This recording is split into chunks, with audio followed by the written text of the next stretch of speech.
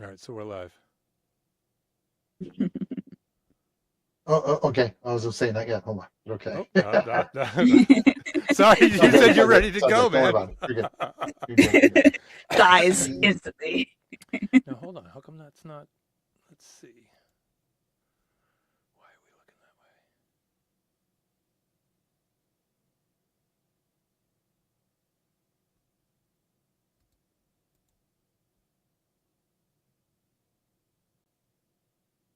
You should be able to drag this. I don't know why I can't drag this folder.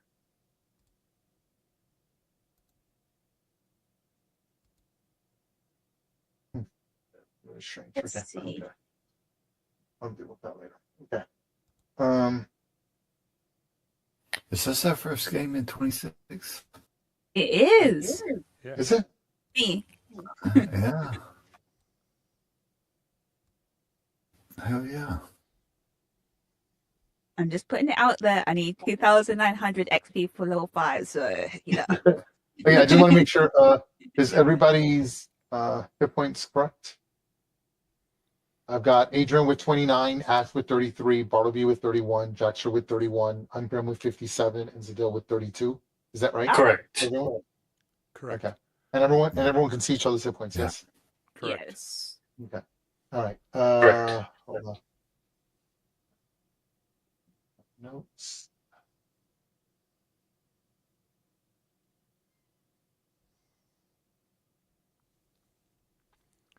Yeah, Neth, I'm very close to popping level 5 as well, but I won't boast because I need a little less than you do. Oh, okay. All right. I see.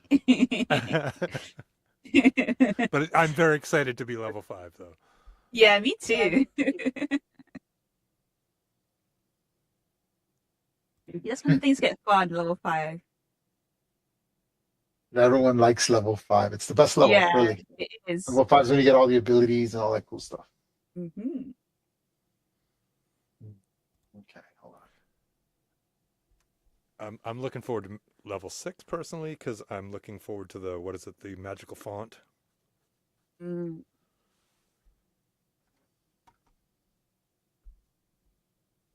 I think it's magical font. Yeah.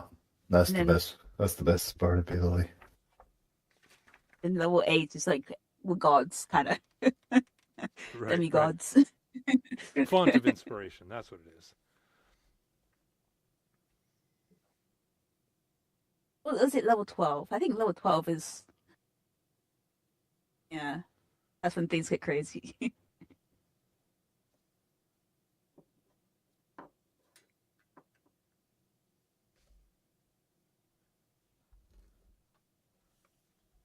Now, does anybody know if they? Because I've heard many complaints that 2014 was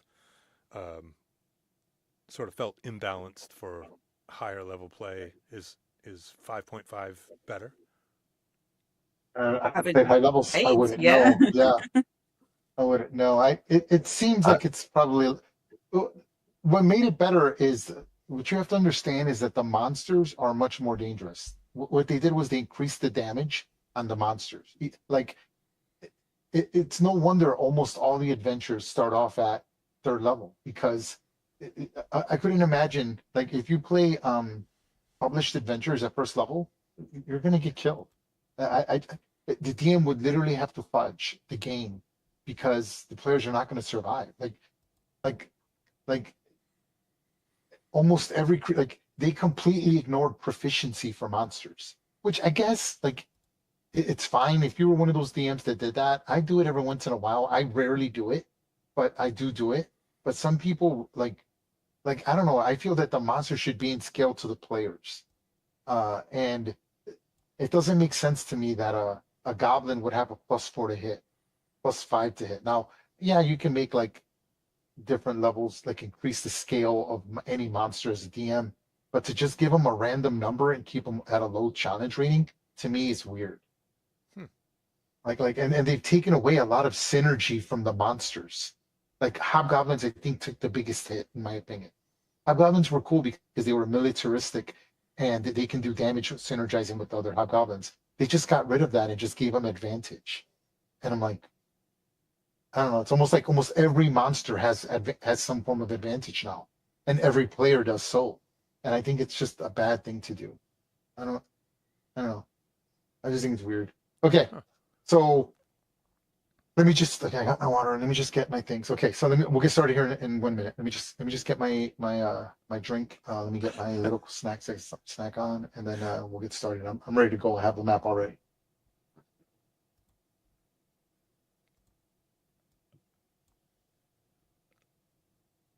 It's one of the best things.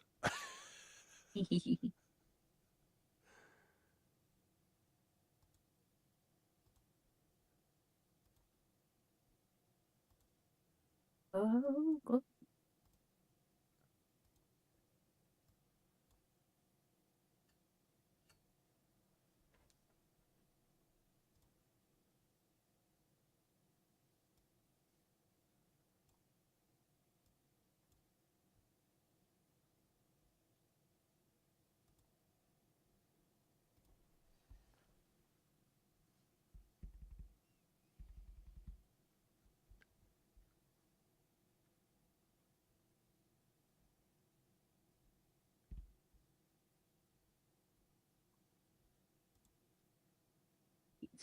Okay. Lime. Acid. With like a finger of death.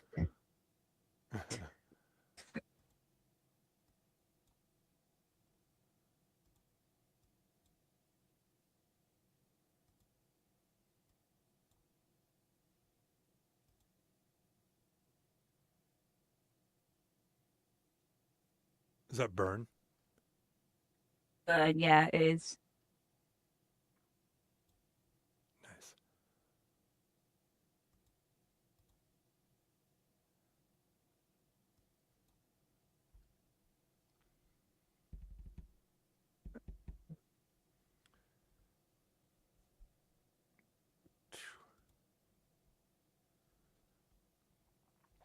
Hey, I will take the long rest, and I'm very happy about it.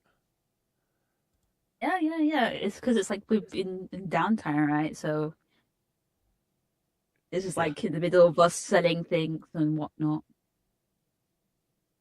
Okay, hold on. Let me put you guys in the right map. So I don't think I have.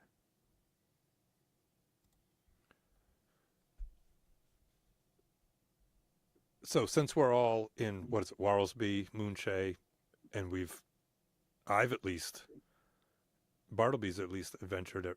It must be just sort of like we're all hanging out in a tavern and being like, let's go kick some ass, basically. You start the Leaky Toad too. What? Yeah, we started at a tavern called the Leaky Toad.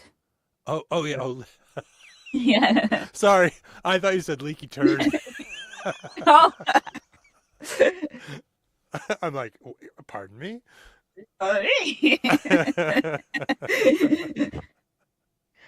What kind of campaign you guys are? Oh, goodness. Yes, we started at Incontinence Hill. Oh.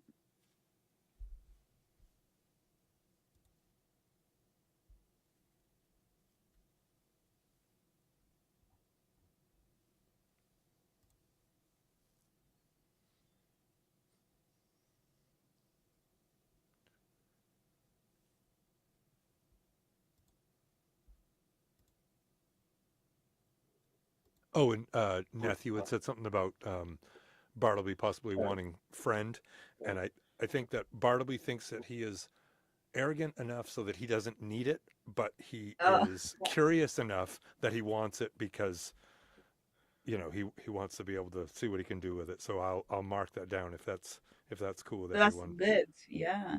I just don't know how I need to learn it.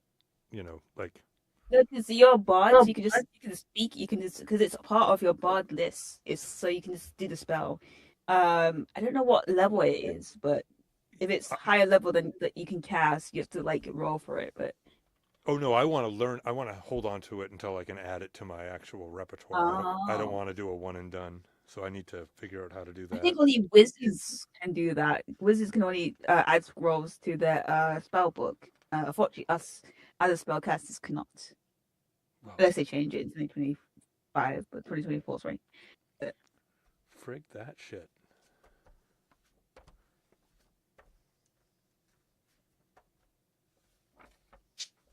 Yeah, wizards still have the benefits, but I still like sorcerer wise. Hmm. Like wizards can change out the spells during long rest. Sorcerers can't, and wizards can put spell scrolls into their book and learn that spell. And they have higher, I think, higher spell slots in overall.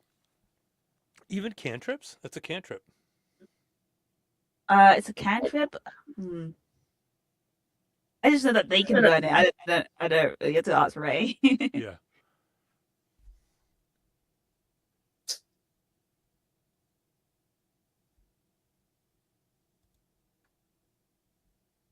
I just had to look it up. All right.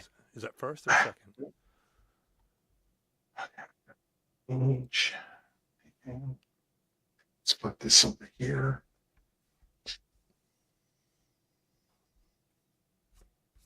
Okay.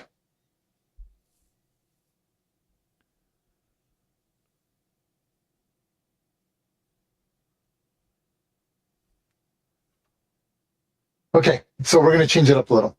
So you've decided you like this inn that you're in, but you've decided that you're going to try other areas and other locations in the town of Warlesbury. It's not the only inn. You decide to try something a little different, something called the Stagwood Ale House. The Stagwood Ale House is sort of a it's part of the village. It's an inn that's hosted several hunters. It's known for its hunting community. And in particularly, this one is owned by a dwarven tavern owner who's named Barrett. He's always quick to turn up interest for hunts. He's big for a dwarf. And he's always looking for fine adventurers and hunters to make names for themselves. And he's known for, kind of throwing money out at hunters as he likes decorating his place with all types of animal trophies. And here you are. I'm going to put you in the stag house thing here.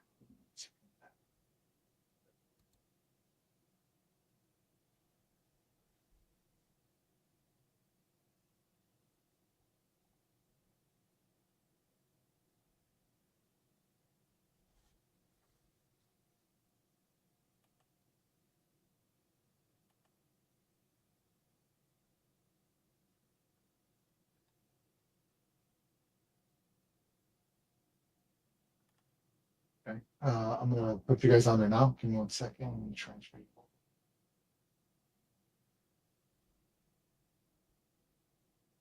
you. Yes.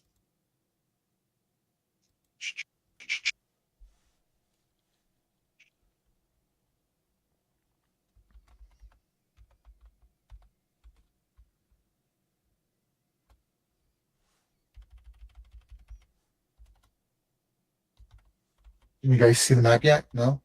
Negative. No. Okay. Put yourselves, I'll describe things to you in a second. Hold on. I just, let's do this a little differently here. Oh. Okay. Transferring you guys over now. Oh, why? Okay.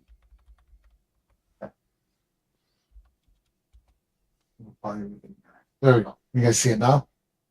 Good. Can anyone? Everyone should have their lighting correct. Does anyone not see the map? I do not see the map. No. Okay. Okay. Adrian. Night vision. I see everything. Okay. Good. Ash. 60 feet. Okay. Got it. Bartleby, 60 feet. Got it. Jaxer. Does not. Do you have dark vision, Jaxer? Yes. 60 feet? Yes. Am I correct, Jaxer, that you're the other gnome other than the cousins? Correct? Correct. I am one of the wee folk. Nice. There's so many of them. You do not have dark vision, correct? No, but I do have 10 feet of blind sight. Okay. So I'm going to give you 10 feet then.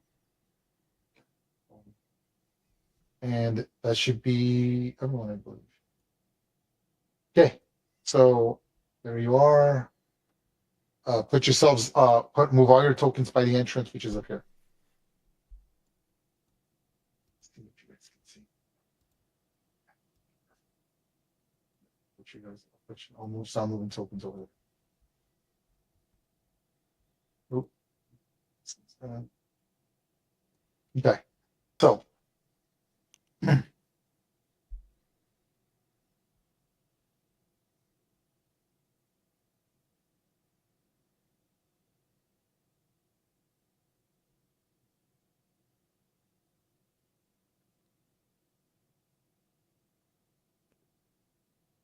okay.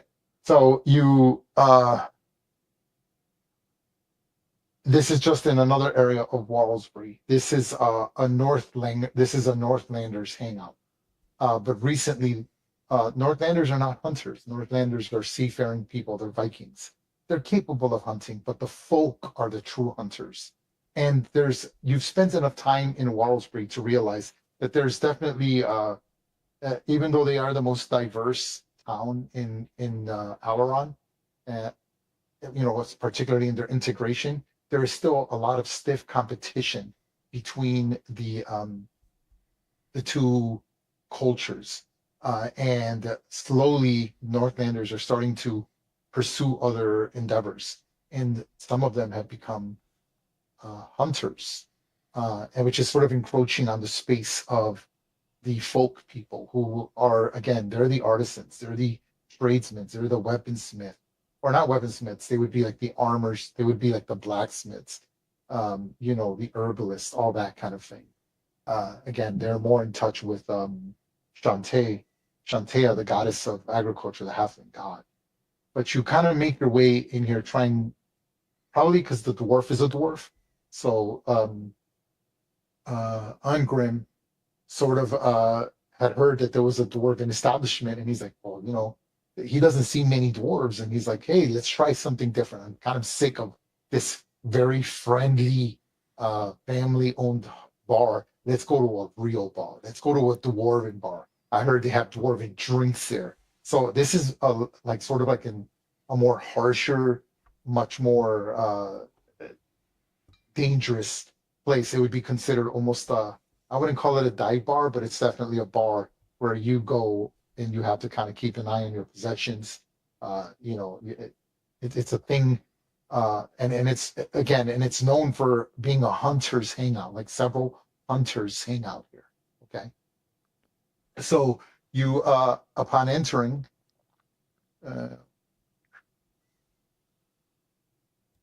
you enter, and I don't know why this is not working.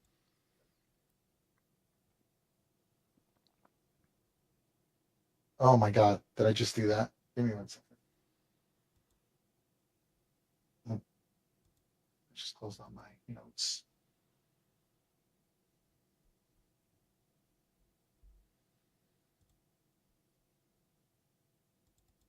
I'm glad I set this up as a link, so I'll be screwed. Okay, and so you step in and you immediately realize that it's in the edge of Warlesbury. It's at the edge of they sort of have names for sections of their forest, and this one in particular is closest to the edge of the Staghead Woods, known for its population of stags. And it's considered one of the most beautiful and lush forests in the region. unlike the Fey one that you had dealt with earlier called the Wreath, which is now commonly referred to as the Twisted Wreath due to the corruption that has settled in that some of you, not all of you, but I think most of you dealt with. And this area is known for its healthy hunting, its bountiful fruits, and ability to sustain locals year after year. Local legend, as you already know, says that it's protected by a unicorn, Guanaria, but that is only a legend.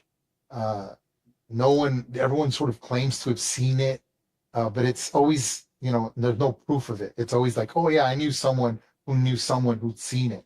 You know this. Now, the druid did tell you that Guanaria is real. He's interacted with Guanaria on occasion, but even for him, being the warden of the forest, of the Wreath Forest, it's very rare. And he doubts that Guanaria makes appearances at all to the sections of the island, particularly Walls. But a local craze has struck the town recently. You've heard in your times, even in the other bar, that a powerful white stag has been seen leading a herd of elk into the woods.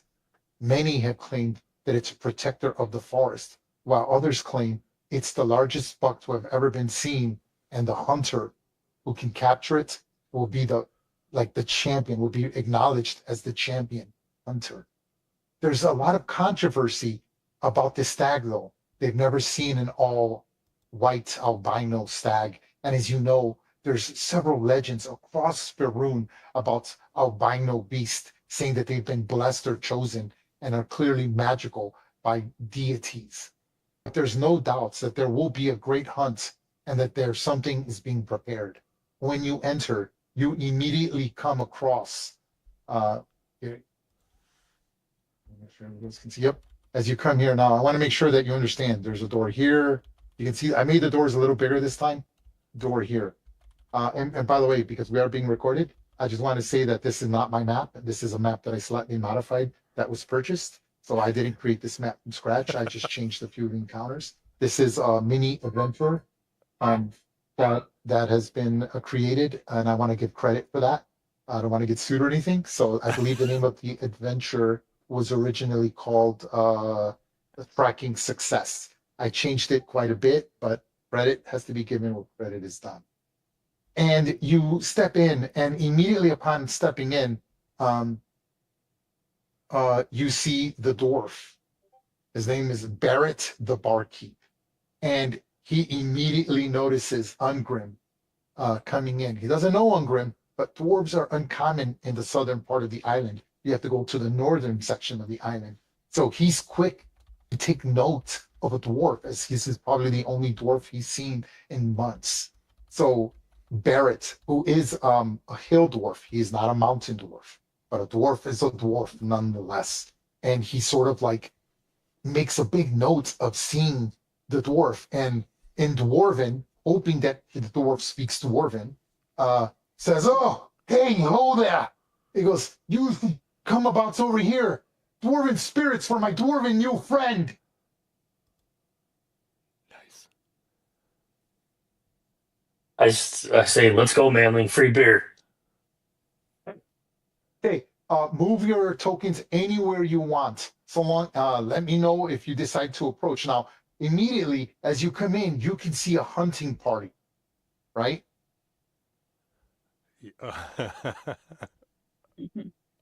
Of hunters. And these hunters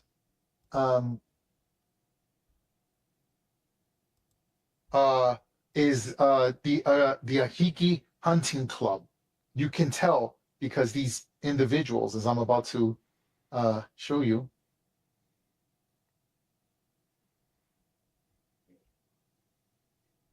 okay, you see they are the Kiki hunting members, and there are 3 other hunters with them.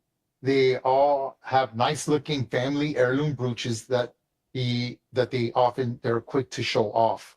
The lead hunter's missing teeth, clearly uses foul language, and he believes that he's the best hunter in the region. These are folk people. You can tell because not many of them have beards. Many of them are sort of small framed, as Northlanders tend to be tall, Northlanding like people. So these are the folk hunters, the originals, right? They're not here to mess around, and they take note of you when you come in. They don't say anything, but they do make note of you. Move your tokens anywhere you want in this map. As long as you're not entering a door, let me know if you're gonna like try to open doors or go somewhere else. These stairs, by the way, go down to the cellar. It would be unusual. It's not public. That's probably where they keep a lot of their things. Okay. I'm gonna make sure that my lighting is correct. Yeah. Yes, it is. Okay. Upon that,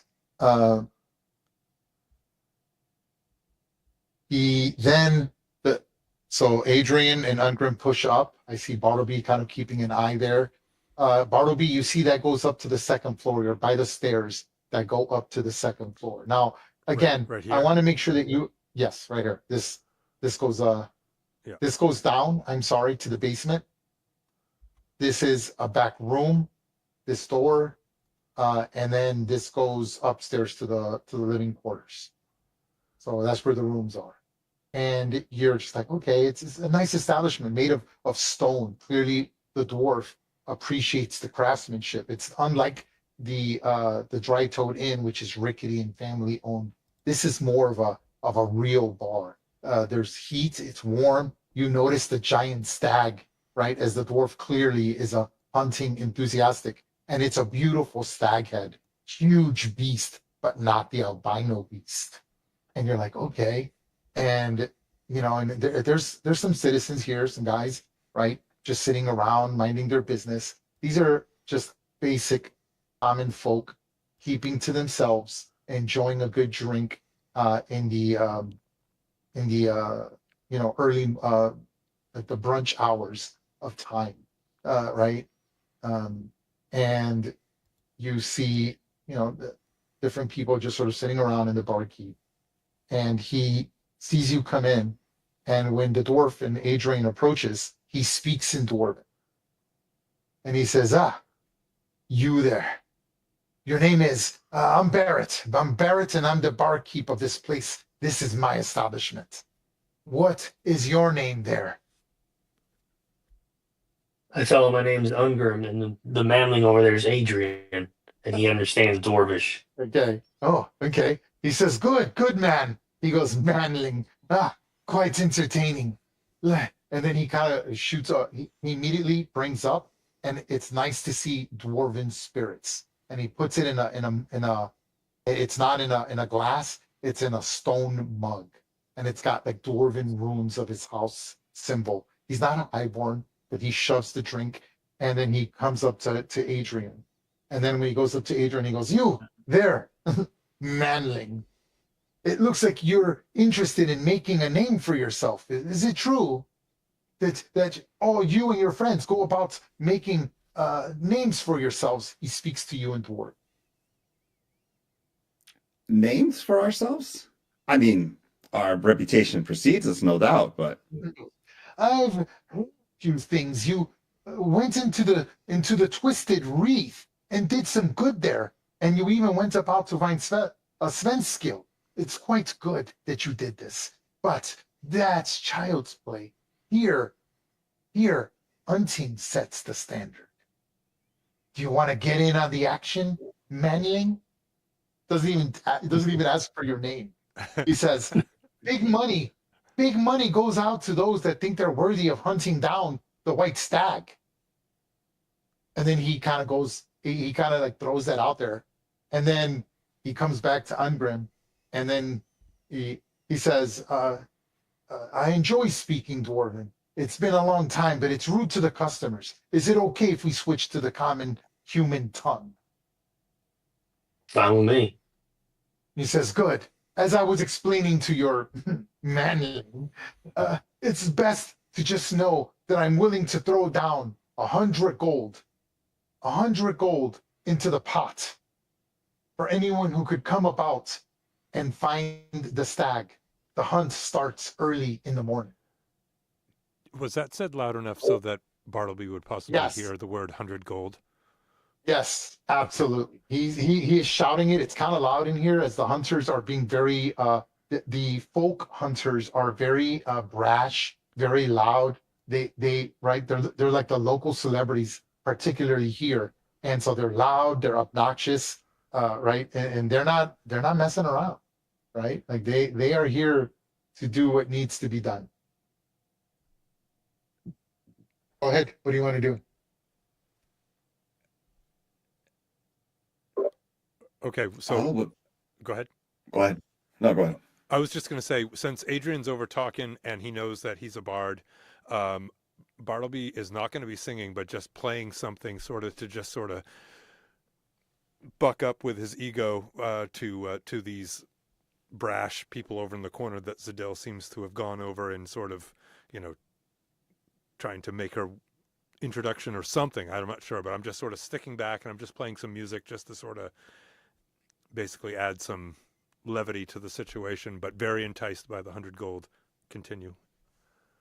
Also, Bartleby, since you're the closest, Bartleby and Ash, as you kind of make yourself sit with the owl perched on your shoulder, your owl's keen senses, you know how owls' heads can almost turn completely backwards, and it takes mental note of the door, and you could hear distinctively a swearing, and you hear things in the Northlandic accents, right? Northlandic accents are like more like, yes, we are the Asgardian clan, and we will do what must be done. We can't go our asses today. We will find this white stag. Come tomorrow morning, we will be the greatest hunters in the land. And they will know the name of Asgardia, the Asgardia hunting team. And you could hear it even though the door's closed and they have their own private room.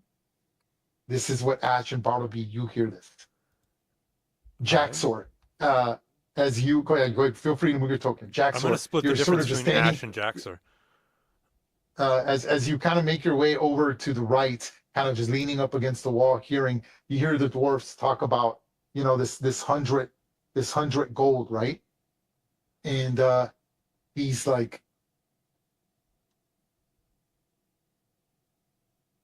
he goes, he notices that Bartleby notices it, and he actually looks over and also notices Jaxor. He goes, I saw you come in with the dwarf. I'm under the assumption that you too are a manling of his. Of course you are. The dwarven kin is powerful with blood, with the rains of Vulcan mountains.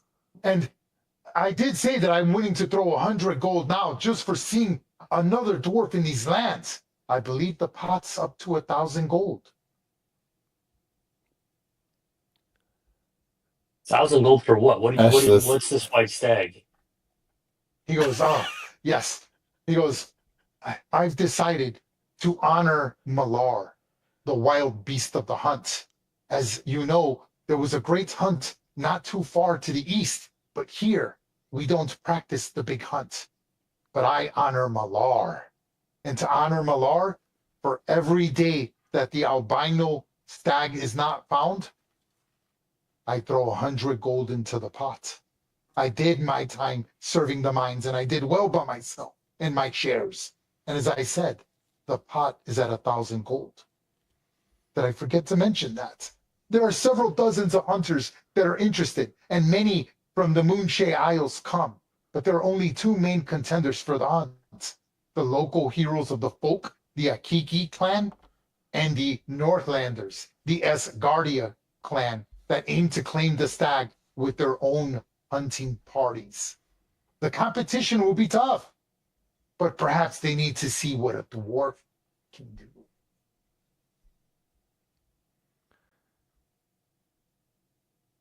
I don't think there's a death in this, is there? He just kind of like scoffs at it.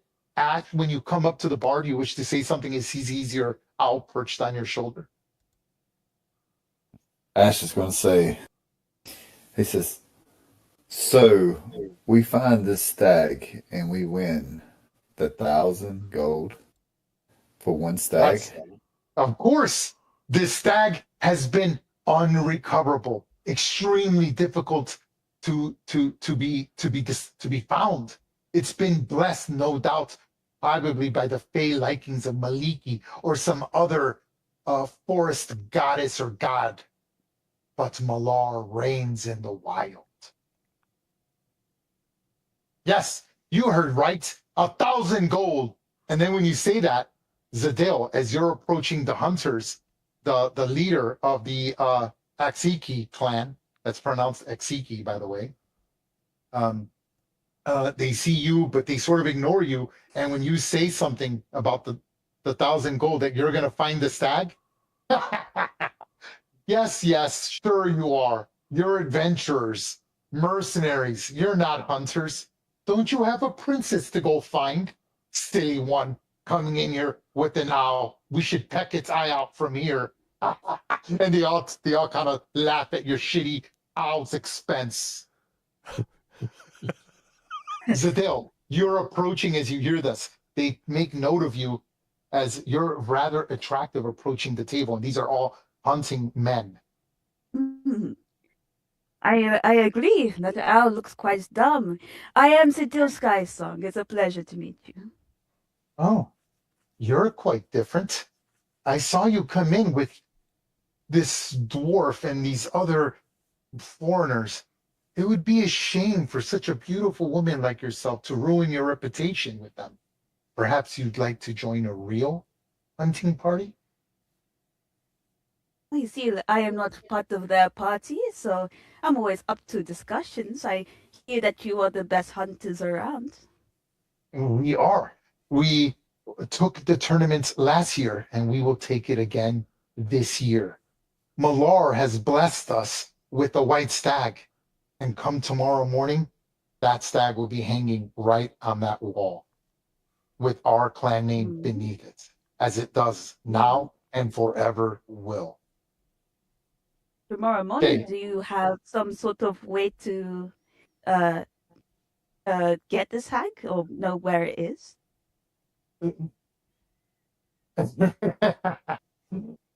Back our trade secrets, wouldn't you? You're beautiful, but you're not that beautiful, young lady. I mean, it's difficult to get it right. I mean, I think it's protected by some kind of magic or divine intervention. Wouldn't you want someone with a bit of sway in that matter to help you? And that's why we're going to find the stag, at which point the door on the top slams open. Okay, hold on. I'm going to just remove this That one right for there. a second. Yep, Oh. the one at the top. Yeah. Right here. Now you should, and you see the leader of the Asgardia clan kind of make their way out. Some of them. As that's happening, can Jax or What do you want to say, start Jack? up a conversation? Yes. With who? So The guy? this guy in the corner, Yep. I just want to meet his gaze, and then Okay. using thieves' cant with very subtle hand gestures and body motions, just Class say, ratio- class profiling by NPCs. well, I'm just seeing if he picks up the I don't- signals, I don't right? look at you and speak thieves, cat. That, What do you say, Jackson? I'm going to Thieves' say, cant. greetings, friend. What news here? Okay, for the record, I just hate you. He responds back in thieves' cat. It's the And hood. he says, Good call. he says, hello there, stranger. It's good to see one in the craft. I'm just watching, witnessing, making bets on those that might win. There are other individuals interested in the business that goes on here. You seem to be one in the same field of interest. Am I right? You are. Good. One of these two clans are going to find that stag. And when they do, there's several side bets that happen that will take place. What if we're the party that finds the stag? It doesn't even look like you have a sound hunter among the group. And you see, when he's saying hunter, he's probably saying ranger, right? Or a hunter. No one there even has what? There's one character with a bow. Like, and he's got a stupid instrument, that's not a hunter. Rigo, where are you? Ash has a crossbow now, and is the ranger, And I'll tell part him, ranger. we don't have to kill the stag or find the stag. We just have to kill the people that killed the stag. Oh, Jesus. He says, oh, his eyes blare open, right? Like get wide. He goes, and what would your royalty be if such a unfortunate thing happened? I don't know. I'm just throwing out ideas. I understand. Now, Zadeo, as you had mentioned it, speaking to the Aksiki clan, immediately the Asgardian hunters kind of yell across, yelling at the Aksiki clan. Whatever, you silly bastards. You couldn't find the white stag if it bring its big horn and poked you right in your asses. Go use your folk charms on someone else. But this town, this bar, will reign only with the greatest hunters. We're Northlanders. We've been killing your folk for generations, and you should be glad. And now we come to become the hunters. Anything that deals in blood, anything that deals in a warrior status will go to a Northlander. And you, folk, don't have it. You don't have the eye of the beast to make the calls that are necessary.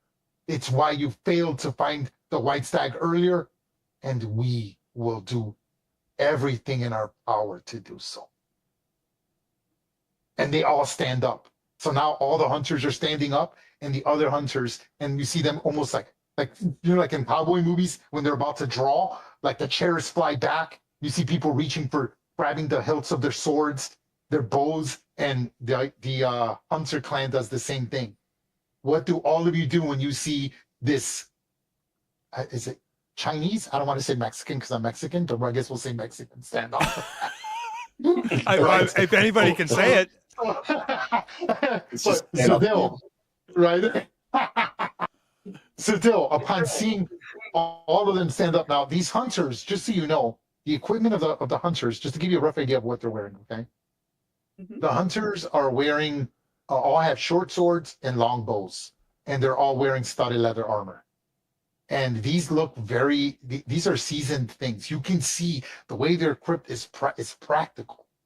These are clearly experienced hunters. These are not like, oh, we're pretending to be hunters. These are not rich folk claiming they're going to climb Everest. No, these are the real deal. The Asiki? Right? That's good. Yeah. Geeky. And Asiki or the other Northlanders? group, here's the thing, the Northlanders are not using long bows.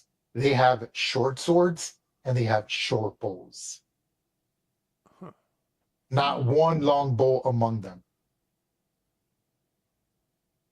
Now, the leader of the group has a short sword, and he's the only one with a long bow. Okay, of the Asgardia. The Aksiki clan, the leader, the guy who's named Aksiki, is just the same like the others. But clearly they are this more veteran hunters of the group. They seem you see scars, yes. The Aksiki clan and the Asgardian clan. All right. So Zadil, we'll let you respond as this confrontation sort. No one pulls out weapons, no one's cocking arrows, but everyone's like, holding onto their swords and stuff like that. What's your initial reaction to this confrontation, this standoff, when they both stand, drinks get spilled? Zadil, what do you do?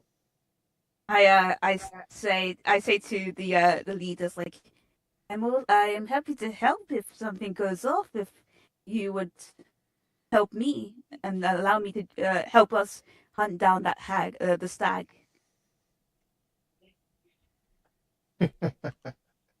Okay. With that, I'm going to go closest and work my way back. Adrian, what's your reaction to this confrontation? People get startled. Like these commoners, like they immediately move out of the way. They're waiting for arrows to get flung across. They immediately move out of the way. Right? The waitress who's here tending to drinks almost drops her drink and stops. Everything goes relatively quiet.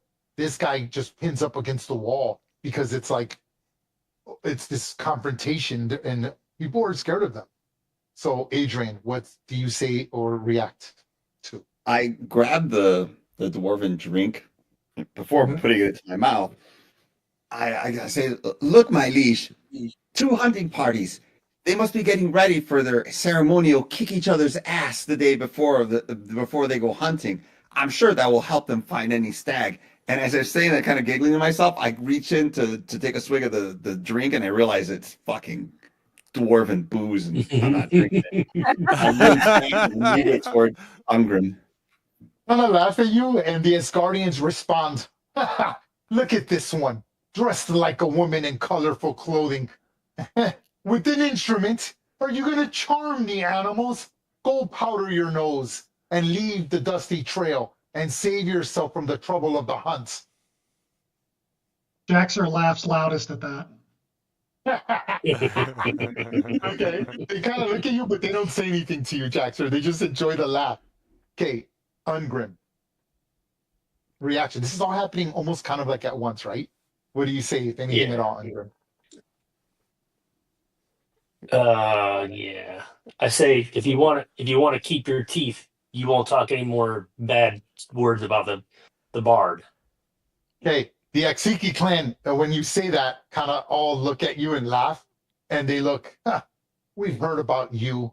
You're a bunch of killers. Is 1,000 gold enough for you? Why don't you go find the dragon to go slay? That's all you seem to be good for. Killing. You could be next. He does have a good point. Ash You goes, have a good point. What's your reaction to it all? Ash says loud, he says, my elf ears hears fools to believe they could find a stag before a elf ranger. He says, I will take this stag in the name of Corlin. Oh, okay. You will Both see. of the hunting groups laugh. An elven an elven god. This isn't the island of I think it's Malor. I might have that wrong. Or Maya. Hold on. Evermeet? No. Is it Evermeet? Okay. No. They're gonna say their own island. I'm looking it up right now. They say this is not the island of Moray. They're like, this isn't the island of Moray where fairy folk will come and seduce individuals. The land is harsh here. What do you know of such things? Your kind are not welcomed here, elf. And Ash says, my elvish skills aren't in just one island. I bring it with me everywhere I go, prepare to be defeated. Upon saying this, the dwarf says, everyone now calm down, right? Drinks are in the house if you all just settle in. Asgardians, please go back into the room. I tried my best to separate you all. I can't have my investors dealing with threats of danger. I have customers. Please, food, drink to the hunting groups. And to you, my dwarven friend, Ungrim, the manling and elven friend. Elves are welcomed here. Anyone of skill, of cunning, is welcomed here. And then he looks at Jaxor. He goes, but if you wish to form a hunting party, you must give. The pot is not free. One must submit 100 gold to join, which will then be added to the pot.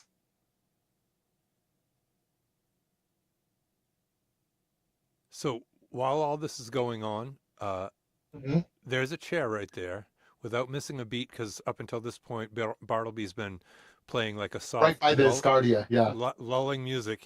He takes his foot and slides the chair out and stands up while still playing on the chair, facing this guy right here. And with like wide, crazy eyes and like a nodding thing, doesn't say anything, just sort of nods his head and plays like a very suspenseful, like antagonistic music in the sense of like, yeah, give me more, like trying to provoke tension. Like Bartleby is just over 3 feet tall, I believe. So that would put him, I would imagine that if this guy is a human, he's 5'8" to 6 foot. So I'm now like eye to eye with him, and I'm like slowly nodding, like crazy eyed, like kick the shit off. Come on, do something. Being a total provocateur.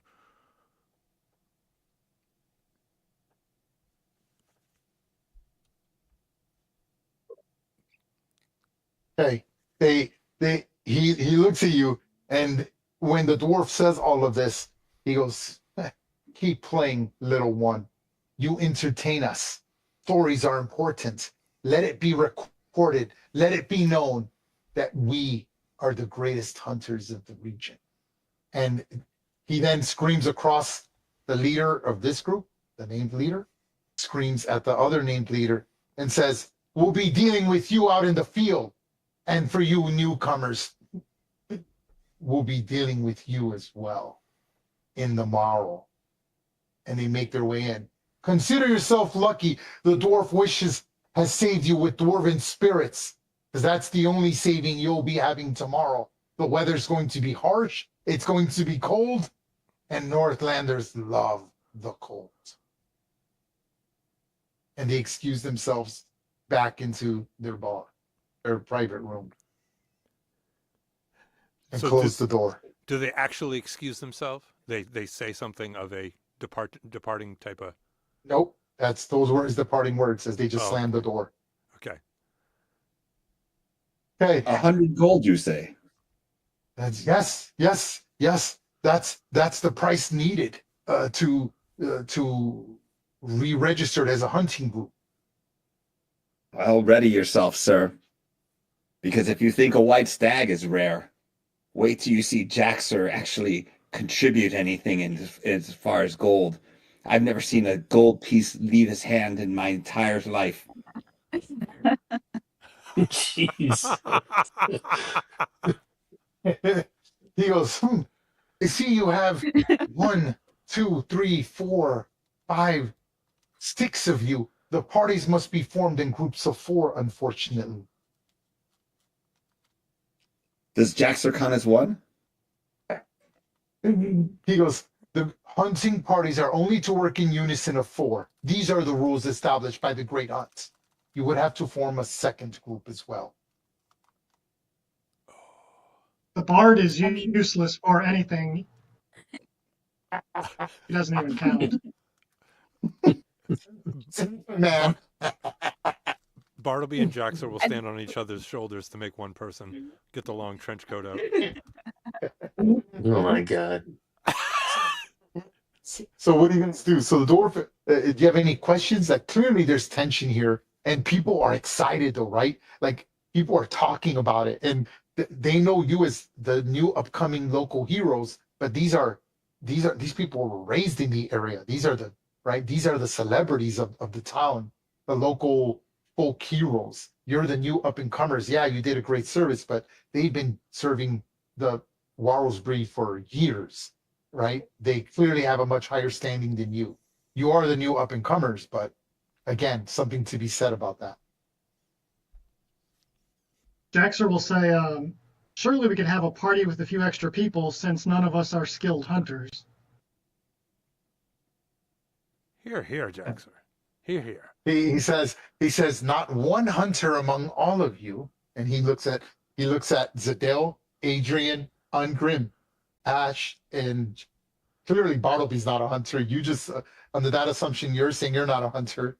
Not one hunter.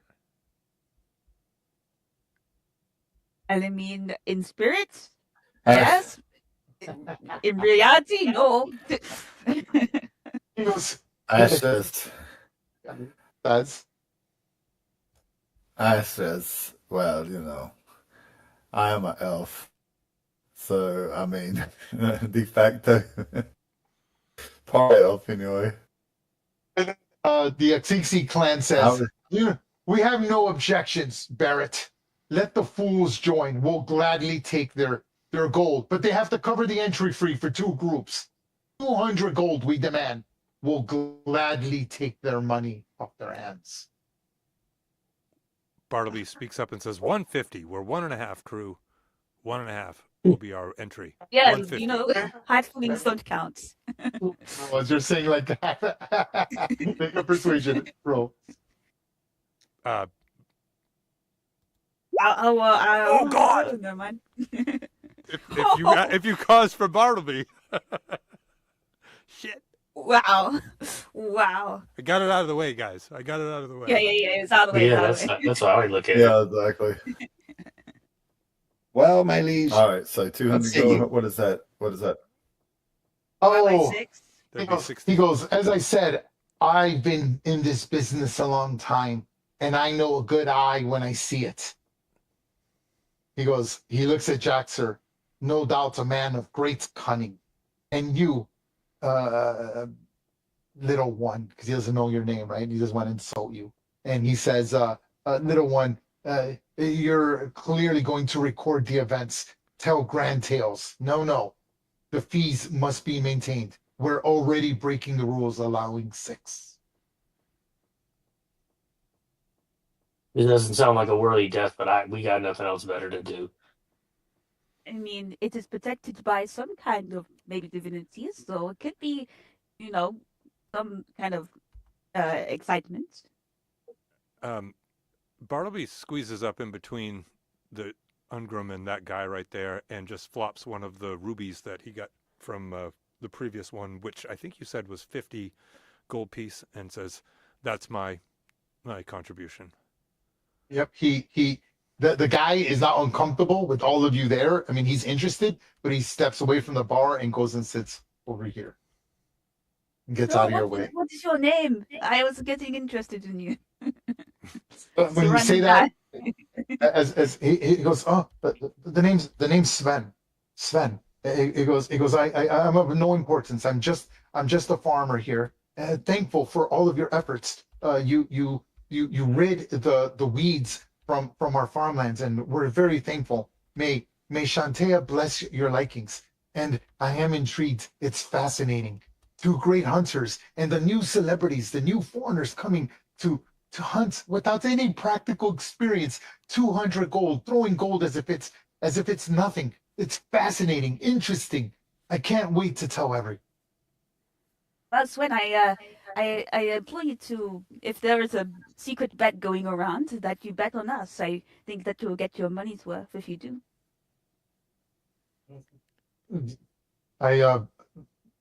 He looks, he goes, I just might. Sidil winks at him and it's like puts down 50 gold too. Why not? Yeah. I think I got a gem. Yeah. Yeah, You I should put have down one, a right? 50 gold gem. Hold on, let me find one. That one in my inventory.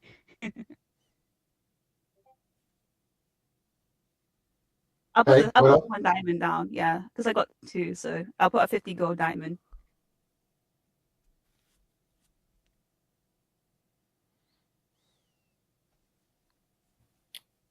I'll throw down 50. Ash says, look, we're getting this back anyway. Exactly, we're going to get to like 1,000 plus 1,200 altogether, right? Not including the sale of binode stag, which is going to be, expensive as well. Adrian looks at the deal and goes, if I remember correctly, I wasn't compensated for the last go around yet. Do you have any more of those fancy coins in your pocket? Who do you say this to? This is the deal. Fancy coins? Was she kept it? Didn't she keep the treasure? I did not. It's just like group treasure that we all had.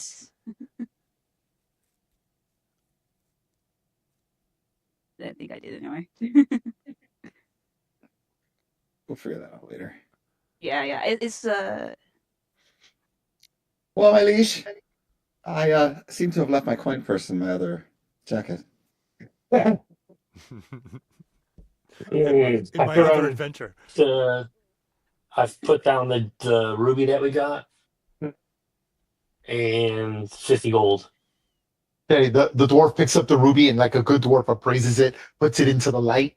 Oh yes, this'll do. This'll do nice. He goes, I recommend you get some rest.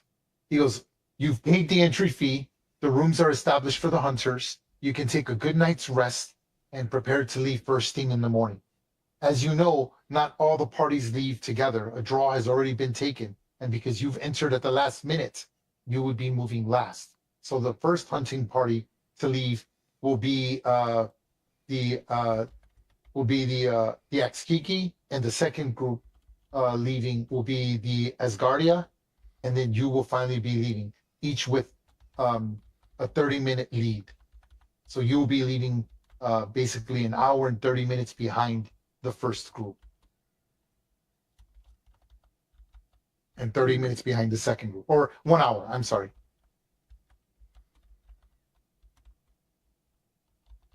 Right? He then says, "Listen, I wish for you to succeed, my dwarven friend." He goes, "A good friend. The weather's going to be harsh. There's going to be plenty of rain, storm, and lightning storms are quite common. And it's going to be extremely cold. I suggest you prepare for the harsh weather."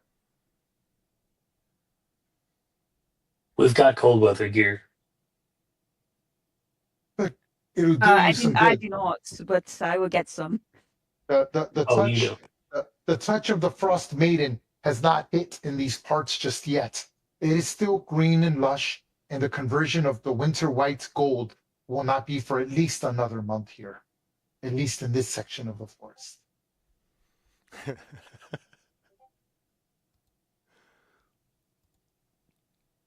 Okay, so we don't need to cover up too much.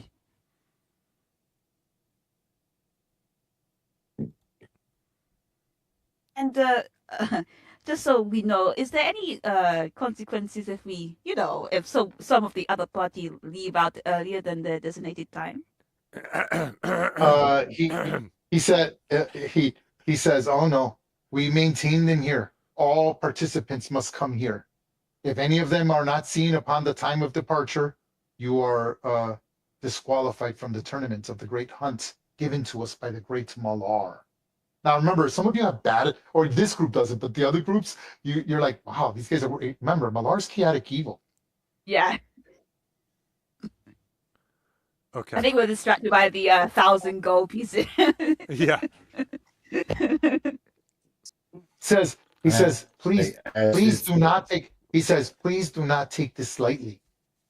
Injuries are common. Deaths are common. These are the wild, unexplored woods of the stag forest, and you must be careful. Also, there's nothing to be said about hunting others. They make it a point to avoid each other whenever possible, but there can be engagements.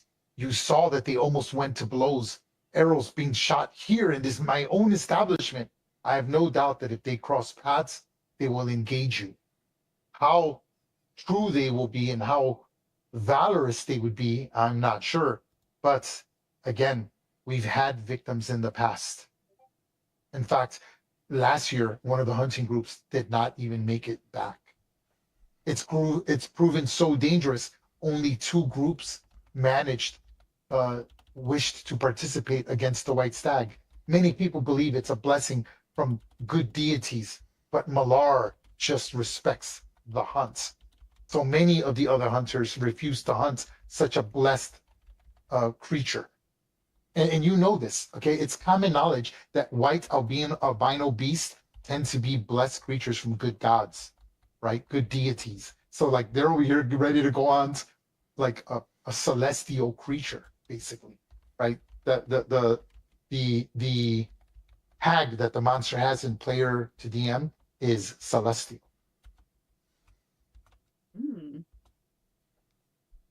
At least according to legend, right? Like you have no way of knowing. But if there's a druid in the group, he can attest to this. If there's a trained someone with a proficiency in Arcana, you would know this. If you have proficiency in religion, you would, right? There's all sorts of tales and stories about things that are albino, right? Creatures blessed, chosen, and favored by deities. and you could anger them, displease them. Right? That's why it's such a big deal.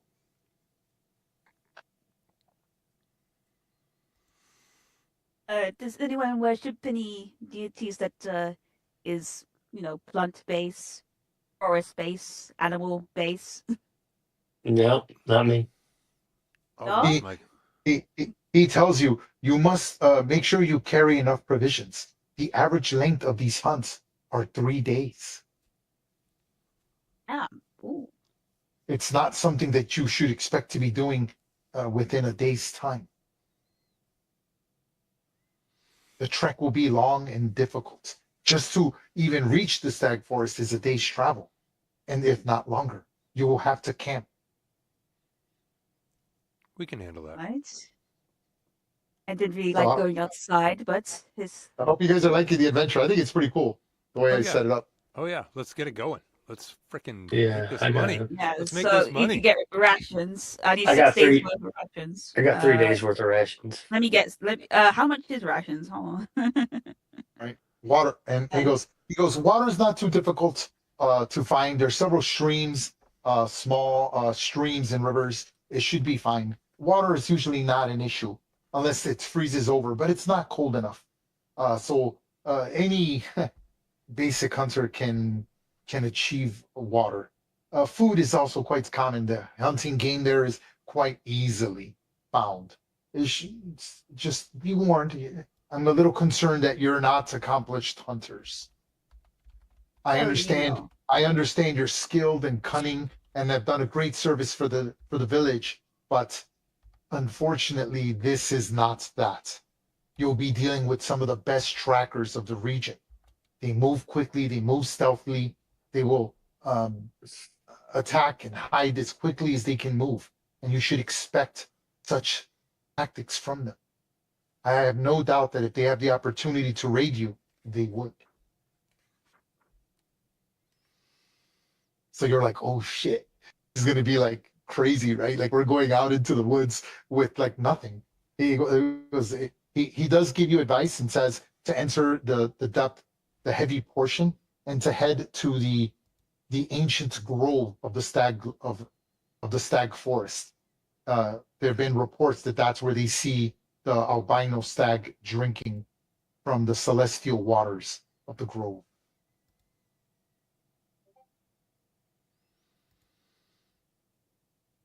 All right. Baxter leans in to talk to his new friend Okay.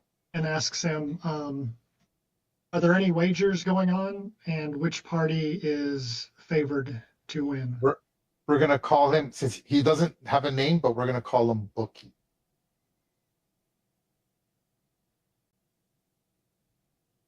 Can you see his name? Did it appear? No. No. Oh, because I don't. Now you should see it. Yep. Cool. Okay. So, So Ray, I'm sorry, Jackson. You approach them and you what now? Yep. I asked him, are there any wagers going on? And if so, which party is currently favored to win? He goes, many are favoring the Northlanders. There's rumors going about that they're going to attempt to raid the Akiki clan very early. All right. But it's very close. I'd say it's 60% or so of the villagers, but you're the new entries. How that's going to affect the bettings. Many are favored by you. Many of the farmers see you as heroes and capable of doing much. And Svenskild spoke very highly of you all. And his word carries much weight. It's quite possible that you could shift the balance of renown in this area. We could do business. Can I put a wager on us? He goes, of course you can. You can make a wager on whoever you like. is this Some all of in the Thieves' hunters. Camp? I'm assuming it's all in Thieves' Camp. Yep. Okay. Yep. So none of us know what the heck's going on. Yeah, you're hearing No. slang, right? Awesome. You're hearing Awesome. a bunch of slang. You're hearing Awesome. however you imagine Thieves' Camp. I've heard different stories, but to me, I just hear it as like it'd be like reading out of the Urban Dictionary, right? That's Scary. so, dude, it's really weird. So I'll He step says- over to the bookie and give him 25 gold and tell him I want to bet on us. He goes, okay, 25 gold. Let me see what your odds are. I can't tell you the odds currently. I have to assess and get back to the others, but I would bear to imagine that you could easily double your money, if not triple it. You would be extremely unfavored. Great. I'll nod to him, say thank you, come over to Ungrim, and just kind of tell him, hey, that dude in the corner is taking bets if you want to bet on somebody. Well, I just give you the money and you give it to him, or I gotta give it to myself. Whatever you want to do. Give your money to Jackster? Might as well burn it on fire. You guys have a He's history. good for it. Okay. I'll give Jackson 25 gold to bet on us. All right. Okay. I'll look at Bartleby and Ash and see if they want to give any. And then as you do this, you see the bookie and he's making bets with people as he's going from table to table, taking bets for people. Bartleby reaches into his pocket and grabs just some coin, and it is. I give him 6 gold. All right. Frigate, make it 10. To hell with it. I gave 25 gold to Jackster. I'm like, try not to use it all in one place. So it isn't all in your other jacket, is it, Adrian? I don't pay for my own way. I'm here under the privileges of my liege. I had to. You left it out there. As Jackson's going around, as I'm like hearing this conversation, I look over to this table. Does he bet on us? Does this guy bet on us? Actually, you see him asking questions. He goes, you. This is what you hear, and he says, they have a chance of winning, but I'd rather make a bet, a sure bet, that one of them doesn't return, that the first death will fall upon them. I'm willing to make that bet. Are you willing to cover it? The bookie looks over. We can take that bet. As I hear that, I pull out like 10 gold pieces, and as I'm about to hand it to Jackson, I whisper in his ear, "It seems that your friend is want to be involved in this competition too." So you see all sort of side bets, like everyone's sort of making specific bets. Who's going to be the first one to contact it? Who's going to make the first kill? Who's going to be the first death? There's all sorts of like side little bets happening as he goes to the other table.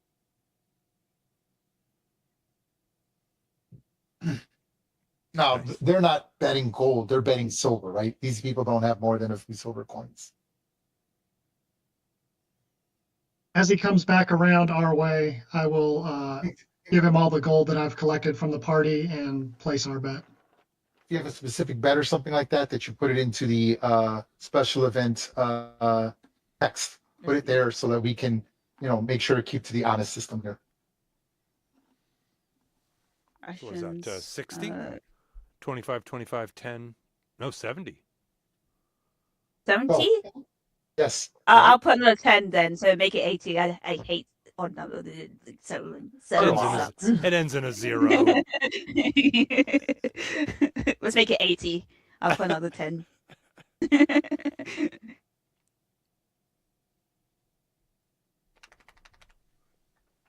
Okay, so I can tell you this. So nothing else really happens, right? They all go take rest. They all go to their rooms, unless you're trying to do sabotage, or like I'm willing to let it be organic. So, but clearly they're on guard, right? Like no one's gonna like sleep naked.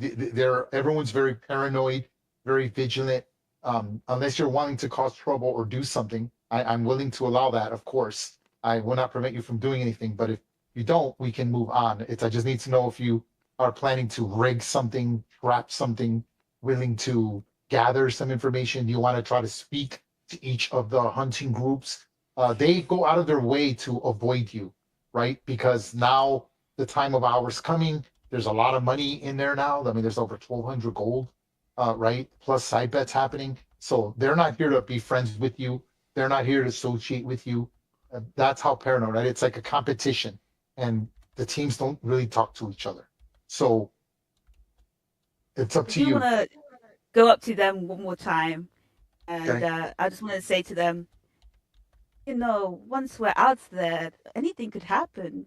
And if it was you guys in our group and the other group, why don't we team up together and take out the others first?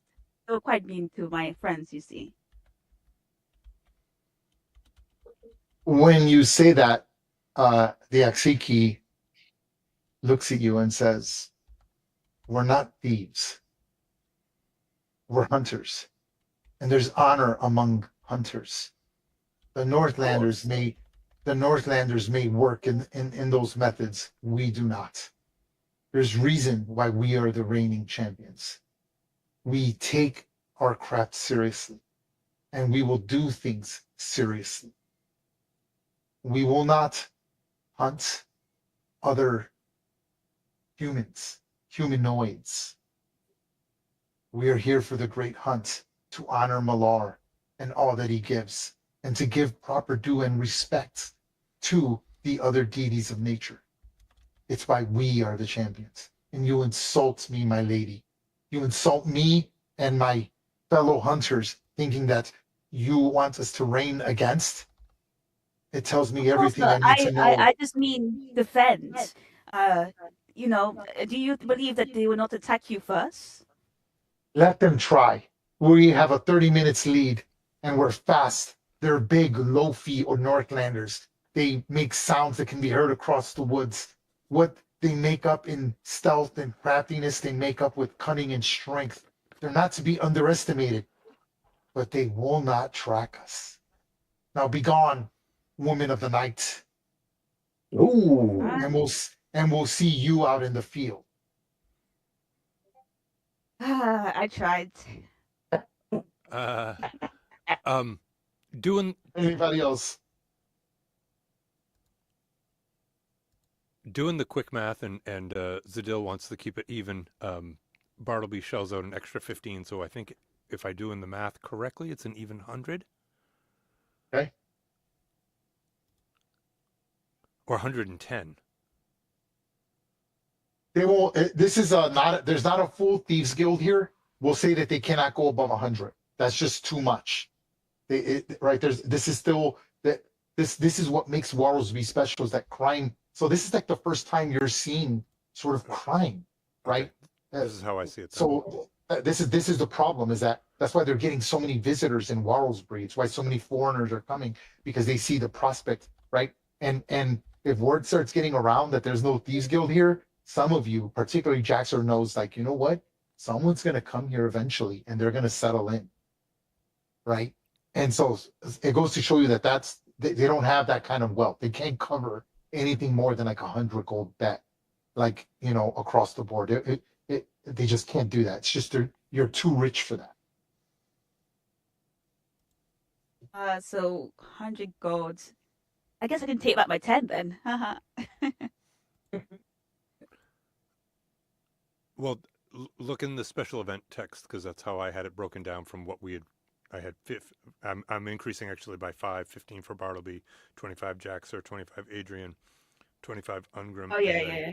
10 Zadil would be, so that would be a total of 100. Okay, yeah, that's all good. All right. So again, do you guys go to your rooms and just settle there, or are you going to try to, like, hey, let's sneak into someone's room, let's try to poison someone, or it's up to you. I will let you free reign on what you want to do. I just go to bed. Anybody Baxter else? would definitely want to sneak in and do something nefarious. Okay, to who? So hold on. I'm gonna open up this. I can show you everything here. So I'm gonna hold on. I'm gonna take off all the lighting. Okay, so just stand by. Okay, I will pick my rooms first. So hold on. I'm gonna remove all the lighting from this thing, because it's really not important. I needed something in the background. So give me 1 second. Right.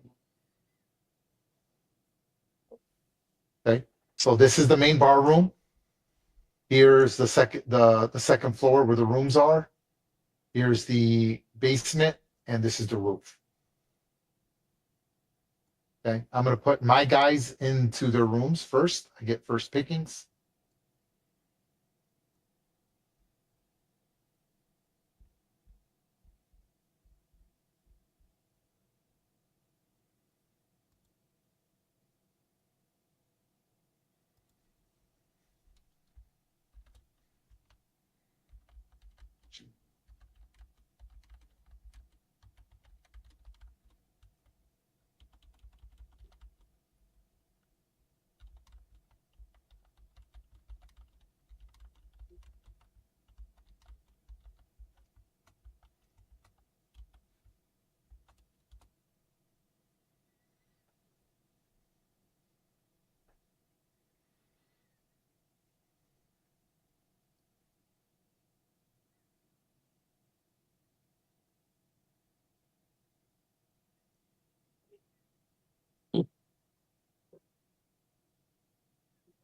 Couple of old people sitting around the fire.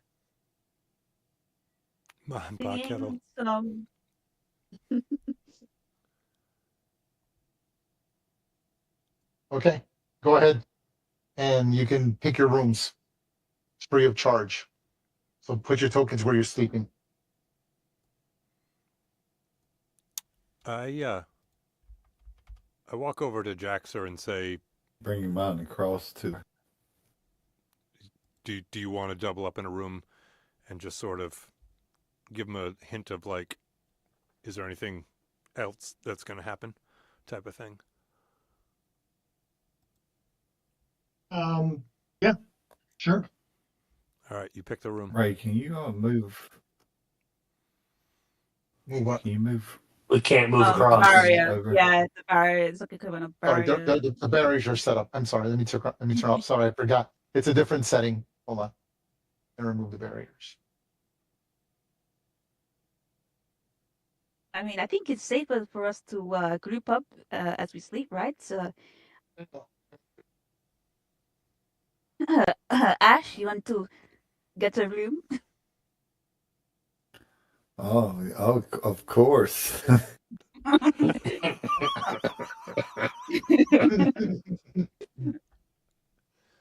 Go ahead. You guys, you better move your tokens on. Yep. Amazing. Yeah, there we go.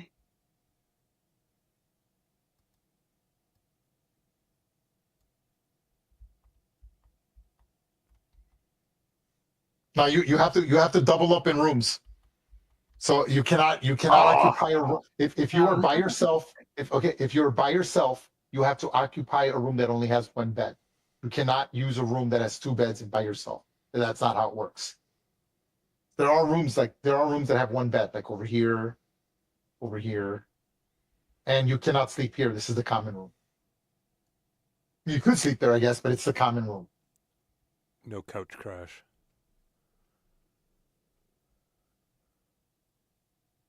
This is cool. I like how this is set up. Okay. All right. So, all right. Everyone, everyone's like prepping gear. They have a few drinks. Nobody gets drunk. The hunters, they drink, because it's early in the morning and they've got plenty of time. They're not leaving until morning. The event, the whole day goes through very well. People are talking. More visitors are coming. Bets are coming in, and the tension is high, but the excitement is even greater. People are talking about it. The new mercenaries, it's kind of what they call you guys, the mercenaries, and they realize that there's multiple groups embedded. They're like, oh, isn't that the little ones from the Gadabouts, right? Like they're like, oh, he's here alone, and and then the other group, right? Some of you don't have names. Oh, isn't that the one with the dragonborn? So people are like gossiping and talking. This is the biggest event in this village at this time of the year, and you're just like, whoa, So like, this is not a secret thing, right? There's like people like around here, and this entire floor, they're not renting it out to any commoners. It's all going to the hunters.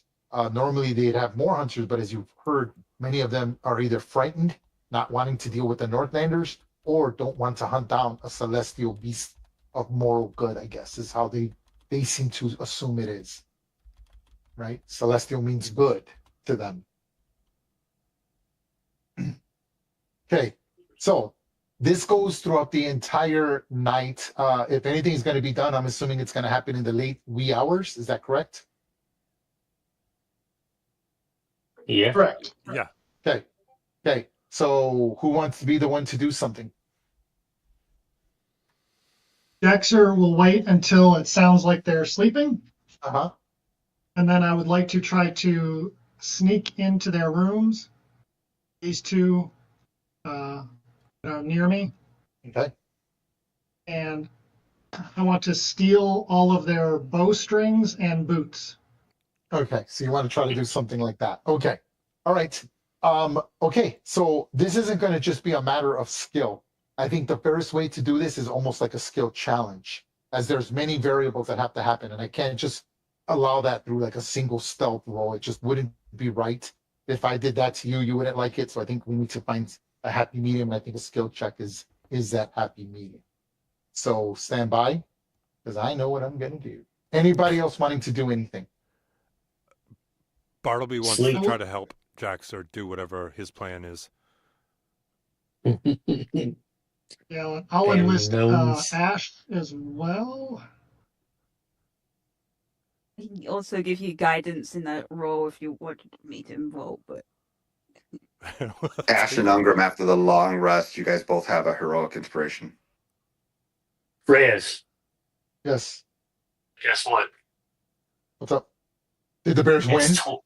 They're gonna win, dude. There's 2 seconds left. It's 20. They scored. Oh my. Okay, I'm Dude. recording the game, so I'll catch the highlights.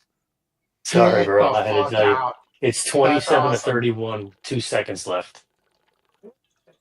Dude.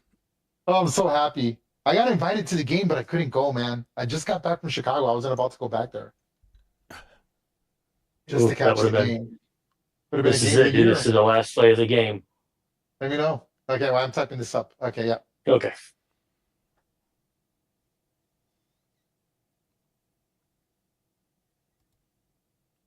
Ray, I'm going to prepare good berry too, Okay, off the Ranger spell list. got it. hey, guidance spells. That's useful to be for. I don't think so. Reyes, Bears win. Awesome. That's someone man. from the Chicago- UK. What Chicago- game are you recording Chicago on? must be going crazy right now, bro. You know Oh that, my right? god, dude, they're going nuts, Tickets, dude. tickets. My brother didn't go to the game because of my niece's birthday. It's Bella's birthday. He sold his tickets. He bought the tickets for $350 and sold them for $500. And those were like cheap ass tickets. The cheapest tickets online were like $500. I had a buddy of mine invite me, and I'm like, dude, I was so tempted to fly out, but I'm like, nah, I can't. Got things to do. Wow, the Bears got 25 points in the fourth quarter. That's crazy, bro. That is That's insane. fucking That's insane. awesome. Okay, so we're gonna call this skill challenge the in heist. Okay, this skill challenge is gonna be relatively. I'm gonna say it's moderate level because these are veteran hunters. So the DC checks are gonna be relatively high as they're very vigilant. They probably have guards. They're not all gonna sleep. They're gonna do shifts just like an adventuring party will. But you will need 3 out of 5 successes to accomplish what you're trying to do. Okay. The setup is that you're trying to sneak into a guest room at an inn. You're attempting to retrieve valuable items or sabotage items from the hunters. The inn has no guards other than a bouncer on the base floor, and the rooms are secured with basic locks, and some of them do have basic wards as well. Okay. With that being said, how are you going to do this? I just need a rough idea of how you're just going to do it old-fashioned sneak, approach the table, assess, approach the door, and assess and figure out what to do from there. Yeah. So Bartleby and I, unless anyone else is helping. Anyone can participate. Well, you asked Ash if he would go. Yep. and he says, "For you, I'll do it. Not As I much of a see, like, cheater, but as I see Ash leave, not I much follow of a cheater." him. Oh yeah, if you want to follow, you can follow. So, you want to sabotage the Northlanders. Got it. Okay. With that being said, in fact, let me put Northlander Hunter. I don't like that it's not established. And I'll cast guidance. I'll put N Hunter. Let's go. And Hunter. The names are not important. Okay. Guy. Okay. All right. So here it is. So here is, I heard guidance.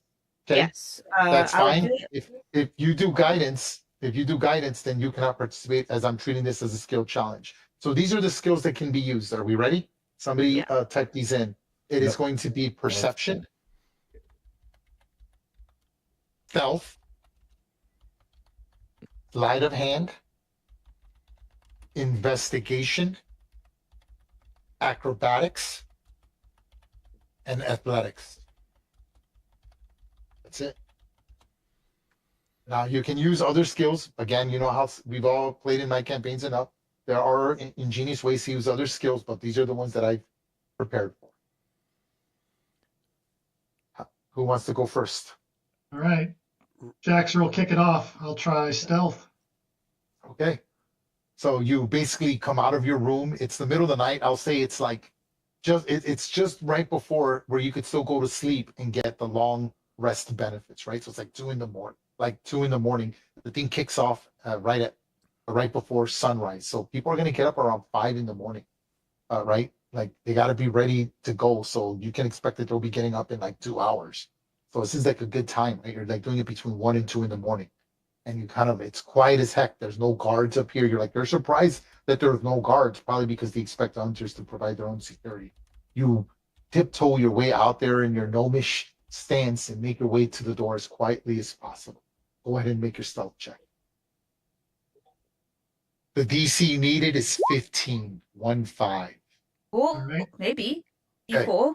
With the He's guidance. lucky though. I think he's lucky. Yeah, With- come Well, on. hold on. Let him do the guidance first. Do 1d4. What? Ah. Okay, that's 12. Is there anything you want to do? Yep, I'm going to use heroic inspiration. Okay. You have a heroic inspiration? Aren't you a gnome? Yes, but who just gave it to me? Somebody just gave it to me. Adrian gave it to him. No. Hold on. All heroic inspirations reset on a long rest, folks. So Right, we the just only took a ones who long have it- rest. Yeah, I know, but the only ones who have it are humans. Yeah. Right, but they can give it, right? Yeah, if they can see or interact with you, he's sleeping. Right? Well, Or he no, said, is Adrian? I see Adrian with Ungrim over there. He can't. The inspiration is given, like he's got to be able to be part of what's going on. He's not a part of it. He cannot give you the. I'll heroic give my inspiration then. Okay. You want to give your inspiration. Okay, Yeah. re-roll again, Jaxer. Come on. Shit. Wow. Whoa, So that's terrible. you step forward. Oh, You step forward, and you have a basic plan. Move silently and get to the rooms. You do slip without being unnoticed, but you do make some accidental noise that seems to draw the attention. You know, like when someone's sleeping or you can tell there's someone on watch and they think they hear something and you're like, right? As this kind of happens. Okay, who's next? Who else is part of the group challenge? I'm going to do it. Okay, Ash, what are you doing? I'm Ash. All right. Stealth can be used because he Perception. failed it. So remember, stealth can be used in case you want to know because it was failed by him. Ash, did you want me to Okay, I'm do gonna- that to you? What guidance? No. Would you- I've got 3 second level spells. Bartleby's gonna be doing reduced size to himself, and I can do it to 2 other people. Jaxer said he was not interested. Yeah, you can give me reduced size. Give Okay. it to me as well. That's funny. I want to be reduced. Okay. So Ash, Bartleby, and Zadil are all half the size that they normally was. Okay, Normally got it. Or- Okay, Ash, Okay. what are you going to do? Me and the owl. Mhm. We're going to use perception. And the Okay. way I'm going to So- use it. Mhm. Okay. The way I'm going to use it. All right. I am looking for the way they're set up. Like, Okay. what is the most advantageous uh, entrance way, or the way we enter to make the less amount of noise and Got it. get to what we want. Using observation, you're what I have written down is you're going to attempt to scout the area, see their patterns and any other obstacles that they might have that could benefit future endeavors. Go ahead and make your observation perception check. The DC is 14. Now I got the owl giving me advantage Go ahead. Nice. because we're working in unison. Yep, roll with advantage.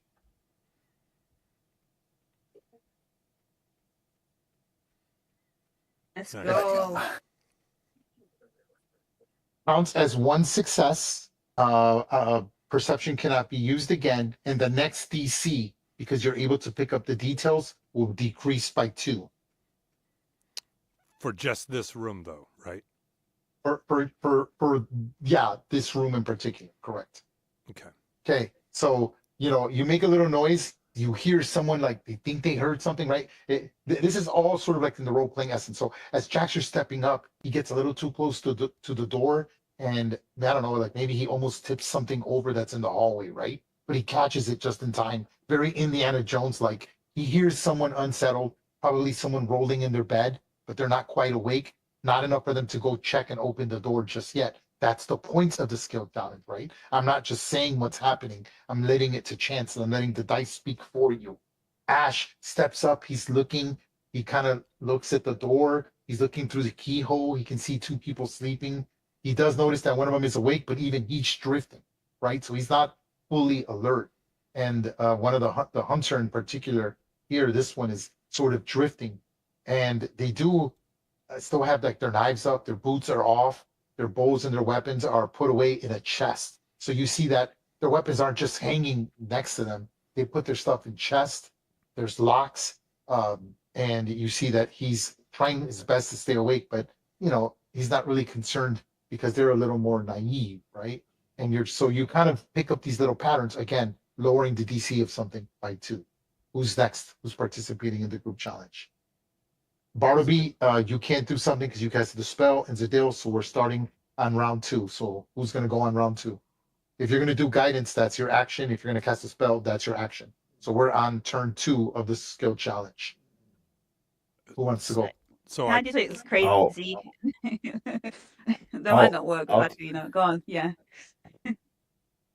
Has somebody got the lock? Jackson wants to unlock the door here. That's sleight of hand for pick locking. Yeah, I'll try that as the next thing, so we have forward movement on the challenge.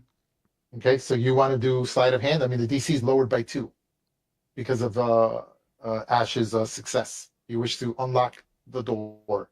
Yes. Pick the lock. Okay, success means that you unlock the door quietly.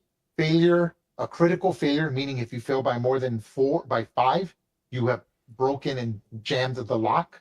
And a failure means that you've attracted noise. And again, that is a failure. You get 3 failures. That means my guy is woken up and will open the door. That's how that works.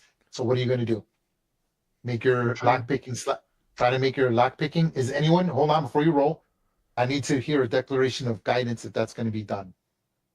I would like to insert that actually before anybody does anything. Bartleby wants to try to, once you want to try to make me do that, I want to do a performance check and play the most soothing and lulling sound I can, or song I can, to try to help put people back to sleep.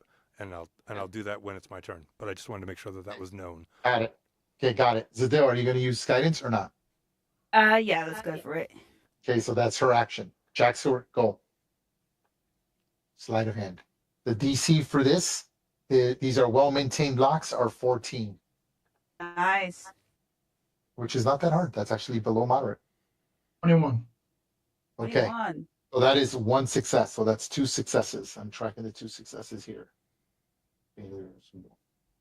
Okay, so you just see you're grabbing in there, you're picking at it, and you pick the lock without waking or making too much noise. Who's next? Okay. I'll go next Okay. with stealth. Okay, so The you're owl creeping. and I. You're going to open the door as quietly as possible. Yes? That's right. Now I'm gonna Okay. have the owl helping me because Okay. there's only two skills that the owl can help me with. Is that stealth and Stealth and perception. perception. Okay, yep. So like the owl's probably doing that purring sound that the owls make, right? That's a little soothing, and you kind of push Yeah. in. But the DC is relatively high as the door is sort of like old and crickety. So the DC here is one of the highest ones. It is 15.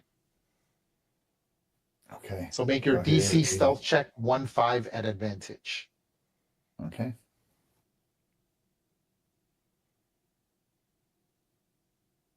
Got it. Good job. Good job. So Oh, you it's see, close. Good he goes job. there, he kind of pulls on they don't have knobs, they're handled, right? But he opens the door, it creaks for a second, but then the owl does like that cooing sound, which sort of like half wakes up the Northlander. It's kind of like for like a second, and then he creeps the door open. Okay, you can move in up to half your movement. You see that the chest, there's personal chest, probably where small trinkets and stuff are, and then you see their big chest, which you can clearly see is big enough to hold their short bows and weapons.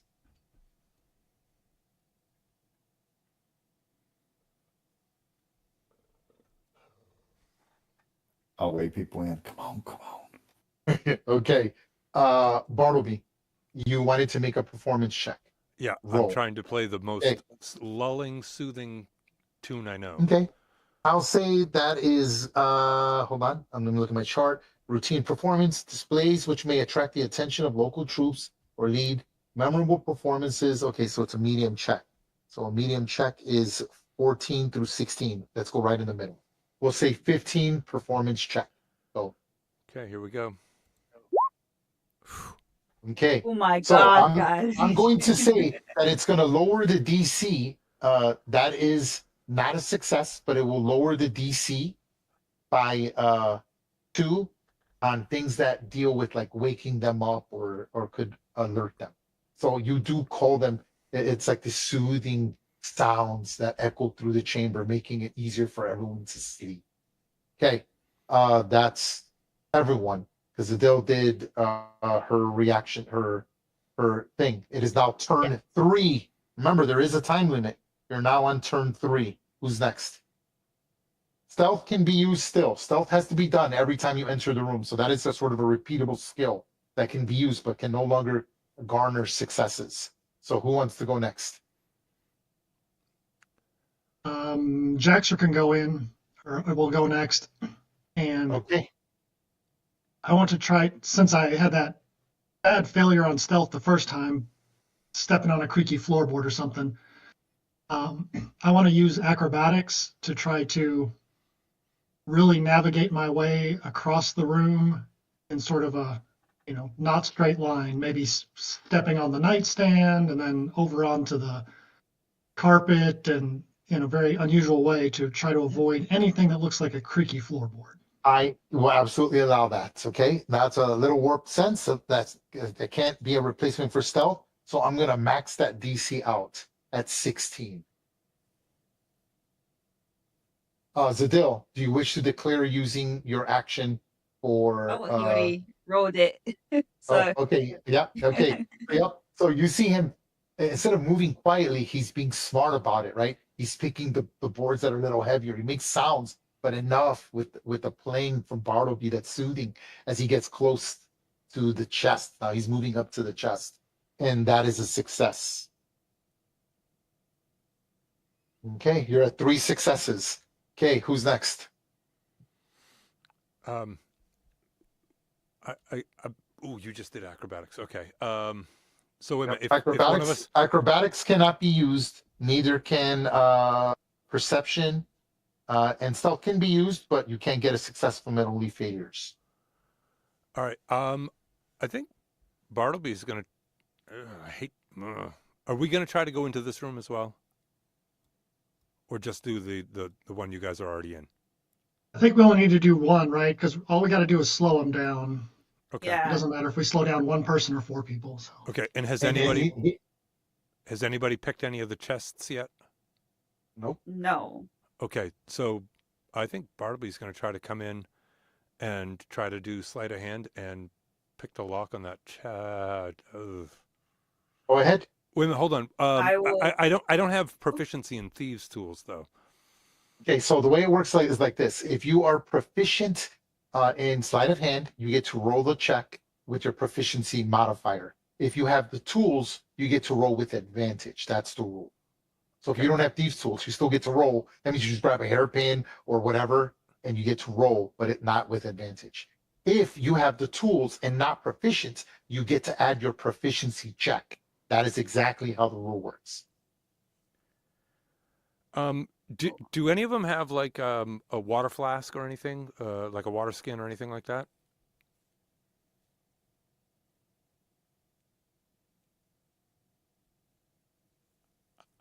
What are you gonna do? Yeah. Okay, I'm going to use something that I am proficient in with sleight of hand, and I'm going to take out my poisoner's kit, and I want to try to poison one of them to at least maybe give them the shits for tomorrow.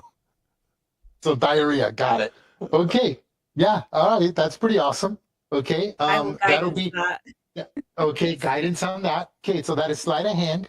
I will say that is not quite high. I'll say 14, right at the bottom end of moderate. And this guy make a is decent- the leader, right? This guy's Yes, the leader. yes. Okay, as so Guardia. he's who I'm aiming for. Sleight of hand, Go ahead. poisoner's kit, and So yep. So you have like little potions, right? And you're like, yeah. and that is a success. That is 4 successes. Good job. Okay, who's next? You need 2 more. You need 1 more. So this could finish it off, depending what else you're trying to do. So you've successfully, I will come up with a game thing in the game should you meet them or that happens. Because I have a whole group challenge on tracking. So it's going to be badass. I'm very looking forward to it because this is what I want to do with the high levels. So this is my demo and my prototype on how I'm going to refine it for the high levels. Love it. What are you going to do? All right. Well, I guess it's going to be Ash. Okay. All right. I am We going still haven't got the to. bows yet, by the way. I am going to check. I'm going to have to investigate this chest here to make sure. This The is investigation check gives you quick searching of the room for valuables to find stashes, secret stashes, gold, or valuable items. That's if you get a success. If you get a failure, you've taken too long and risk being caught, that could lead to an imminent confrontation, meaning a fate. You have 2 Okay. failures still. Me- So you have I- 1. No, we only You're have gonna one do- failure right now. 1 failure, correct. failure, 1 yeah. failure, correct. Can I use They an wake up- Arcana they check wake for up that at 3. thing? I don't know. You have to tell me if that's what you're going to do. I cannot tell you that. And you have to think of a good way to use Arcana. Okay, I'd rather use Arcana. Okay, Just how are you try- going to use Arcana? I'm gonna look for like any magical items or anything like that that they might have that they get that stash. Like look for the aura, look for the So I'm an elf, Mhm. and I'm a cleric of Korean who holds the magic domain, Got it. and I've been able to tap into the weave in the past. So I'm gonna try to look for any magical items, any magical potions, or anything like that that they may have stashed around. Okay. Go ahead and make it. I'm going to say this is rather difficult without spells. So I'm going to put you at the high end of the DC, 16. Make an Arcana 16 check.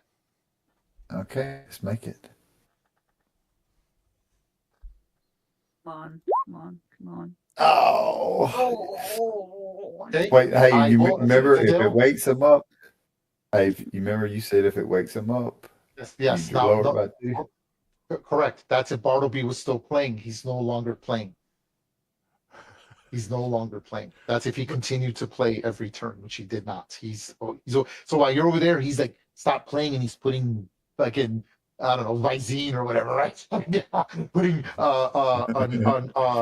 too much. He's like turmeric with a little bit of dragon's root. Yes, that'll do the trick. Who's laughing now? Call me a peckle, you right? Probably he's doing right. D&D version of X-Lax. Yeah. Okay, so All right, so right. you go and you're looking and you're like looking around. It's again, it's not that you're making noise. You're in there, but you do notice that you do feel a presence within the chest right in front of you. Clearly, the leader does have something of magical nature within that chest. You're sure of it, right? You focused onto the ley lines, the fabric and the tapestry of magic for just a split second, but not enough to really do anything with it. But you are aware that there is something of value within that chest, and that is a failure. Okay. I point to Jack and I say, in the chest, just get it and go. Okay, we still got Zadil with an action, and Bartleby took his. So Zadil, are you going to do something? I think I used it for the guidance. Oh yes, you did. You did. Yeah. Okay, and that's the turn. We're on turn number 4. You got till turn 5, folks. What are we going to do? One more turn, guy. And it's hit or win. So if you get the success, you win. You get the failure, the guys wake up, and then we might end up having to go into combat. Okay. Immediately then, after I did that, I am going back out into the hallway, and I'm going to start playing again, and I'll do a performance. But you want to go first. Go ahead and make your performance. Oh, That's relatively simple. 14. Now, Zadil had said that she was giving me guidance when on my last sleight of hand. So That's up to. This is a new turn. Zadil, do you wish to give Yeah, guidance? You had given I it to me wanna- before. Yeah, it's And I like didn't Yeah, but- use it. Constitution, but Yes, This but she's context. switching. Okay. Yeah, she's All right. switching it every Yeah. turn in this context. Okay. Correct. All right. Well then, fuck it. Let's just see how it goes. Okay, go ahead. Fuck Oh, it. see, you didn't need it. You're like, you're so good. okay. It doesn't count as a success, but Nope. lowers the DC of everything by 2. I love Okay, it. Jaxor and Ash, what are we doing? Baxter will try to pick the lock. Okay, sleight of hand. You can be a little more aggressive with it, which lowers the DC. This is a master lock, so the DC would have been 18. It's now 16. All right. Oh, wow. Oh, Oh no. You Aren't you using reach- thieves' tools? Yes, you are right. Oh yeah, advantage. Oh, Oh yeah, advantage with the thieves tools. come on. I mean, you come on. do have the Come on, thieves' come on, tools. yes. There you go. Oh, That's my oh. little guy. 5. And you're like, yes. You slightly open the chest and you see that there's several items there. You unfortunately don't have the time to pull strings. You could either I'll give you enough time to either sabotage a string or you could steal an item. But you could see the craftsmanship in the leader's long bow.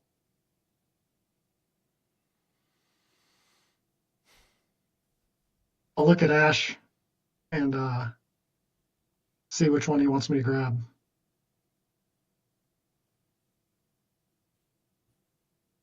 well, if we it's just sabotage them. I hate to say it, but just sabotage them because they're going to notice we got their longbow. All right. I will cut all the bowstrings Okay. and Oh my god, I just got something. Don't cut them all the way through. Just make it so that they'll give away the first time they use it. Yeah. So I understand what you meant. Yeah. You like string it out like a piano string, basically. I believe But I'll that's do what it kind of like up high toward the edges of The it edge. so it's not noticeable, you know. And you just see him. He's like he pulls out his knife, or actually he probably does it with his thieves' tool. He's got like a glass cutter kind of thing, like some tool, right? Like some thief tool. And you're all kind of looking at each other. You close. I'm assuming you close the chest. Yes. Wait, don't close it. Don't close it. Wait. Oh, okay. Go ahead. Go ahead. As Zadil. he's about to, I Yeah. pull out a scroll I'm going to try. Oh my god, it's gonna be so dumb. I'm gonna try cast a spell magic on the bow. With Oh, my spell skill. oh, okay. I'll put Now, I, okay, I will allow this, but remember this is a material, a voice component. Scrolls still have the components, and so this is rather difficult. So Can I'm I gonna put you. I don't know if it's gonna work. Just tell me if it doesn't. Can I spend a sorcery point to do subtle spell to basically try and do it without speaking to The silent spell. subtle. Let me put it up. If you do have it, I will allow it. Yes, I because this do is have part. it. It's for the sake of role playing, and I think it's cool. Is that what we're gonna do? Yes, I'm gonna Okay. spend a sorcery point to do Okay, subtle I want to spell. make sure that you understand that this is part of like the long rest, so you will lose this sorcery point. You will not get it Yeah, back. I Well, know. Okay, If so she- I want to make but sure that it- we wait a minute, hold so on. we If will she- start the game having one less sorcery Being point. one I want to less, make yeah. sure. Okay, hold okay, I will hold- allow it. So hold you, on for a you second, put it, Zadil. and you see the glow and the sheen on the long bow dissipate slightly as she Wait, successfully. hold on. Wait a minute, hold on. If she doesn't burn that, does she still get a reduced whatever? Because I'm still playing music. Yes, I was going to give a DC. She'll automatically succeed if she wants to use a sorcery point. But If she what's it? doesn't, she can roll, but I cannot tell her the DC until she commits to it. All right, Oh, 'cause guys, I don't really think I should roll. I don't think you should. Only I on, don't like, think you should 3. waste the sorcery point. I want to keep playing and I think take a I think chance. it's like 3 days though, journey wise. So we're gonna have another Okay. long rest ish Okay. in the journey. Okay. Is Do that it. what you're going to do then? Yeah, that's right. Don't stop it. Go ahead and role play it. How does it manifest? So you're like about everyone's like looking at you as you're about to speak the words. What happens? She's like about to speak and then realize like that would be really dumb.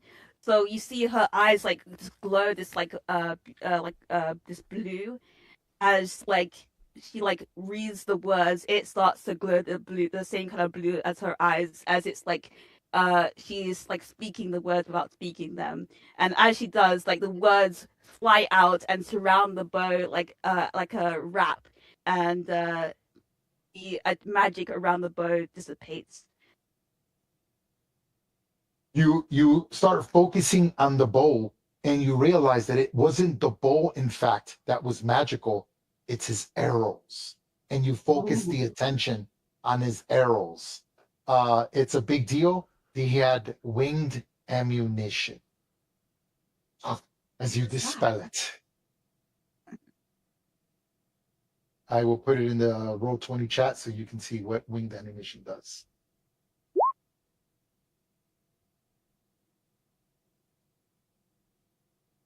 Wow. Wow. Good going. Good going. Then you kind of all snicker at each other like little college frat kids. As Jaxor, I'm assuming, lowers the chest, Yeah. Yes. and then you guys can just successfully leave the room, unless you wish to do something else, and then rolls have to be made. I actually good? That's Bartleby we did all we wanted to do. Bartleby does one more Bartleby? thing. He does prestidigitation to get the spell dust. I mean the scroll dust to clean up and erase any evidence. You can also lock the door, the locks that he pick locked as well. Yeah. Cool. Can I grab one boot on the way out? Sure, yeah. You want to grab just to piss him off, just to be an asshole? Just one boot. His left boot or his right boot? Doesn't matter, whichever one's closest. Like, okay. And then Okay. instead of Okay. relocking the door, can I jam the lock? Yeah, you can do now. Yes, is that something you want to do? Yeah, I'll try to do that instead of relocking it. Okay, go ahead and make a sleight of hand check. This is relatively simple. I will say a DC 12. Okay, without making a sound, you shove your thief pick in there and just break the pick right in there, and you're just like, and away I go. Hey, you wake up in the morning, and you Jaxer and Bartleby, you can clearly hear, "Where the fuck is my boots? What the fuck?" Right? This is like at like 4 in the morning. What the fuck? He goes, and then the stupid door is jammed. We have to get going. We don't have time. our time starts now.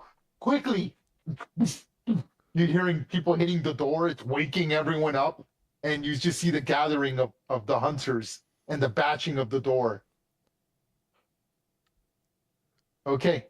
This is important because when we hold the group challenge, it's going to matter, and I will give it to you. In case I forget, this was a CR1 skill challenge. So if I forget for experience, it's CR1, okay? Put that in the journal somewhere in case I forget. That was fun, guys. That was pretty awesome. That was cool. Yeah, that was fun. Okay, it is now morning. This group leaves.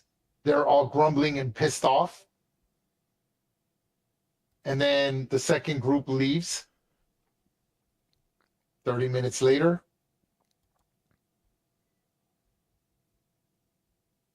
And you now make your way and you end up put all your tokens down here.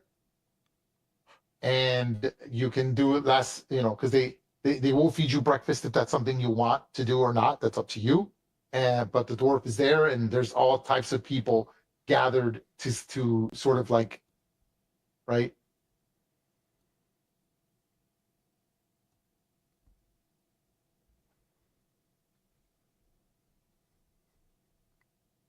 Did the door jammed and missing boot slow that group down at all?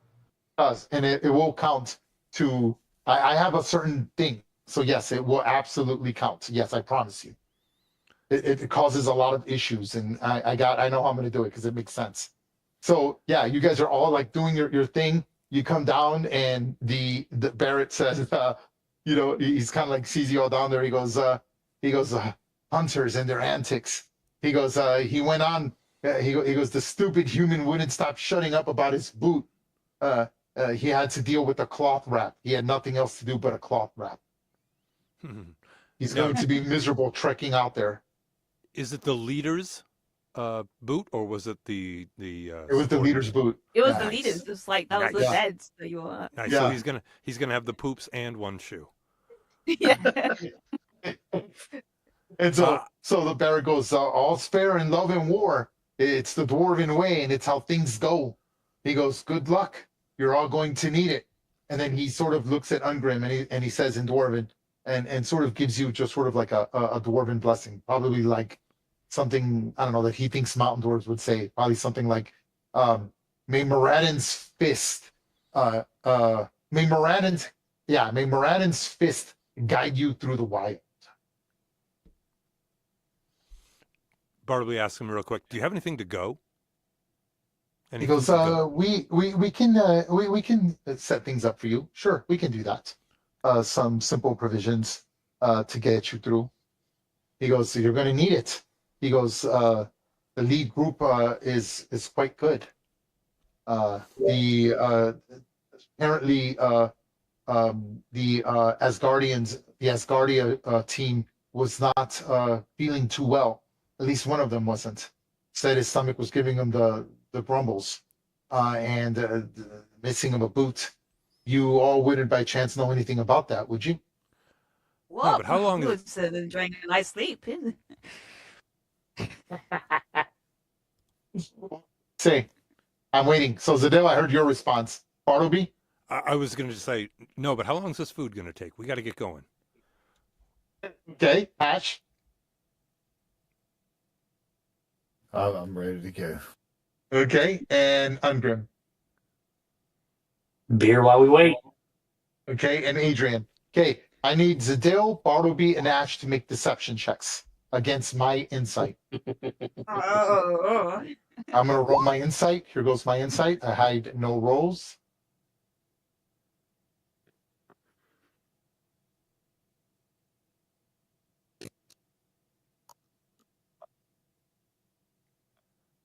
I don't want to click on mine until I see yours.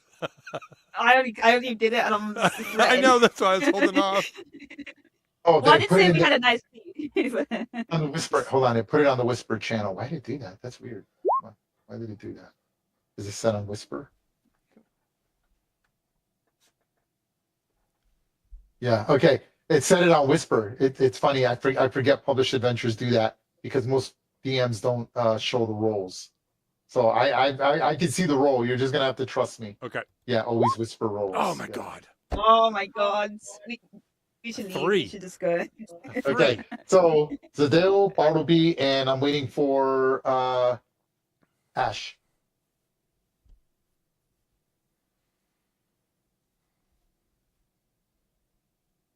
Hey Ash. Ash, Oh, your can you hear me? distraction. Did he step away from the keyboard? Ash, is he asleep? Ash? No, he was Ash. He He was, was talking. I'm he was here. saying that he I was heard having him some say problem it. with internet. Okay. Yeah, go ahead and make your deception check. Deception. Oh, okay. Sorry. Thought you said Okay, why perception. does Ungrim and Ash have heroic inspiration, Adrian?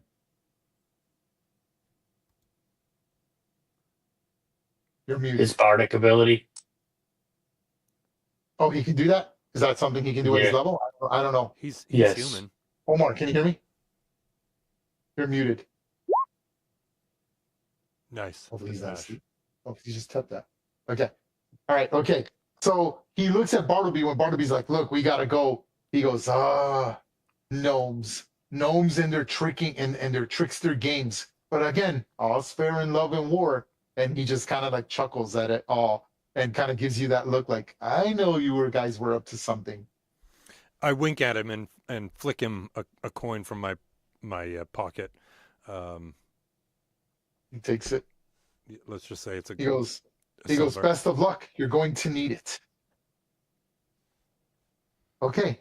At this point, we now are going to go into a group challenge. Okay. Bear with me here. Everyone has to be involved. So get ready because this is going to be a little detailed. Okay. So you kind of like realize that you're like, oh my gosh, right? Like I got to figure this out. So the players, you will need 6 survival checks. Okay. Before Alright. three failures. Okay. To complete, to get onto the right track. The DCs will be set starting at 12 and can go as high as 18. All right. This is a matter of success that will go on over a period of time to see how well you do. I have a tracking success chart to see how you do on the first day. Okay. So this is the adventure day. Okay. Depending how you do, you can get a wandering monster, which can intervene or get in the way and not get the long rest, or you might have to give up that time. I'm keeping track of time based off of the skill challenges. Okay. Or in this case, the group challenges. So you have to remember that this is an adventuring day and each encounter is made to tax your resources before the long rest. Okay. And so this is very important. So I heard someone say, oh, well, I might get the long rest. No, you might not. You might get disturbed every night, whether it's mosquitoes, whether it's the rain, whether it's the lightning keeping you awake. Any of those things qualify for not letting you have a long rest. Unless you're higher level, then that's why Lenman's Tiny Hut and those spells are so important because they can keep you. So if you have an ability that lets you sort of ignore those things, you need to tell me as a player when it happens. Okay? So you're kind of pushing in, you're kind of doing your thing. And here is the picture I have for tracking successes as you kind of make your way into the fields of these stags, right? You're like pushing in. And I need everyone to make a survival check. Remember, half of you fail. If half of you fail, there's 6 players. I need 3 of you to succeed or you fail the first skill challenge. Make a survival check. Now, before you make it, I need to know if anyone's doing anything that can enhance that survival check and how you would do so. For example, a magical item, a spell. It is possible to change these DCs. I'm gonna cast guidance on myself Okay. for survival. Guidance on yourself. Anybody else? I will also do that. Okay. Guidance on yourself. Anybody else? Bartleby's got nothing. Okay. Omar, are you awake? You there? I think he's asleep. Yeah, I'm here. Oh, okay. Yeah. Okay. Yeah. Hey, I saw that you said Ungrim and Ash have heroic inspiration. How did you give Ungrim a heroic inspiration? While everyone was eating, I was playing a song. Okay, so it is an ability you have as a bard to do. Yeah, it's a musician. I posted it there. Yeah. Okay. Yeah. I was wondering why it was posted. I'm sorry. I didn't. Oh, yes. I see it. Okay. Awesome. Yeah. So they both have a heroic inspiration. Got it. Okay. All right. Okay, so I need I roll. everyone to make. I need everyone to make a survival check. I heard no other passes, so everyone make a survival check. Eat 1, that. 2, 3, 4, 5. One more. I think it's Gonna roll Zadil. the Wow, d4 first. everybody made it. Look at that. Who's the dumbass who didn't make it? Let's see. Wait, hold on. It's gonna be me. I got a -1, Ray. But you got 3 Go, on dice. Zadil. No, look at that. Oh, that's Nice. Oh no, she got it. Very nice. Natural 20. Okay, that's a critical success.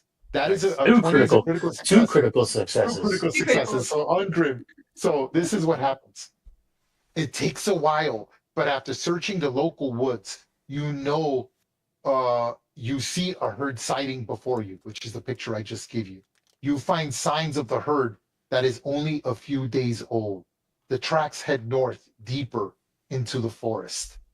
You realize as you're moving along with your survival, 2 natural 20s, Ungrim and Zadil, foraging here, it can prove rather difficult. There is something called feverfew plant. These leafy flowers belong to the daisy family. When pulled up and combined with basic alchemy reagents, it can be transformed into an antitoxin successfully or cause the opposite. So even though there's like a lot of brush and easy to forage, if you pull the wrong plants, it can actually make things more difficult. Do any of you wish to forage some of these rare material components? This is to either make an antitoxin or fail at making the antitoxin. Or do you ignore it, wanting to keep pushing forward to get lead and catch up with the first group? What is your decision? Bartleby can with his poisoner's kit, but doesn't want to slow the group down. What's the decision? Herbalism or forward, catch up. poisoner's kit or herbalism kit will help here, by the way. Will not. Will. Fail. Will help. Okay. You get I'll- advantage on it, so I think you should go for it. okay. So what am I rolling then, Ray? You want to spend time foraging? That uses, so I don't have it set up by time. I have it set up by like standards. So this would use up, think of it as like a step. So this would use one of your steps to forage if you decide to do so. Hmm. Is it worth it? I'll go I with the don't know. group. Do you need it? It's up to you. Yeah, Yeah. it's up to you. Yeah. I mean, Excellent. And you know, it's a magical item or a common magical item. It cures you of poison in the poison condition and is worth 50 gold.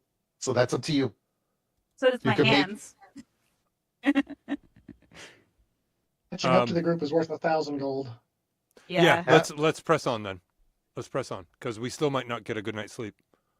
Okay. You continue on throughout the day. This is hours of trudging through the woods. You're like deep in the woods. You find the herd. You now go into your second survival check. Okay. Everyone make another survival check. If you're going to use a spell, and you need to declare it before you make the spell, before you make the check. Guidance on myself. Okay. Anybody else? Same thing. Okay. Go ahead and everyone make a survival check. The Oh, DC for guys, this not great. the DC for this is much more difficult. The deeper and harder the unexplored woods go by 1. So now the DC is 15. Survival DC 15. Nice. 2 1, successes. 2 Oh, criticals. natural 20. Okay, natural Ooh. 20 counts as 2 Another successes. natural 20. Oh my I- god, that's 4 successes. Okay. Who failed it? Adrian, Ungrim, Look at my one. and But it's Zadil. not a Okay, nat that's the one. which It's not a counts nat as one, it's a not two, nat it's a one. It's a two. 2. Okay, got it. Okay. Plus 3, so it's So a hold on. 4. So 1, that's 1, 2, 3. I got Three, there's 1. 5 successes and 3 failures. No. No, it's not. It's 1, 2, 3, 4, 5, 6, 3, and 3. Okay, and no critical failures. So I'll balance it out to a success because of the natural 20. Yeah. You continue natural on 20s. trudging through the same day. It is now evening. You pass through a series of of thorny bushes following the trail, you come across a small opening in the undergrowth. Small amounts of blood coat the grass in one particular spot. You have found tracks that have been pushing in, and upon closer investigation, you realize that there are many obvious humanoid footprints around the hooves, showing that perhaps another hunting party has found the tracks already. I need everyone to now make a perception check. Perception check. Nice. The owl Roll up grants the you one. advantage for that. I need all of you to roll it, please. Perception check. Oh my god. Okay. The DC for this one is 18, Oof. Oh, which is very hard at your level. 1, 2, 3, I just got it. 4. 1, 2, 3, 4. Wow, you guys Five. made it. Ooh. 5, 6. That's crazy. Upon Minus closer one. investigation, you realize that one of the hunting parties had left a deadfall tree trap with nearly invisible string attached to a dangerous log with spikes. Any character that fails the skill check by more than 5, regardless of discovering the trap, takes half damage. And only Ungrim failed that by more than 5. So Ungrim, I need you to make a dexterity saving throw, DC 14, or take 46 piercing damage. But you will take half automatically. All right. So you would actually cut it by more. So go ahead and make a DC 14 dexterity saving throw. Yeah. 16. Oh, yeah, Okay, let's go. so here goes the damage. This is halved by 2. So 46. That's 7 and half of 7. You take 4 damage. 3 damage. I'm sorry. 3 damage. What could have been 14. So you're like, holy shit. You're like, so as you're going, it's kind of like a ramble. I'm going to role play for you. So as you guys are all trudging about, the ones who made it, and you see everyone's like, right? Who rolled it the highest? It was Ash. Ash with the owl says, look at this. There's a little trap, right? Just like in Predator, you know how so it's not one trap, it's series of traps. He's like, look at this. They've booby trapped the trail. They're trying to lead us into a trap. Everyone, be careful. And then the next highest was Adrian. I see it too. In fact, here's another one. Everyone, we're in almost like a mine layer, like a series of strings. Nobody move. No one. And just as he says it, the dwarf is like, what are you talking about, manling? And that's when he sees the log, just like in Predator, swing from the top. And Adrian, and then the character, Bartleby, no, not Bartleby, the next highest, Zadale Jaxer. says, careful, pushes him out of the way.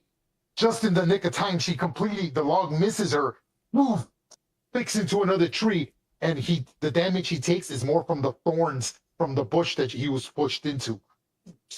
Holy crap, these guys are fucking around. And you've made it through the first day. You now have to set camp. What do you do?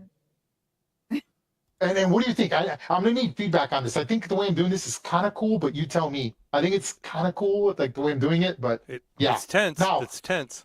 okay, you're able to now forage upon this evening night because you succeeded on the skill challenge.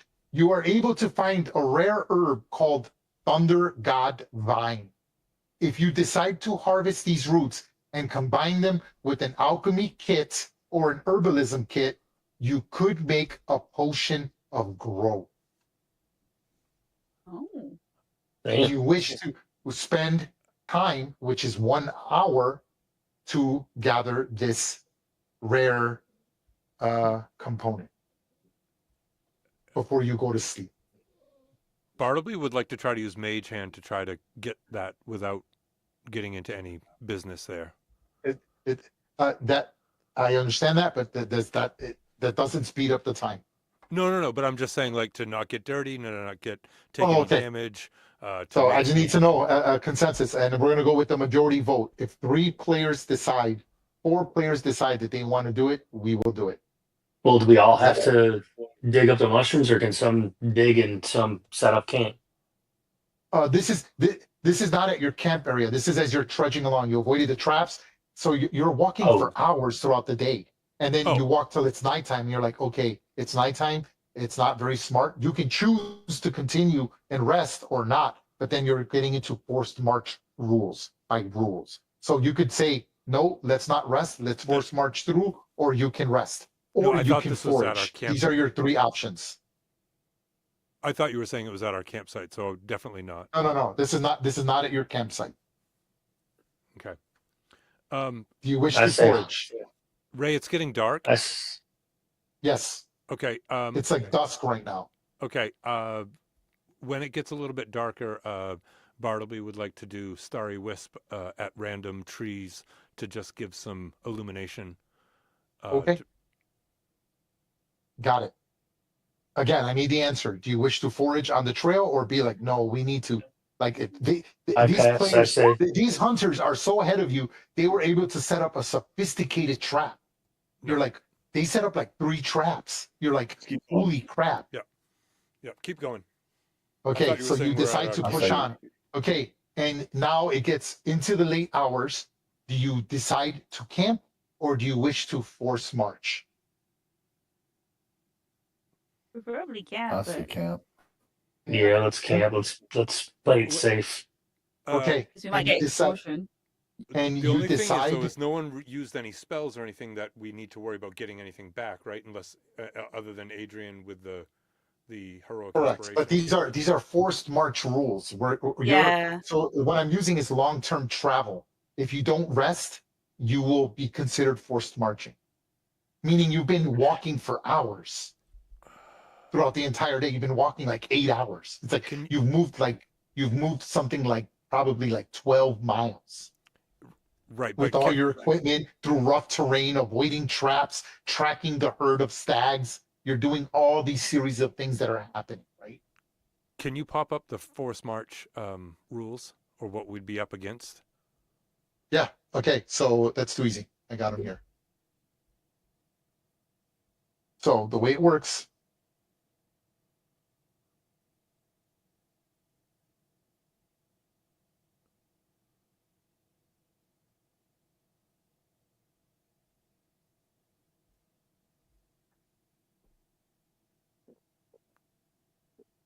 Because Okay, I know, here we but I know we have 2 humans. I can keep doing Starry Wisp on trees and give us dim light for however, many times that we need it. It also casts light. Right, but light is a spell though, whereas Starry Yeah. Wisp No, is a no, no, no. cantrip. It's a cantrip. Light Oh, is it is a cantrip. not a spell. Oh, okay. Yeah. And you can do that on an item that we can carry, right? Yeah, we can carry. Okay. Waiting for Tichana. Right, I'm scared of like getting exhaustion though. So here Frank, it is. I don't think we So should. you guys, what you guys are doing right now is called extended travel. Characters can push themselves to travel more than 8 hours. So by D&D rules, I know it sounds ridiculous for those of us that are in the military, but there has to be a rule set. The rule set in D&D 2024 is that a party group can only travel for 8 hours per day, at the risk of tiring. At the end of each additional hour of travel beyond 8 hours, each character must succeed on a Constitution saving throw or gain 1 exhaustion level.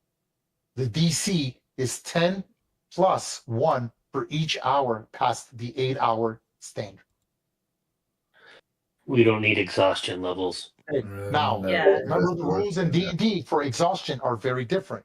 The rules for exhaustion, I believe, in D&D, and I got it right here, I'm looking at it as I was prepared. Exhaustion levels.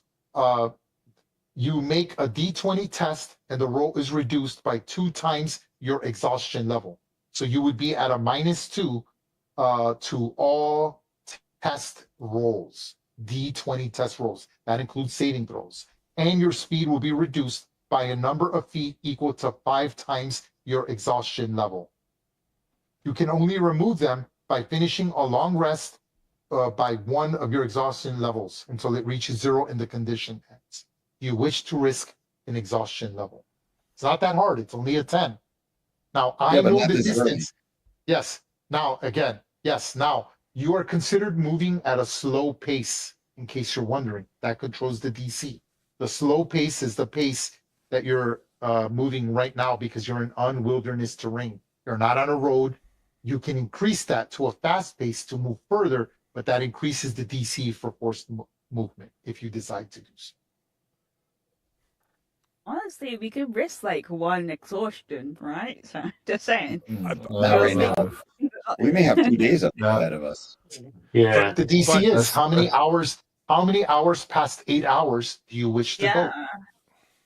And how far DC ahead are seven, they? it's relatively simple, Setting up and that it's done by individual. So if you succeed, you're not exhausted. But if the character fails it, then he gets the exhaustion level. and Yeah. So it's up to exhaustion. Yeah. how It's up to I you. guess the gamble is how long did it who set up that trap and how long did it slow them down from their lead on us because we were the Exactly. last party out. Exactly. You don't Yeah. know that. So I mean, is it worth the risk? And also, then I would imagine since we're camping in the woods, there's that chance that we might have a midnight encounter by Yeah, the wandering midnight. bugbear. Mm-hmm. So All right, I vote to. I'm good. I'm good either way. What's the vote? Or you could split up the party. That I'm okay with that too. No. No. I think we God should damn just it. head down. You didn't scheme to split up the party. Yeah. 3 of us is going to the dark and be exhausted in the middle of nowhere. The other 3 just chill out. Yeah. Right. All right, Jaxer wants to rest because we don't necessarily need to catch them. They have to come back our way even if they kill the thing. Oh yeah. So True. Yeah. That is true. okay, so That's that's good. one rest. Anybody else for I a think it's rest? like- You're just gonna kill the people who have the trophy? That's terrible. This is a different party. This is a different party, This right? is a All right. different We're not party. heroes morale. Okay. Whoa. We're not a Okay, group of people so- fighting against an so- breeze. So you decide to rest, yes? Yeah, I yeah. think Yeah. Absolutely. Okay, here we go. I'm bringing up the map of your campsite. Oh, that's not great. No. It could be a Howard Johnson or a, Yeah. Right. I don't know if they have a Howard mean- Johnson in I'm England. make sure that everything is where I want it to Look, be. the last time I stayed at Howard Johnson, I moving- was not I am impressed. moving your token. last time I stayed at one, it was the 80s. That's right. That's There you right. go. Yeah. You know, there's a map. There's probably going to be a battle. Or it could just be to, give you tension. Uh-huh. There you go. Put your tokens around your campsite. Okay, so we're in the dark. We No, see you should not be. Refreshing. It's just the shadows of the trees. All right, move your tokens around the fire. Hey, it's pitch black. there's Yeah. That guy Well- come with us? Oh, he didn't. Bartleby sees nothing. It's all black. Oh, I'm sorry, because I didn't grab Bartleby. You separated your token from the group. Hold on. Let me grab your token. I was going Uh, towards where- the where- door. Where did you put your token? Up towards the door where we came in. Oh, If you're that's in- why. if you're Okay, in the you were bar. away from the party. Yeah, I was Oh, going okay, towards there the you door go. because I was expecting us to walk out. Who's this guy? There you go. Doesn't no one see this guy? 15 I'm I'm hours sorry, later. the bartender's not with you. Let me remove the bartender. There you go. Get us a drink, Mr. Bartender. You followed us That's all the way here. What? Now, Oh, here's Um, those to-go bags. the lighting is set up exactly how I want. Where are you guys putting any additional lighting? I'm going to give you a minute to sort of like decide. Again, you're just setting up camp. There's no time. If you're setting up traps, I need to know that because I have a chart of how much time it is taking you to do things. So far, you're just moving at a slow pace. You decided not to move normal or fast because you're in an unexplored area and you decided not to force march. Now, you do notice some blood. So they got blood from somewhere. Maybe they killed an animal. Maybe one of them got injured. You don't know, right? But you're like, okay, this is a good place to set up our camp. Okay. Whoops. Now, I'm under the assumption that you have tents. If not, I'll be happy to remove the tents. But it's I raining don't have a as tent. I'm about to put the rain as it starts to rain as the evening comes. So not having a tent could cause exhaustion because you're just trying to sleep out there in the goddamn cold rain like a moron. Shit. This tent is mine. I have a bedroll already in my situation, but I did not do any tent. I mean, if you want to join me in mine. I'm very small, so you know. I'll only take up a corner. The funny thing is, if I was level 5, I was already planning on taking Liam's Sounds so tiny hut. good, so good, so good, so.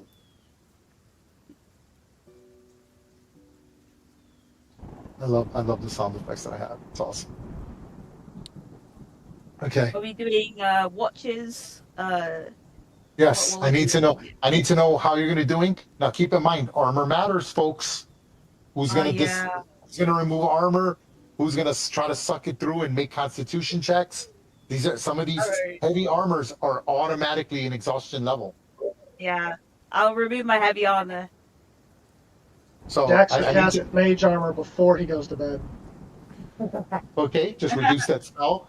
Okay, and I'll keep mindful. So in case you're wondering, so we could track. I'm not tracking hours, so I'm gonna have to just judge that on how many hours the mage armor lasts on your second day of travel. So I'll keep that in mind. I'll put that on my little notes here. Jaxer mage armor. If Anybody else ha- doing anything else like that? I have one length of rope and a bell, and I'd like to try to make a perimeter. If anybody else has a rope that we can make it longer, to do just like Yeah.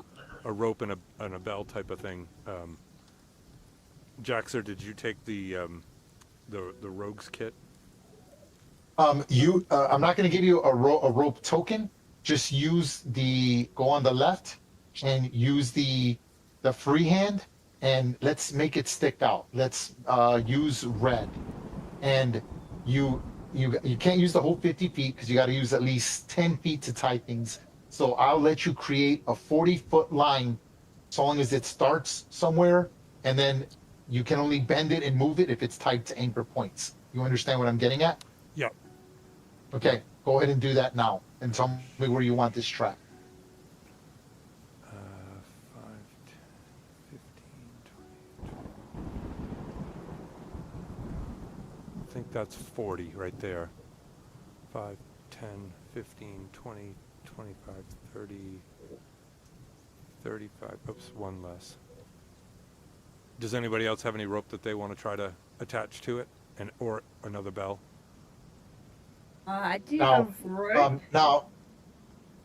Now tell me where the bell is, all right? Because it's this is a hemp rope. This is not string, and I need to be aware of where the rope is. Put a little X where you're putting the bell, along that rope. Okay, I will say let's put it right there. Okay, awesome.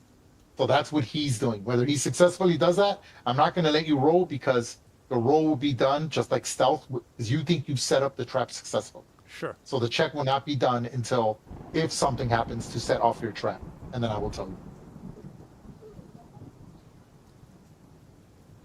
Anybody else doing anything else? This is the time to do it, folks. I need to know what you're doing. I'll take first watch. Anybody really else bad with a rope or a Hungermode. bell? Jaxer. But I would do give you my rope if you want to extend the trap. The rain is you hear the thunder, and the rain is heavy. It's regular rain right now, but you see in the next day the weather's going to turn for the worse, and it will count as storm conditions. You know this. So right now I'm only going to post regular rain. I feed everybody with good berry. Oh, thank you. Okay. Okay. So nobody has to use their rations, as he uses a good berry. So to reduce, how many can you make? You make 10 or something? And you I gave make up 10. 6. I don't know how many do you make with I good berry. gave up So- all of them. I gave up. So two apiece, or Okay. two apiece. One person gets or two people get one. It counts as full day's nourishment and yep, and feeding and water and everything. So you don't even have to drink water. You can just use Goodberry. I give Ungrim three. And I'll take one and whatnot. Okay. Anybody else doing anything else? Okay. I need to know who's removing armor. I heard Zadel's removing her armor, Yeah, and Ash as well. and Ash as well removing armor. Okay.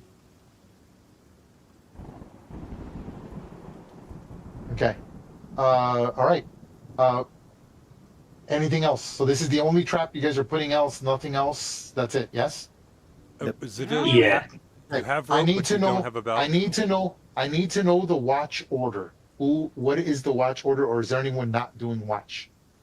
You do not want me doing watch, let me tell you. I'll Bartleby go will do it. after Adrian. Okay, so Bartleby's I after need to one. know who's going to go first. Who's first? I am. I will Adrian. let Adrian. Okay, I got it. Who's going second? Ungrim. Ungrim. Okay. Who's going third? Bartleby. Who's going fourth? Axer. Who's going Ash fifth? is next. Ash. Ash. And who's going last? I'm assuming Me. Zadil's gonna wake everyone Yeah. up. Okay. Okay. Now I'm under the assumption that if you're on watch, you're gonna actually have your armor on or not.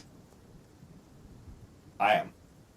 So I'm gonna Zadil, say you when you're on watch, if something happens on your watch, you could have your armor on because you're getting everyone up. It's like in the military, Cool. usually the guy who goes last is the most prepared because he's like doing it during his watch when he shouldn't be, but we all do it.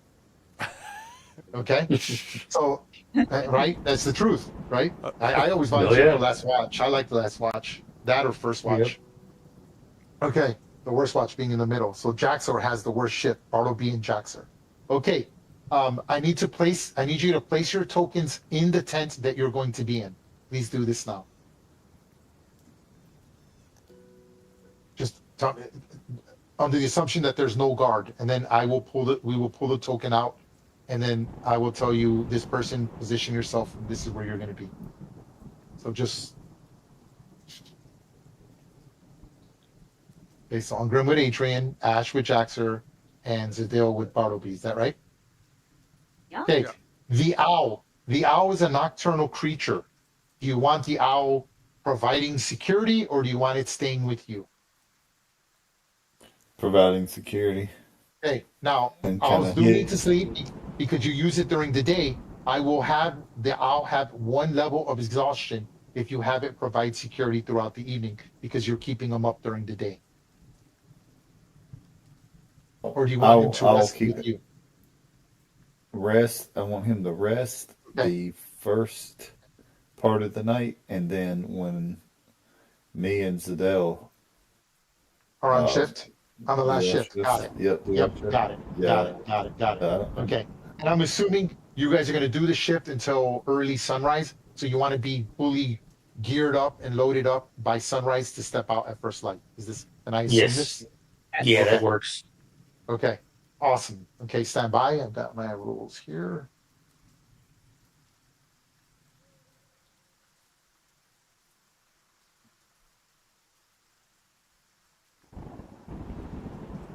Okay.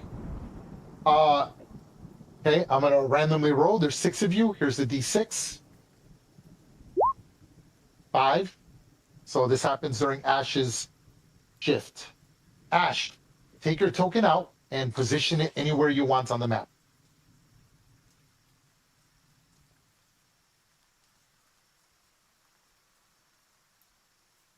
So I And would. you could put your owl anywhere you want on the map as well. He's gonna be helping me scope out things. Okay. I think that'd be good. He goes under this tree here. All right. I am rolling a random effect. 1, 2, 3, 4, 5, 6, 7, 8. D8. 4.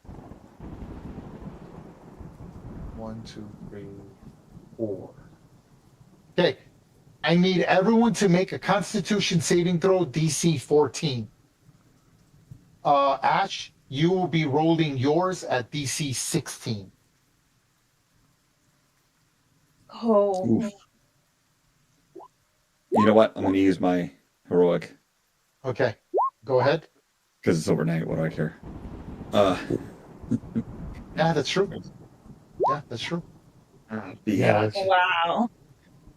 Okay, so I'm giving that a nobody second made it one. except no one made it. Yeah, but I'm gonna Zadil. use.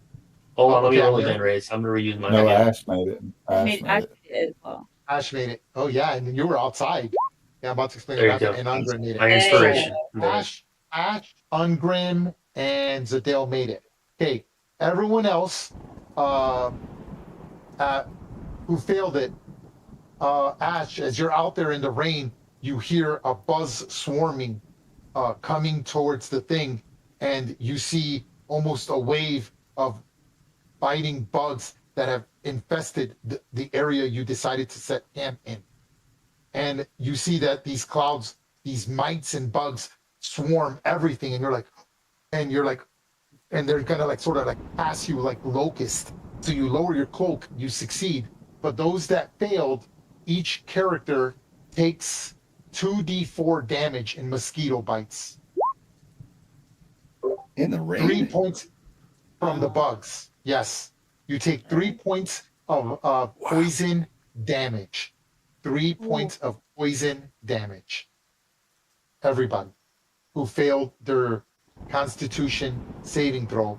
So the Fortunately, D4 it did not affect your long rest, as it happened in the last shift, and you were able to get the minimum sleep needed. And you wake up in the morning. So those characters wake up with like bite marks, as the swarm was very, very, very bad. So 2d4 plus 3 of damage of poison. I rolled it already. Three. I already rolled it. It's 3, the same for everyone. Oh, okay. 3 points of poison damage to whoever failed their saving throw. And you wake up just like, ugh. So it's for you to roleplay that you got bit by mosquitoes and flies and mites, kind of like where you slept. And the night goes uneventful for the rest of you. What do you do now upon waking up? Get our asses ready. You're like, you're Let's, realizing, oh, this is not fun, right? Like, this is miserable. And you know the storm is coming on the second day. So you are now moving at a slow rate, very slow rate.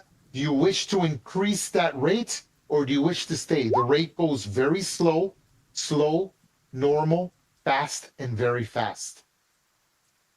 The storm has reduced you to very slow. I think we should increase. Yeah, let's to- increase if we can. You want to go, you were moving slow before. Do you want to go to normal speed? Slow Yeah, let's speed? go- Yes, Or, I say go normal. okay, Yeah, normal let's go normal. speed. Got it. We'll have to watch out for traps. It'll be harder to watch out for traps if we do that. Normal Yeah. speed, you will be at disadvantage. Correct. But like, you want to escape the storm, though. That's up to you. I don't know. This is a new thing. I know. It seems a little boring, sort of, but this is important. I'm trying to refine it because I'm going to do something like this with the high levels, but in the winter. Oh, it's not So boring. what are you guys gonna do? All right, I just need to know. So you're moving normal speed. Is that correct? Yep. So Yeah. that's 2 speeds. So that increases your DC by 2.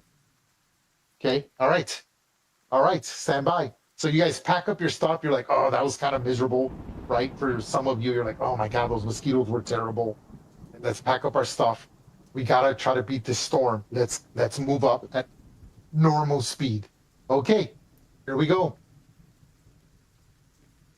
Back to the success chart. You continue moving forward.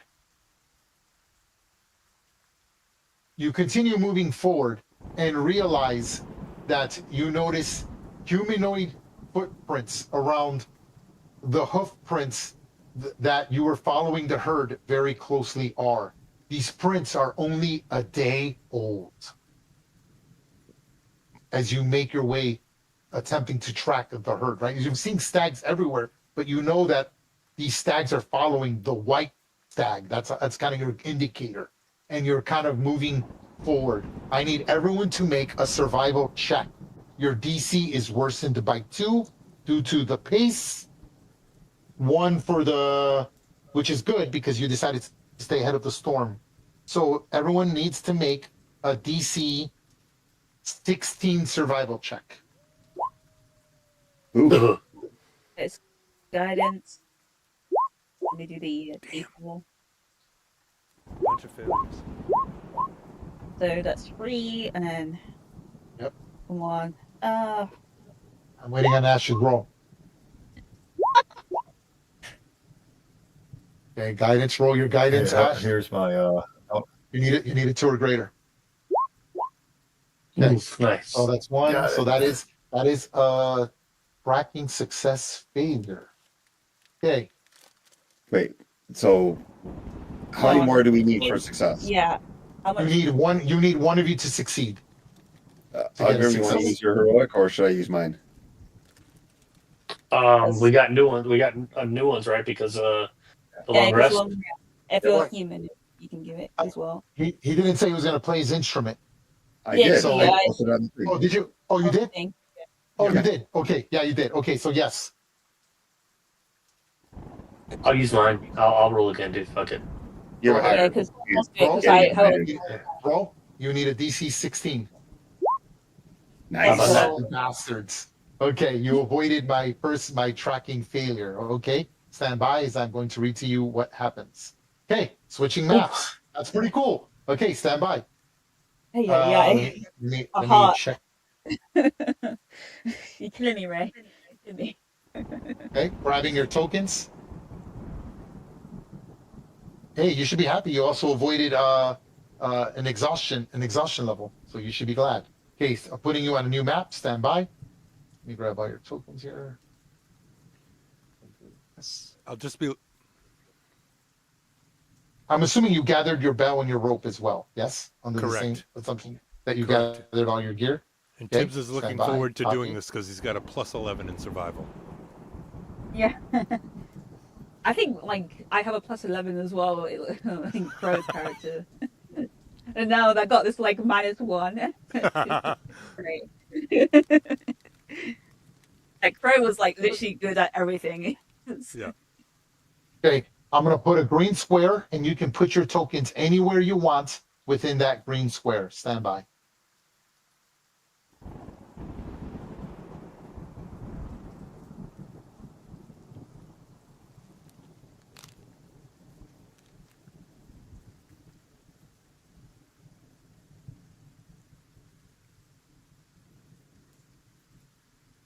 Okay, place your tokens in any of the green squares or It rectangles. was on Or the rectangle. previous page. It was on the Oh, previous I'm map. sorry. I'm sorry. I'm sorry. I'm sorry.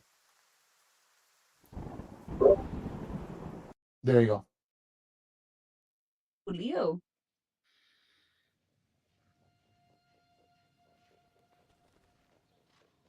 Our wall is suspicious. Let's go closer. Okay, no one's coming down here. Let me actually stay with the group.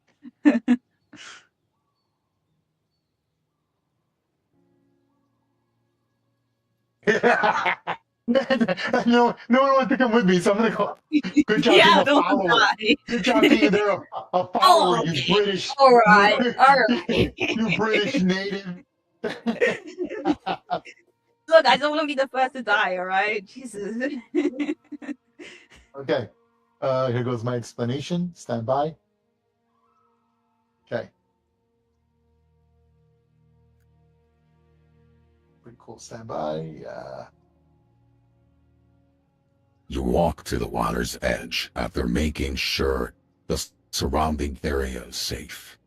Behind you, entering this grove, you hear a soft, email voice call out to you. You look upward into a tree, and you do a double take. What was once a simple branch is actually a beautiful woman. You wonder how you missed her just a moment before, but she speaks.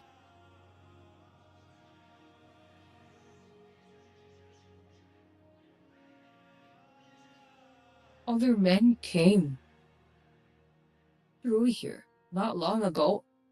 They spoke of terrible hunters aiming for the glory of hunting the white stag. What do you know of such events? Is it true that your metal points aim for the white stag? And here's where you see her. I'm about to generate her token.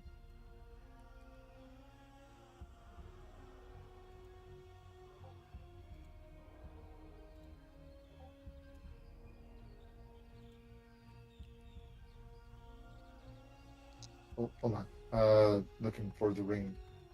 I forgot to transfer the ring. Give me 1 second. Let me grab the ring. Copy. Paste.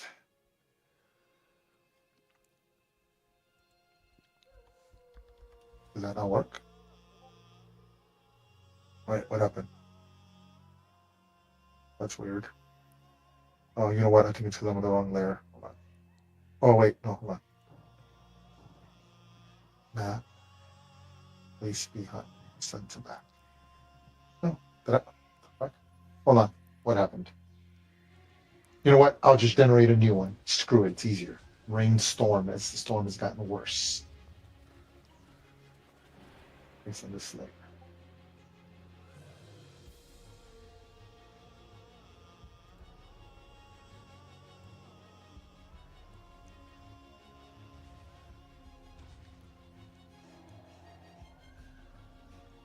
Bear with me here. Right.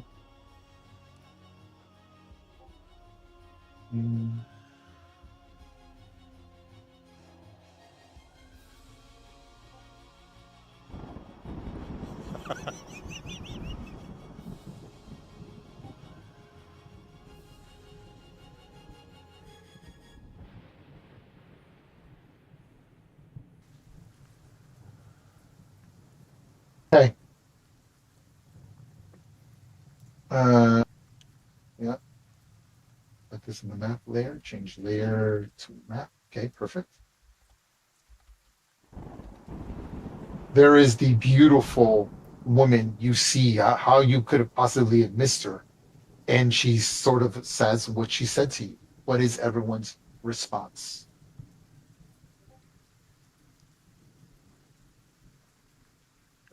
Hello? I think Bartleby doesn't see her because it's behind the bush, so he makes his way over. Oh, hold on. Yeah, okay, hold on. Let me see what you can see. Hold on. I was right here. Okay, no, yeah, okay, I got it. Yeah. Okay, no, it's good. I did it right. Okay. So I'm naturally pensive and like, who said that? Zidil, was that you? Knowing that it didn't sound really like her voice. Mm-hmm. And where the hell is she? Oh, she's over Breaking there. out roll. Oh. A nature Oh no, check. I could Hold see on, her. hold on. This is- One thing at a time. Hold on. One thing at a time. Let's let everyone get reactions, Sorry. and then no. I'll give you an option for all that. But okay, hold on. I need to put this on. Never whisper rolls. Always roll damage and always roll damage, just in case you guys decide to do something dumb. Okay. All right. Okay. So yes, these words go out. You should see her here. So I can see what you guys can see. You guys I thought should she was going to to be inside the green box. I want to Oh, try no, to no. persuade her and She's right say, here. tell us more. Come closer. Okay, that's what Bartleby says. Let's give everyone an option. Next person is Jaxer. You wish, respond, say anything. Yeah, Jaxer says, we do not wish to take the white stag from the forest. We wish to kill those who would. We are hunting the hunters. Is that true? It is for Jaxer. Okay, make a persuasion check. Okay. Nice. Nice. 19. And that's with a Okay, big fat got plus it. 0. Next person. I'll give the response based off of your roll. Now we go to Ash. What's your response? If anything. Ash is going to try to try to figure out what is this in the forest out here in the middle of nowhere first, that to see how he should respond. And the check that Can you I wanted roll to a make nature was? check? Yes, make a nature check.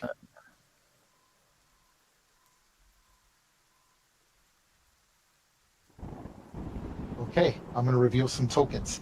You're like, what the F? And you're like, what is she? You assume that she's some type of dryad. It makes sense, right? She meets sort of that basic definition, a fey creature that's deep in the woods of the unexplored woods, but they're never alone. You look to your left, you sharp to your right, and many elk are relieved. You know, like the elk, like when they like see a light, and you're like, that's kind of goddamn creepy. And here they are.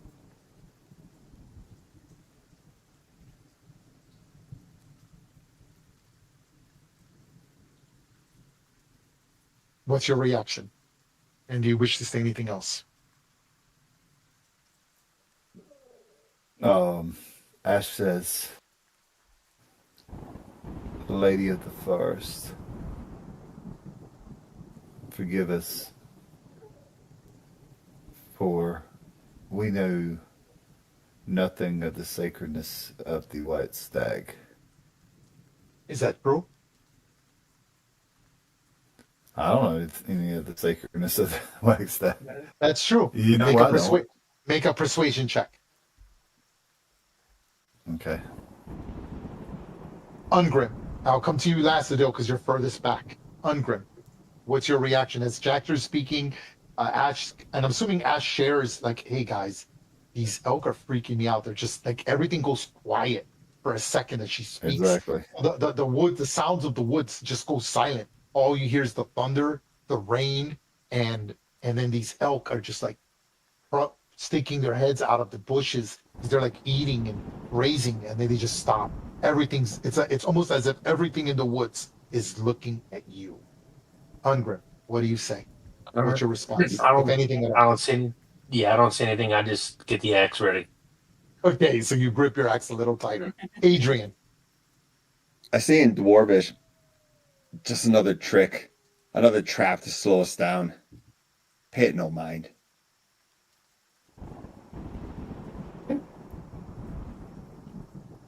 Okay. can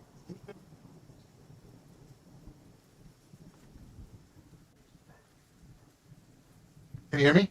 Adele? Yes. Now we can. Oh, Yeah. now we can. It broke I'm up a sorry. little bit there. Yeah. What's your response?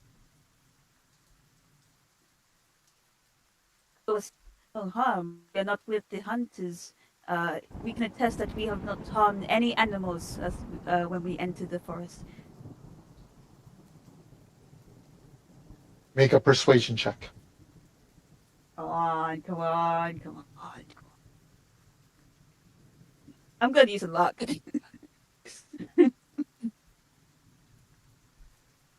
Oh my God, what? Oh, no. Wow. Wow, 9! If other hunters are familiar to me, you are new. They say you would spout lies, that you would come here to harm the great celestial stag, the white stag.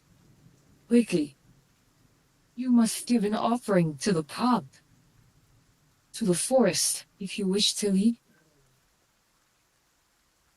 In good terms. Which character has the highest charisma? I 16. have a 15. Anyone beat a 15? 16. 16 for who? Ooh. Yeah, and also Bartleby? I was trying to persuade her to come closer and to tell us more about what she knew. And Zadil, what's your charisma? 17. Ooh. 17. Okay. Fey creatures are bisexual in my book, but okay.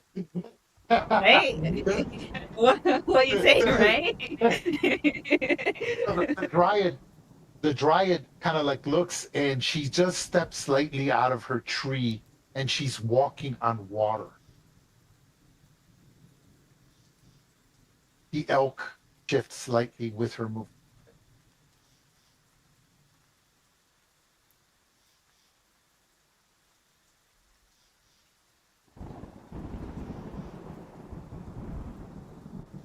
she takes note of Zadil in the distance, and that 1 and that 9, because you roll, it's a reroll, and you Yeah. realize that you're like almost stuttering slightly as you're trying to explain things to her, and that you don't come to do any threatening thing. And she sees that you're human as well. Oh. Scared. Hey, I need you to make Zadil, I need you to make a DC 14 wisdom saving throw or be magically charmed. All right, guys. Gonna get charmed by a dryad. Let's go. I don't know where you say, but I'm charmed. We're trying to bang my NPCs. Yeah, let's go. You know what? Okay. Oh my God. Okay. I hadn't So- picked up so- on that, Ray, until you mentioned it, actually. Suffers the charmed condition, as you will see what it is in 2024.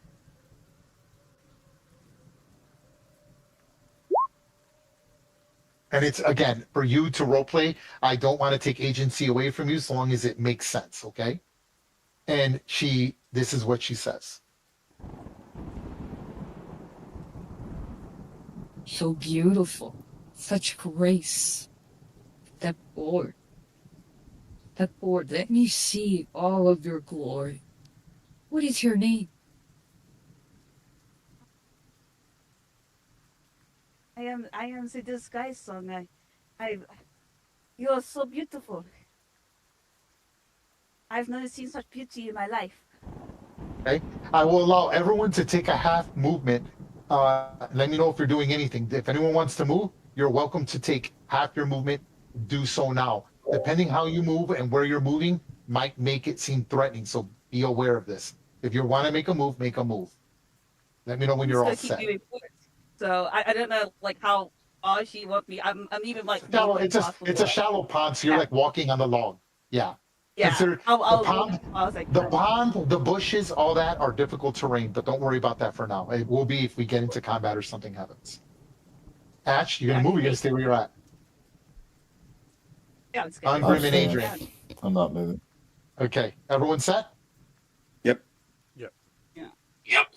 As Zadil pushes forward and says, "You're very beautiful," she reaches out her hand to touch your chin, Zadil. Look at you. Those eyes, so alluring and beautiful. You would tell me if you meant to do harm to my beautiful elves, wouldn't you? What's your name? Please tell me your name. I'm sure it's as beautiful as your eyes. I'm Zadil. I mean, we were thinking of maybe hurting your elk, but I do not want to upset you. I do not want to hurt you. I believe you, child. I believe you. But you must know that an offering must be given to the forest. And I cannot tell you what that offering should be. But do not insult the great Malik. She insists on such beauty. And you, my child, are a beautiful one. Oh, it's been a long time since I've braced myself, my aura upon a human like you. So please, child, go back, speak to your friends, to your companions, and tell them that a worthy offering must come from each of them if they wish to continue on and prove that they are here to not harm the white elk of the Stagwood Forest. This is what he says. I return back. But we need to give an offering. We cannot hurt the elk. We cannot do it. I offer you a song to match your beauty. Oh, okay. Okay. What are the rest of you going to do and say? I'm waiting for reactions here. Uh,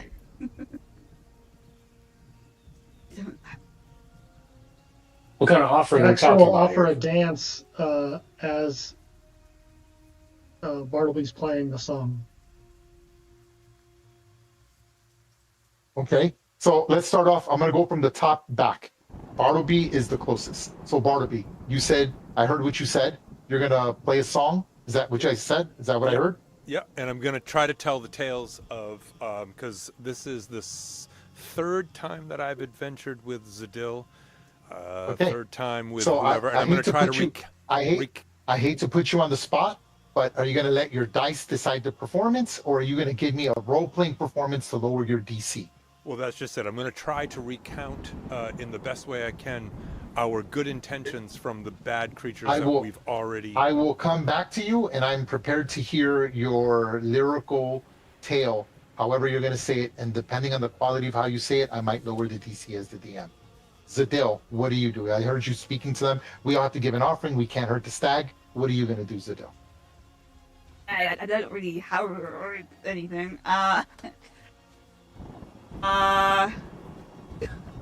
Can I do an insight to see what you would like? There's no need to make an insight roll. It could be anything from wealth, gold, coin, silver, copper, losing something valuable, something that has meaning, or it could be interpretive, much like Bartleby's doing. I guess it's up to you on what she would find insulting. Like if you threw a copper coin, that would insult her, right? She's expecting something of value to be thrown into the pond. This I'll you're give sure. her a scroll of chromatic orb. Oh, okay. Ungrim.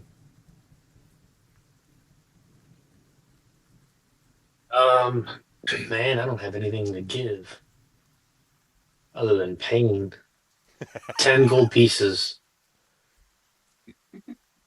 10 gold. So you reach into your pouch, you're looking, you're like, 10 gold, that's a lot, right? Like that's like 3 months officers' wages. Like right? That's 2 months actually. Officers get paid 3 gold if I remember from the player's handbook. So you're like, that's gotta be enough. That's not insulting, right?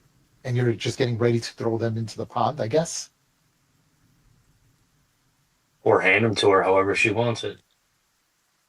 Okay, awesome. Okay, Adrian. I look over at Ungrim. I'm like, my liege, are you insane? This is a trick. This is garbage. I'm not giving this woman anything. I say this all in Dwarven, obviously.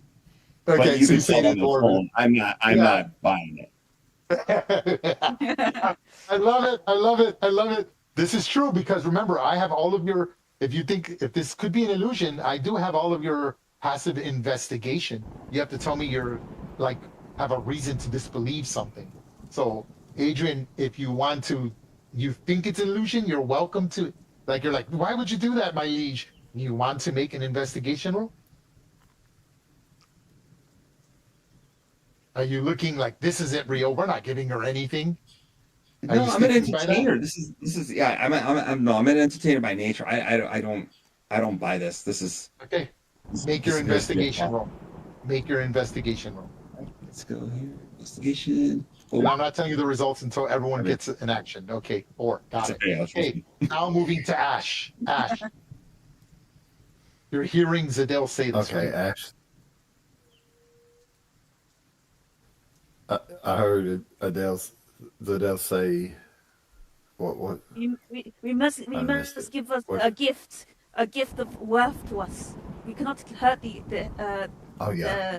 The white stag. the white stag.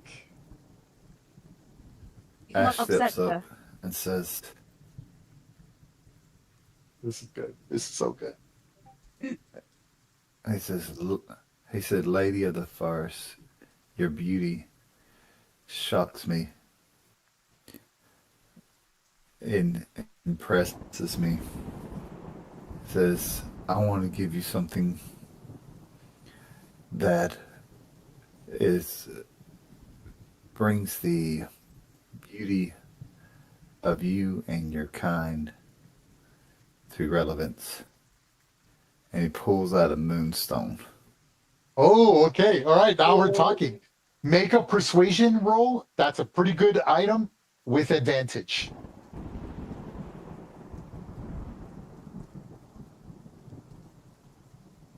Oh wow, this is really cool. I'm really liking this. Go ahead. Okay. Oh my God. Oh, Okay. hey, double nines. I get to re-roll, right? What's that? Hey, I'm gonna take my. I'm gonna use my. I'm gonna use my Yeah, inspiration to re-roll that Go ahead, re-roll. because it gives inspiration gives you a another re-roll, roll. straight re-roll. Yeah.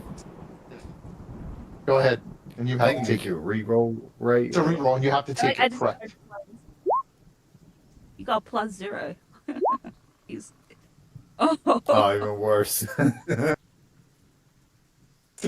Strange woman oh lying in wow. ponds and shooting swords is no basis for a system of government. Supreme executive power, the right.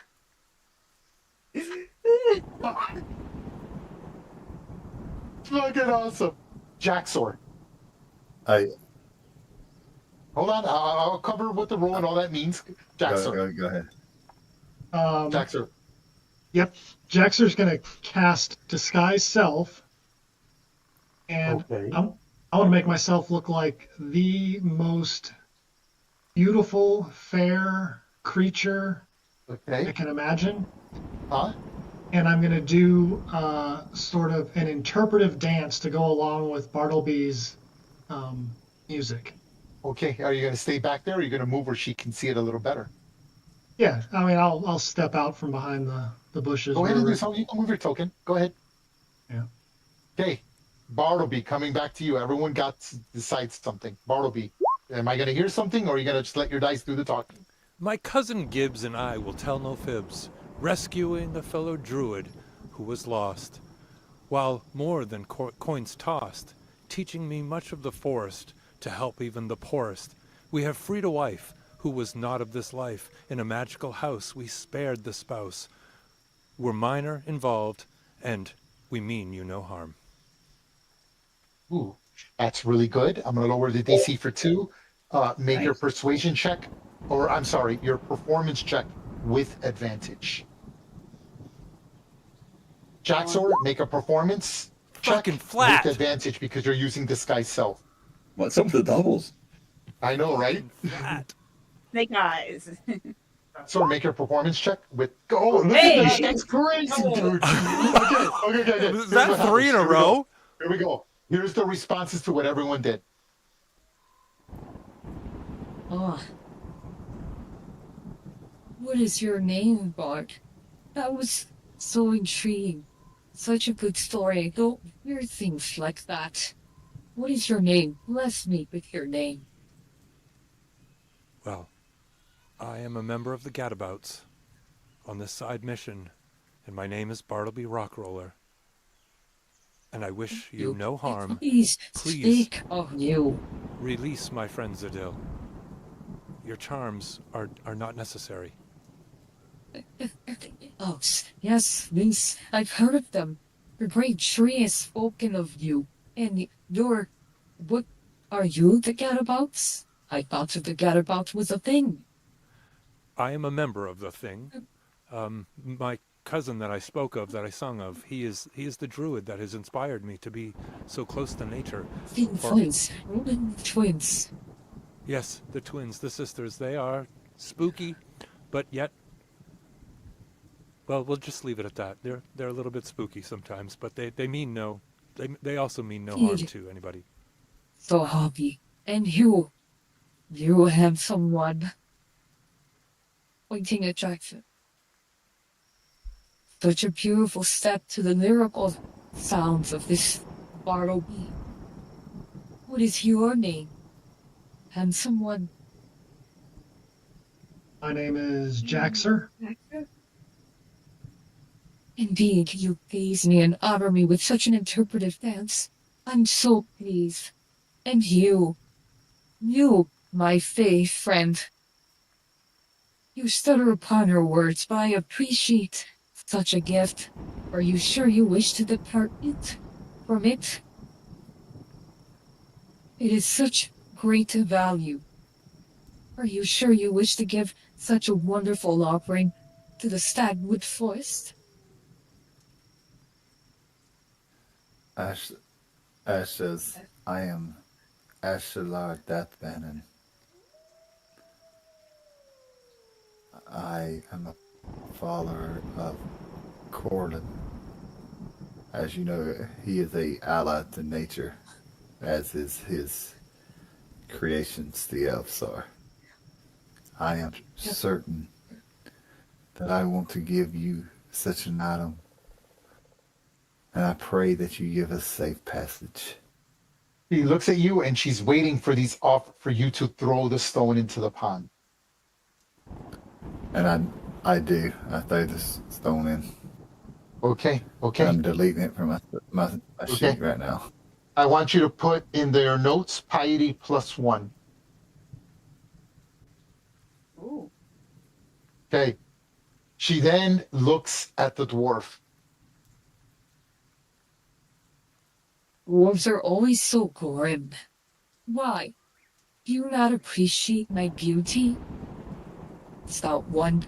Such strength, such masculinity. It pleases me. A real man. Step forward, please. Quit hiding behind the beauty of Sadil.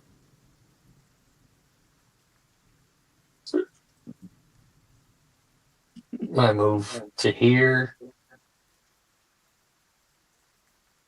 Say it's not about beauty, my lady. It's about war. Oh, war. Oh, war is such a horrible thing. But you clench your weapon with such might. There's no need for war here. Show me a peace offering. Please. The I axe throw- would only cleave away the trees. Give I me a throw the- symbol of peace.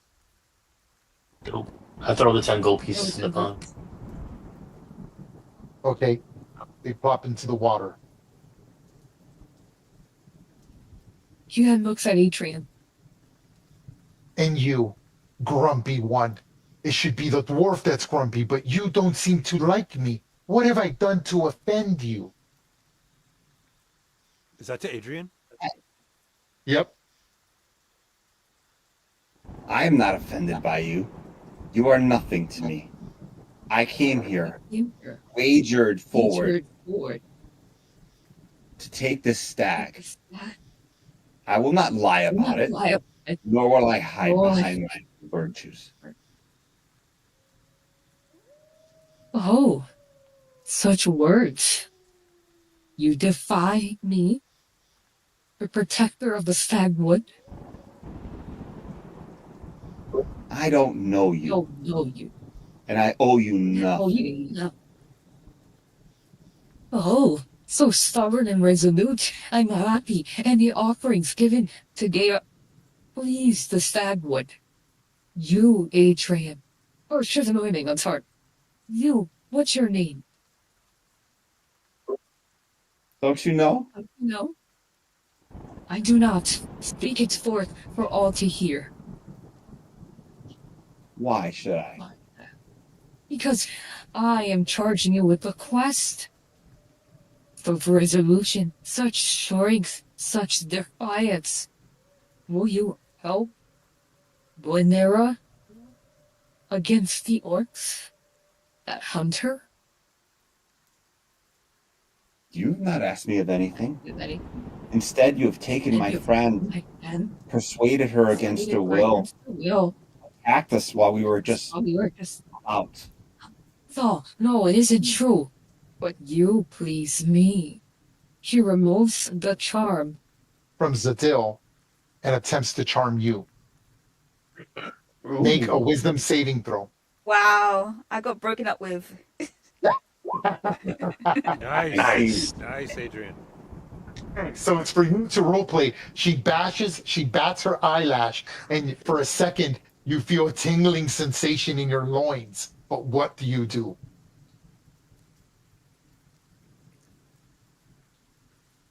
My whole life, I have worked to please people.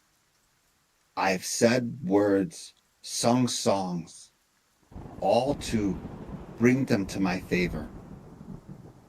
I know the tricks of my trade. I will not fall for them, not from the likes of you. Wonderful. Yes. You've pleased me and the stagwood. You may continue on, but I do have a request. Would you be willing to defend one area against the hunters should they cross her path. Now, what sticks out to you is that she's not talking about the white stag. She keeps bringing up this unicorn. And this is the first time you're hearing anything of orcs. Madame, we've heard of this unicorn before. It was only rumored though, and it's only been something where other people have seen it, but no one can actually say, almost as if it was like a hearsay. These people, including ourselves, we were charged by people to collect a great amount of money. So every humanoid has greed in their heart in some extent, and that's where we were charged. You speak of this unicorn and orcs. That's not our task. Oh Is no, the white she's real. stag? Is the white stag the unicorn? No, the white stag is simply a blessing. I'm Malar, to test the resolution and the cunning of humanity. That's not my concern. Wineria is my concern, and I'm here to tell you she's real, and these orcs have been hunting her for months now, wanting to take the very thing that makes her true and pure and hero to this forest. Will you help me? Please, please, you're giving me an offering. Let me give you one. She waves her hands. The pool drains. You see your 10 gold coins. You see your moonstone sink into the mud. The gold coins sink into the mud. And then you see a chest as the mud reveals off of itself. It's worn and battered, but you see potions and scroll cases within it. Please. Take it to your quest, but take it if you promise. Give me your word of honors. As protectors, as defenders, that you would help Wineria in her time of need should you cross paths with. She has taken an interest, particularly among the Gadabouts. I will accept Third this. orcs, manling. What do you all say to this? What did you say, Ingrid? But I heard orcs. I will That's gladly where we kill gotta any go. orc I come up. She said orcs. We got to go find Ash some orcs. says, Does everyone want to do this? You just charmed me into giving my name and giving my scroll away. Maybe we can do both. What do you do, folks?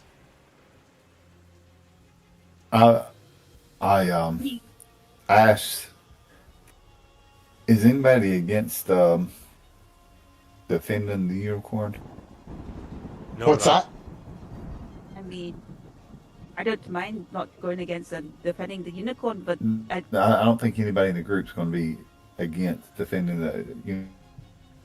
The unicorn. Ash thinks so. No, I'm down for that. Say again. Okay. Is this what you guys decide? Is anyone gonna vocally say it, or you don't have to accept? The way she's implying is if you accept the quest, take what's in the chest. If you don't decide to take the quest, then don't. But don't grab anything from the chest and move along your merry way. You've got passage either way. You've pleased her. You've succeeded in the skill challenge and the social encounter. It's up to you. If you wish to accept the quest, then you can take the chest. If you don't accept the quest, then just leave. I'm going to accept the quest. Yeah, Bartleby hates getting dirty, but with the mention that the Gadabouts are being known by this dryad who just happens to be out in the freaking middle of the woods, knows that he can do prestidigitation to clean himself after, and goes into the mud and hates every second of it. Getting dirty, that is. Ungrim says to Adrian, this is all fun and games, manling, but if there's something to kill, I want to kill it.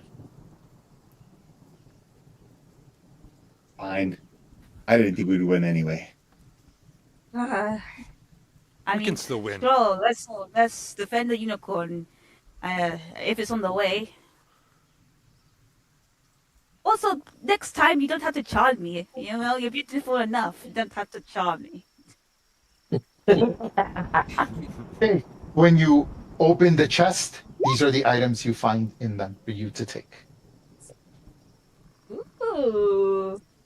While everyone else is doing that, Jaxer, who usually uses disguise self to look like a beggar or a guard or something like that, still in this very beautiful form, is just admiring himself. That's so beautiful. Nice. He looks at you. As you guys are looking at the chest, she absorbs quickly into the tree and steps into it and disappears, but says one last thing before she leaves and departs. You're all so inspiring. And it pleases me to know that there's still good people in the world. I hope you do right by the Stagwood. And it was a pleasure to hear and meet a Gadabout. Take care. And goodbye. Did she say her name? She never said her name. What's your name? What is your name? I need to write about you. We see you. We see you in the tree. Get out of the tree right now. What's your name? I see you. I And she see you. steps, and then the elks that are just there, you know how like when elk is startled, it was like entranced, and then it like you know how elk move, right? Like deer, they just leap and they sort of leave the area. You have successfully passed this encounter. I think that was my first love. So we don't know her name. Druid lady. I'm not druid. Dryad lady. The nameless one. Oh. And the beauty defender, don't give her a name, right? Like it's a great poem. But okay, you can take the items, distribute them however you like, and you've successfully finished this encounter. So this is considered a defeat. So you will get experience for her and all the elk, as you successfully did not have to fight, but defeated sort of this random encounter. Now, what will you do?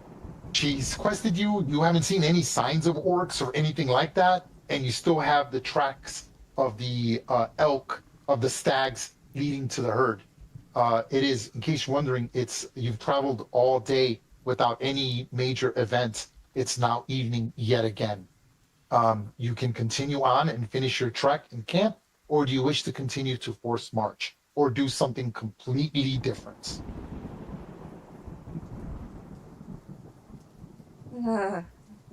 She didn't tell us any information about the Location. unicorn. So Yeah. let's just keep looking for the stag then, and If if we run across the unicorn, if we run across an orc, that's great. Yeah.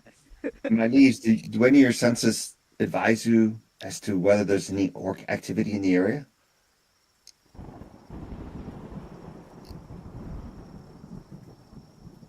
No. What he can tell you is that orcs are hideous creatures that hate things of beauty, and they're always looking to destroy things of purity and constant, right? They revel in destruction and chaos. But that's for him to roll. Right? They're worshippers of Grumsh, and Grumsh used to be the god of destruction. So I guess I'm not very good at it, but I'll do a survival check to see are there any orc tracks mixed in with any of the other tracks? Go ahead and make a survival check. Not very good. Yeah, that ain't good. Again, it's possible that perhaps you're finding orc tracks. I mean, orcs are cunning. They can be tribal in cunning. They are not hobgoblins in military, but what they make up for in cunning, they make up in strength and forcefulness. You have found humanoid tracks. You're not sure that those could be orc tracks. Orcs do wear boots, right? So who knows what you're tracking? And it might explain how the traps were set up. That was a very sophisticated trap, and they lost a lot of time doing that. Perhaps that wasn't the hunters. Perhaps that was the orcs. Aye, aye, if aye. if you Well, if believe there's only her. one set of tracks to follow, we should continue Yep. on this. Yeah. Remember, what you're following are not the hunters. You're following the herd, Heard. which will lead you to the white stag. And then on occasion, you're finding hunter tracks in different locations. They're I can't see avoiding the you. hunters leaving a track though. Again. Again, Yeah. they're rushed. Yeah, but they wouldn't want to be followed. What do you wish to do? Let's continue on. That's the only tracks we know, and we don't know anything other Yeah. information. So let's. Yeah, I agree. Everyone, last survival check of the day. Everyone make another survival check. With Guidance to myself. Guidance, got it. Same thing, Motherfucker. Ray. Ooh, nat 20. Let me do my D4 first. I like doing it first. It's fun. A 3, and then survival. Oh my god. It's actually by 2 as you had accepted. So like you notice like the thorns are like moving out of your way. The brush that you would normally be because it's you're like you're trailblazing. There's no road here. You're like using a machete or a weapon or you're trudging through bushes, right? Like that's what's slowing you down. But you realize that the woods open themselves up to you, so to speak. You're not hitting as much brush. The trails are a little easier. It's strange. It's almost as if the woods are helping you move along your way. So the DC for the survival check is 14 instead of 16. What, 17? Nice. Okay, 1, 2. Only 2 of you made it. Wow. It is a failure. Let me look at my Wait, do we need one or two You more? need 2 more.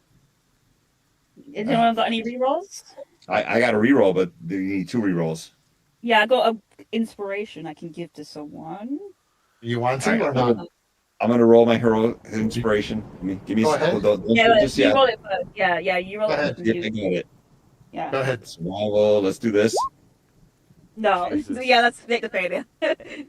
Fail. Oh, the tracking success failure. Okay. Failure number.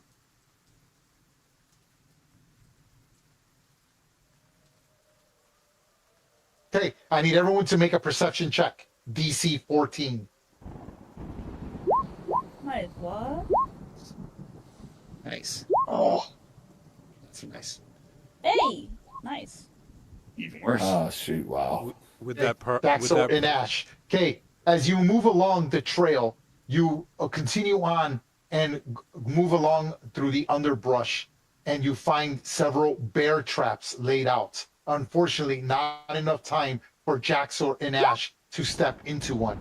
I need both of you to make dexterity 14 saving throws or take 3d6 damage, and you will only be able to move at half travel movement until you make a medicine check or receive magical healing. Nice. My passive is 16. Does that help? Nope. Let's get that dex. with You got it. Adrian's Okay. 20 or Bartleby's 24, is there any Badass. chance we could have given So him? as you make your way, you realize you're moving through the woods, and you're like, okay, it's getting night, and then you're like, holy crap, and you realize that there's been 3 bear traps set along this route, and you're like, oh my god, and both of you were able. So as you're walking, Ash is like doesn't notice it, but his quick reflexes at the last second, they're like, everyone, as you're like identifying, wait, I see a bear trap here. It's been camouflaged. And Ash notices it. He's about to step in it. And he quickly just makes like a slight tumble, right? He's an elf with elven grace, skips over it. Daxter, known for his acrobatics, sees he's about to step into one, does like a handstand and leaps over it. Whoosh, gets a little bit of mud on himself, but a little bit of mud is better than stepping into a bear trap that would cause 3d6 piercing damage and could hamper your movement. And you're like, holy crap, setting off both those straps as they clamp shut. And I will take you back to your map, which is the camp map. Here we go. Can we grab the bear traps? You can. You can add them to your inventory. Oh, that's smart. Two or 3? There's 3. Okay. I'm going to use my mage hand to spring the third one that didn't get sprung, and then grab one for the Gadabouts. Okay, it's 12:42, folks. Are we still good? This clearly we're not going to finish this one shot, but we can at least get into an encounter. I think you guys can get to it. It'll probably take about an hour. Are we good with that? I am. Fine with it. Okay. Yeah. Okay. All right. What are you guys going to do now? I'm assuming you're going to camp, or are you going to try to force march through the storm? Because now it's a little easier. So because the woods are letting you sort of travel, so your DC is reduced by 2 on any forced movement. But that's up to you. I think we should do this on a little forced march, guys. You wish to camp or take the forced movement? I would camp. Okay, it was calm. Okay. Are we going to keep the same marching or the same Yeah. watch, or are you going to change the watch? I'm fine. Keep it the Keep it the same. same. We'll keep Okay, the same. I got it here. I wrote it down. I got it here. Okay. All right. Position your tokens in the tent you're sleeping in. And then let me know when you're set.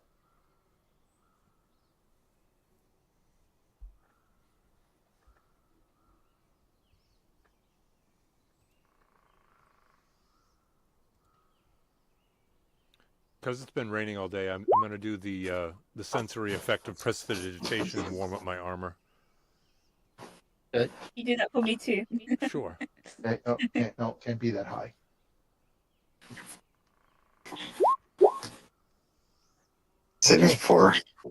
Awesome. Okay, Bartleby, you're on watch. I need you to put your token anywhere you want on the map. I'm going to be taking this time to be creating my gnomish trinkets to have them scattered about the perimeter, and I'd like to try to say that I'd do something similar with the rope and the bell, but I'm generally near the fire with the fire to my back as I'm sort of looking out and walking around the fire.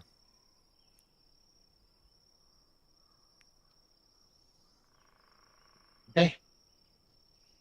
Okay. Bartleby, I need you to make a perception check. I show all rows. Here goes my row.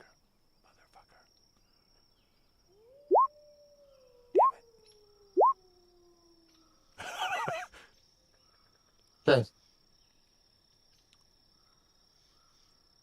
Everybody roll initiative. Bartleby, you had one job. I know, one job. Yeah, I was playing with my trinkets. There it is. Roll. Look at your token, please.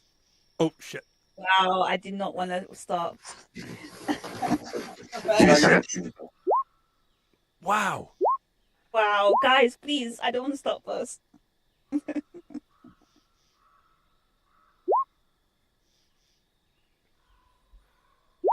So you guys know I have like 10 AC. It's great. Look, I was getting comfortable with my sleep. Oh, you doffed your armor. Yeah. Is this before the long rest, in the middle of it? This interrupts the long rest. So you do not have a long rest. This interrupts your long rest. Got it. So there is no long rest for you in this day. Okay, hold on. Rolling initiative.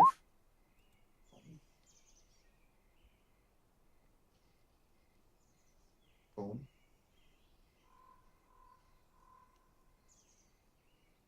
Boom.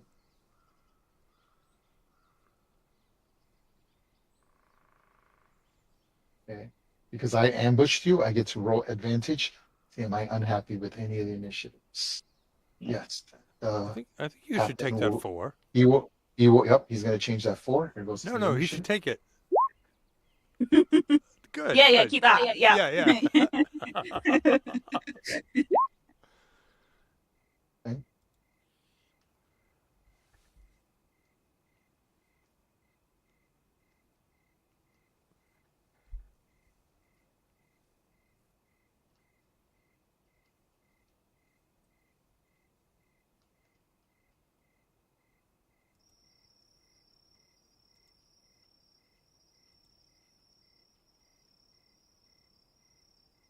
Okay, this is what I'm going to go with. I'm going to stick with this.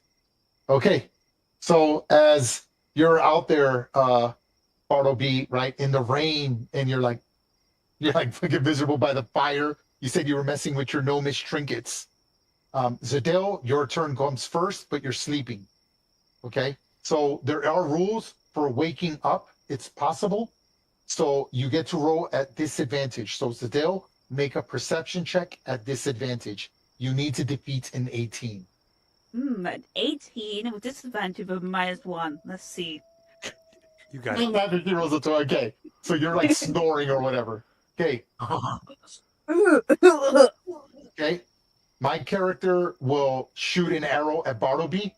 I have multi-attack. That's not right. That's a typo. Sorry about that. That should be 2 attacks, not 3.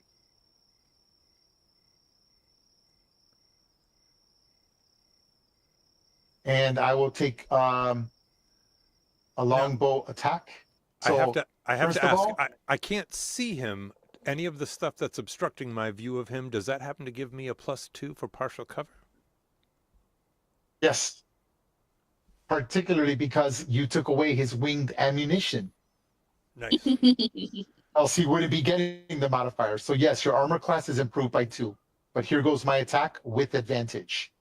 Here goes the first arrow, flies at Bartleby. Miss. 13. Miss. Misses. Yep. Second shot. Oh, hold on. Let me change this setting. God, I hate it when people. Hold on. I need to put roll damage. There we go. Okay.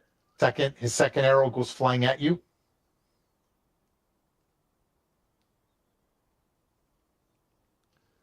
Twenty.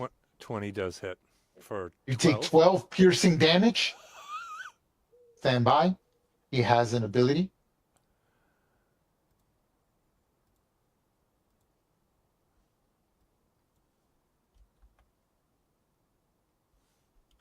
He has an ability called Surprise Attack. Stand by. You take a total of 24 points of piercing damage. Wow, I'm down to 4 points. Okay, in case you were wondering how they were moving so well, I gave him an ability called Stealthy Traveler.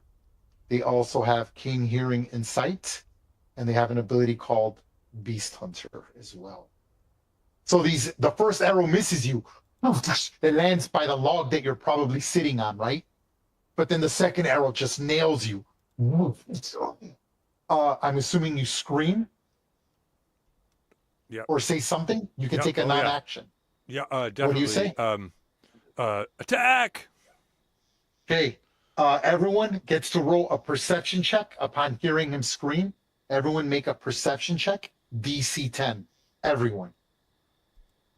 You roll above a 10, you wake up. Okay. So you all What about wake my- up. The owl automatically wakes up. If you wake up, the owl automatically. The owl can roll for the owl. The owl makes it. It can wake you up. 1 second. Right here.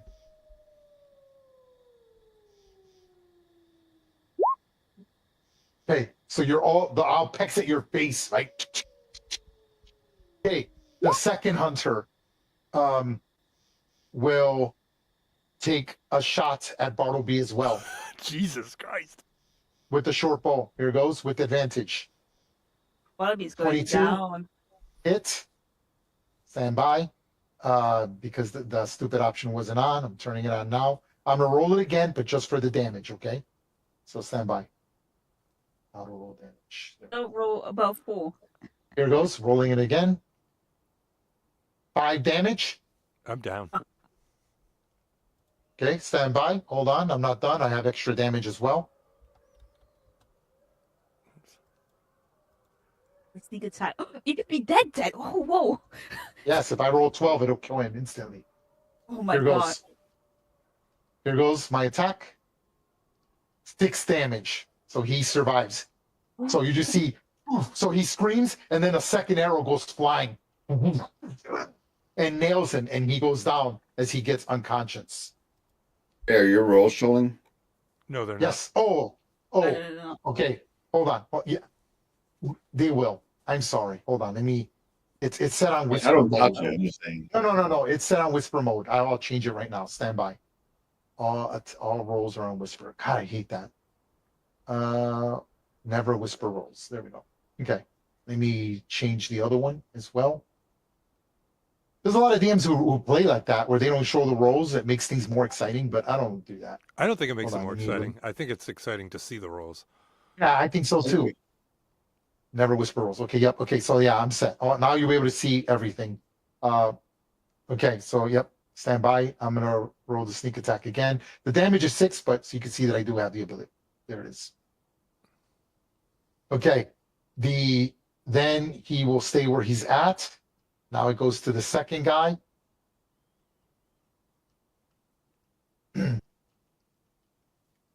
He pushes up, goes to the edge of the tent, and will attack Ungrim. Now you do have the surprise condition even though you're awake. So here goes. He stabs at you with the short sword. No armor. All right. 23. He Yeah. takes 6 damage, and he has sneak attack for an additional 6 damage. You take 12 piercing damage.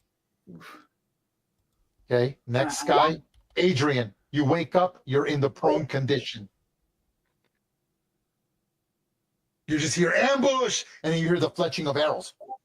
And then you hear something slump, and then you see a guy sticking a sword through a tent, stabbing at Ungrim.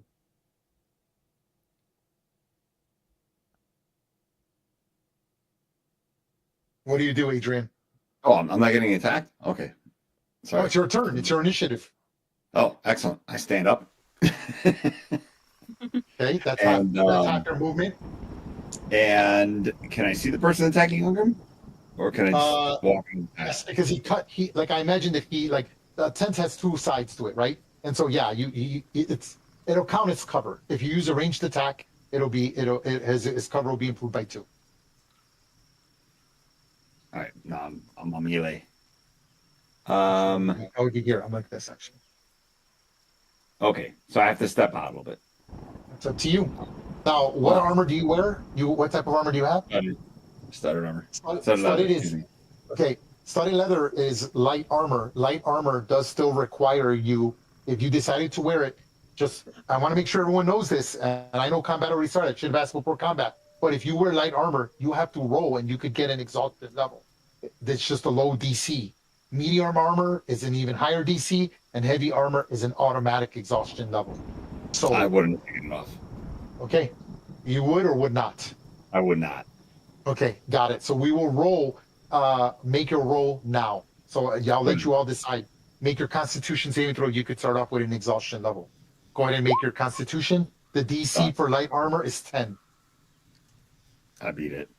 Okay, so you're good. You're like, it's just a little stiff. It's like sleeping in body armor. You're like, oh, this sucks, right? But you get up. Half your movement gone. What are you going to do? All right.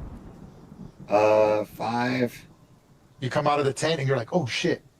That's you go. 5. So that's 5, 15, 20. That's 30 feet. You can only go here. Or I can do 30. 15. Oh, you're right. I Hold got on. half. Hold on. 15, 20, 20. That's 30 feet, right where you're at. Really? Yep. You had to come out from the front or the back, and you can't come out of the back. So I'm going to show you where you came out of. So it would be Why can't I come out of the 5, back? because the dwarf is there and the hunter's there. You can't go past the hunter, right? So I'm going past the hunter. I'm going across him. you cannot. That's what I'm saying. You could cut through the tent, but then that would be your action. Is that what you want to do? No. So it's 5, difficult terrain. That's 10, 15, 25, and 30. That's 30 feet. What are you going to do? Oh, and I was prone too, so. Well, you're not anymore. That's what I know. That's what I'm saying. the- That's why I counted that in there already. Correct. You're good. All right. It's a tacky time. Go ahead. Hold on. There he goes. I have a walloping armor class of Why in the hell? Sorry. There you go. 6. All right, 22 for 6 slashing. 22. 22 is a hit. For 6 All right. slashing damage, you injure him Next attack. with that attack. 13. Go ahead. God, did I just do 13? that?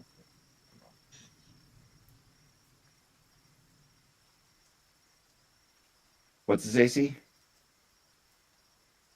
Hold on. I accidentally deleted his hit points. That's funny. Okay. Okay, and then you reduce the damage. Hold on. Hold on. -6. Yep, you injure him. His AC is 15. Oof, no, I miss. No, I'm sorry, 14. 14. The hunters all have leather armor. Only the leader has studded leather armor. I'm going to use that last heroic inspiration before the night's over. Okay. Here we go.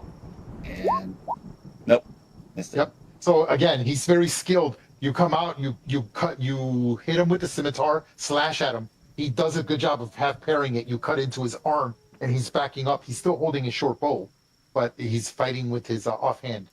Anything else, Adrian?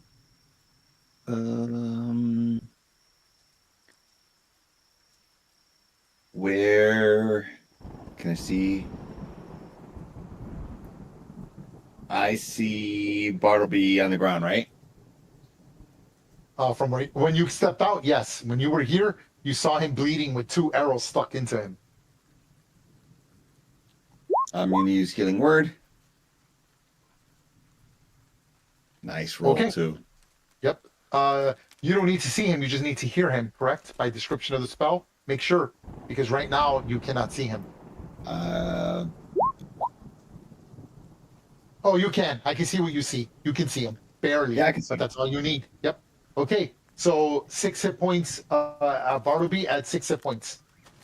Okay. I Roll just- 1d12 for my lingering, injuring table. Go ahead and do so, please. I just go back for that. So wait a minute. What happened? I'm sorry. I just stepped away. 6 hit points. Adrian did healing word on you. Oh, beautiful. And I Thank need you to roll a d12 for my lingering injury table when you get to 0 hit points. Roll d12. 12. That must be 12. the best. That must be the best, right? Nothing. No effect. Minor scar. The scar doesn't have any adverse effect, but chicks dig scars. I dig it too. Only magical healing of 6th level or higher, such as a heal or regeneration, can remove the scar. Oh, it's a story. I'm going to keep it. Okay, anything else, Adrian? Nope, that's it. Okay, Ungrim, you're prone. All right. I stand up. Okay, did you have armor on? Oh no, you're unarmed. You're I barbarian. don't wear armor. Yep. I go. Oh, you're going into a rage right away. You're not Rage. fucking around, are you? Okay.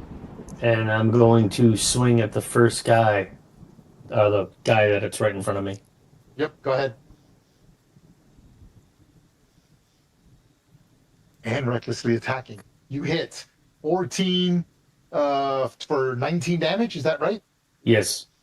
You put him on death's door as you swing your great axe into him. You cleave him. I mean, that's a good cleave. I imagine you probably like shatter his collarbone. He screams and he's like, holy crap. But he's still up. Anything else? That is it. Okay, moving on to the next hunter. The hunter sees Bartleby and attacks Bartleby. There he goes. Oh my god, it misses. Nice. The doubles tonight have been amazing. Yep. Okay, I will move. Actually, nope. Yeah, I will move. He goes into the brush. I'll use a bonus action and use cunning action. And I will take a hide action. Okay, here goes my roll.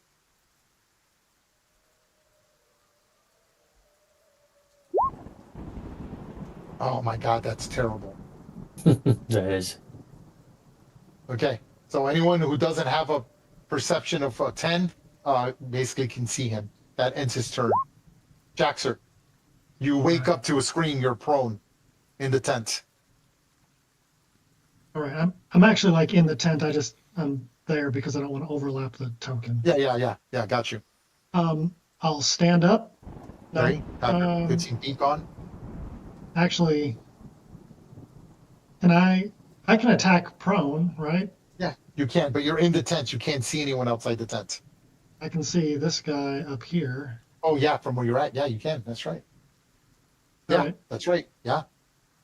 So I'll just roll over to get a shot at him. Bonus action, steady aim, and take a shot at the hunter leader guy. Go ahead. That's pretty badass. Go. Okay. Do you have 25 to hit sharpshooter? for- Do you have something to? Do you have sharpshooter or not?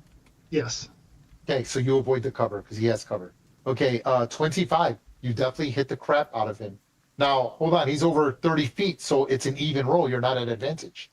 Sharpshooter cancels that. Oh, it does. That's right. That's right. Okay, yeah, you hit for sneak 15. attack damage. You hit him for 15.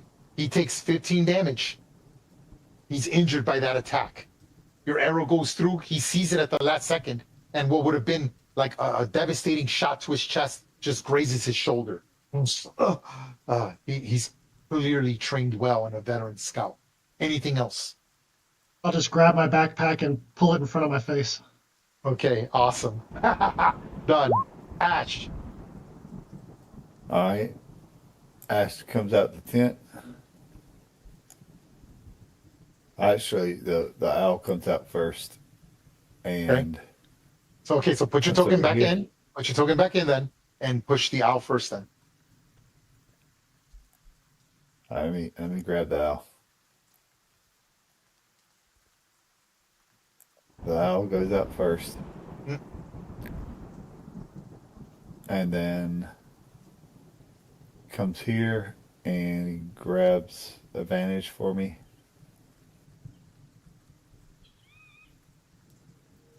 And So he's going to do advantage on the hunter down there. He's going to just grant advantage for that hunter on the next attack. Is that what you're doing? yeah. Okay. And then he's going to go here and grab cover. Okay. And then I'm going to step out, go here, and attack him. 20, 25, 30 feet. Yep. Okay, that's 30 feet. Yep. Okay. Go ahead. Roll with advantage.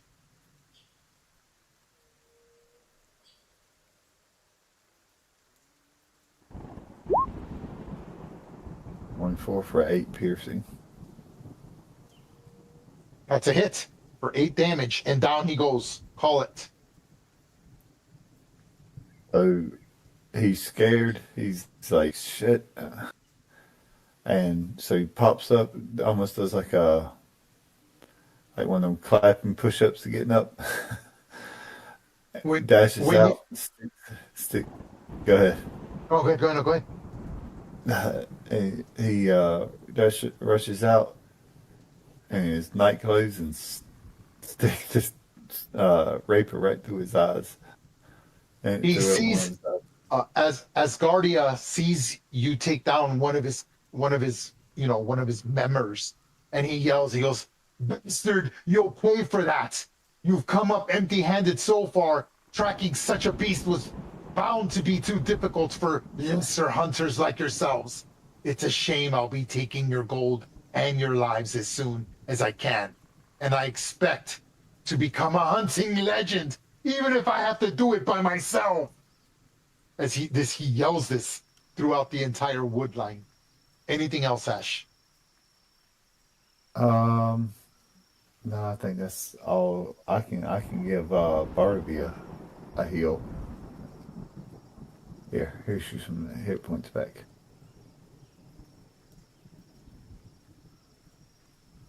I got too many spells. Okay.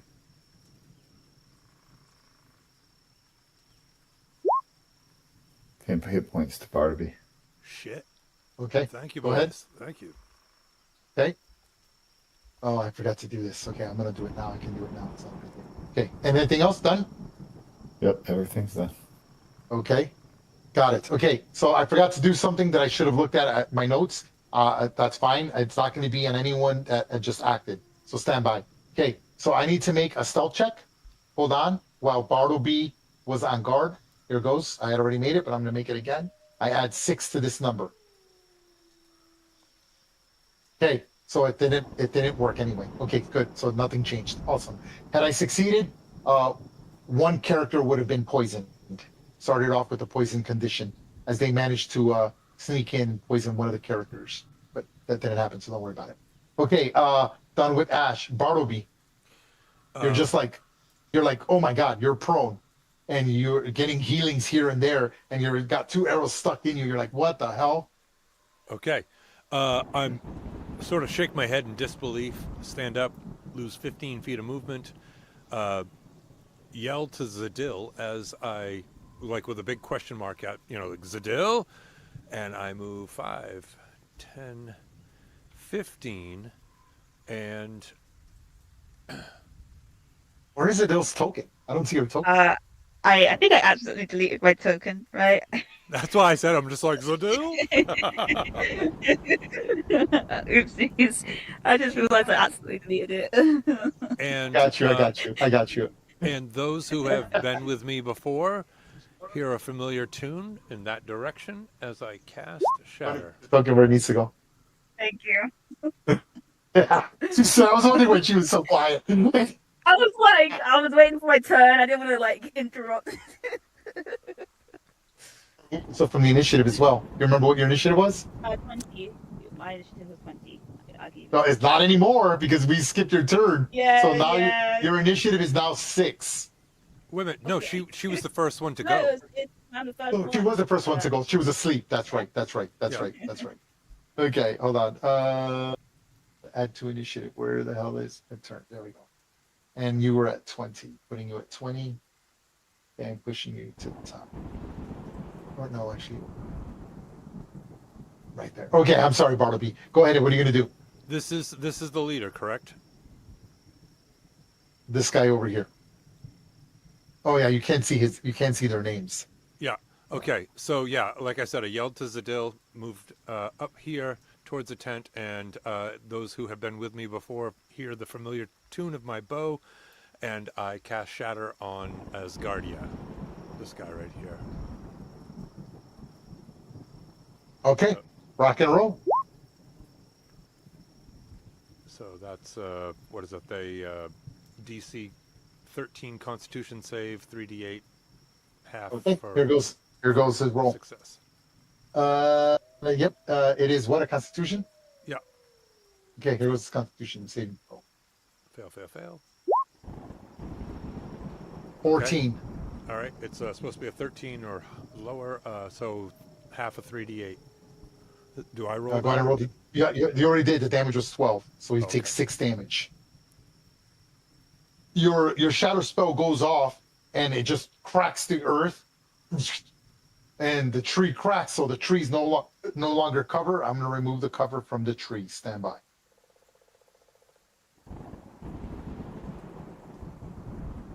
There it is. The tree just crumbles. It splinters, and he no longer has cover. Anything else, Bartleby? He seems agile, right? So he kind of like tumbles slightly and gets past the majority of this thunder spell. It does damage him, right? He's like holding his head from the loud sound, like someone setting up a gun by your ear. But he's trained and he's tough and he knows what he's doing. Anything else, Bartleby? Yeah. Would that also do that to this tree as well? Oh yes, it's within the range. Yes. Yeah. So I yeah, will remove that as well. Boom. There you go. Yeah. So that would That's be pretty that. cool. Yeah, that's cool. I love that I put all the lighting on the trees. Anything else? Okay. That's all my movement. That is blah blah, and that's a spell, so I cannot do cutting word, right? Because that's a bonus action, but that's also Correct. a spell. Okay.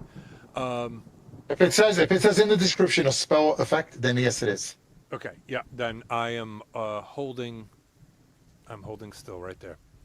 Okay, awesome. Top of the turn, round 2. Zadil, you wake up. You're like, what's going on? You hear battle and arrows and fletchings and owls, and you're like, what the hell's going on? Oh, this is a nice sleep. She will grab the shield. Oh god, yeah, I have to do that. She could grab her shield and quarter stuff and try and step out. Okay. She grabs her stand shield up. and her Yeah. weapon. I'll let you grab the shield and the weapon. Got it. Yep. Yeah. and steps out to see the scene. That's Oh that's my 20. God. That's 20 feet of movement right there. Yeah. Wow. All right. Jesus Christ. Yeah, she will just move 10 feet this direction. I think we can do much.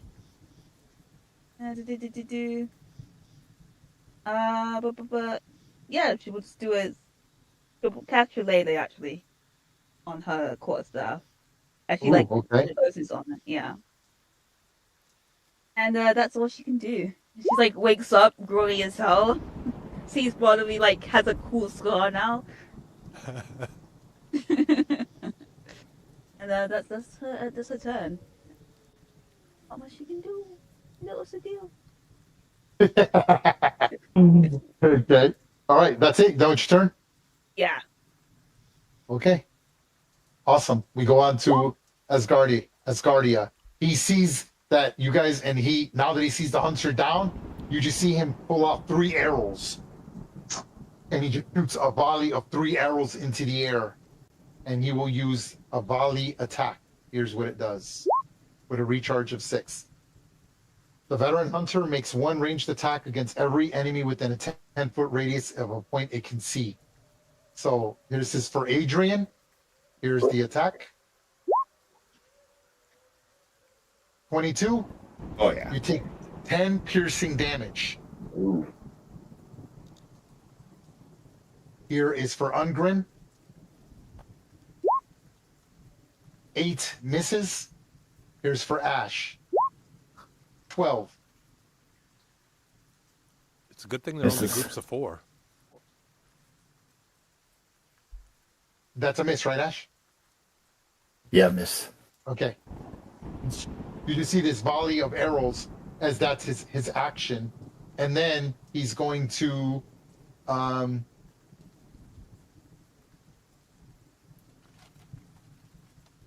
and he takes note of the owl. But that ends his turn slightly. I'm going to move. 5, 10, 15, 20, 25, 30. Okay. The hunter goes next. The hunter sees Zadil and will fire a short bow attack at Zadil. Here goes.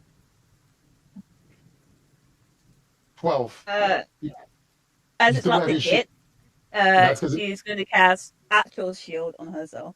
This is whatever the armor. You're like, Yeah. the arrow. He just gets pissed off.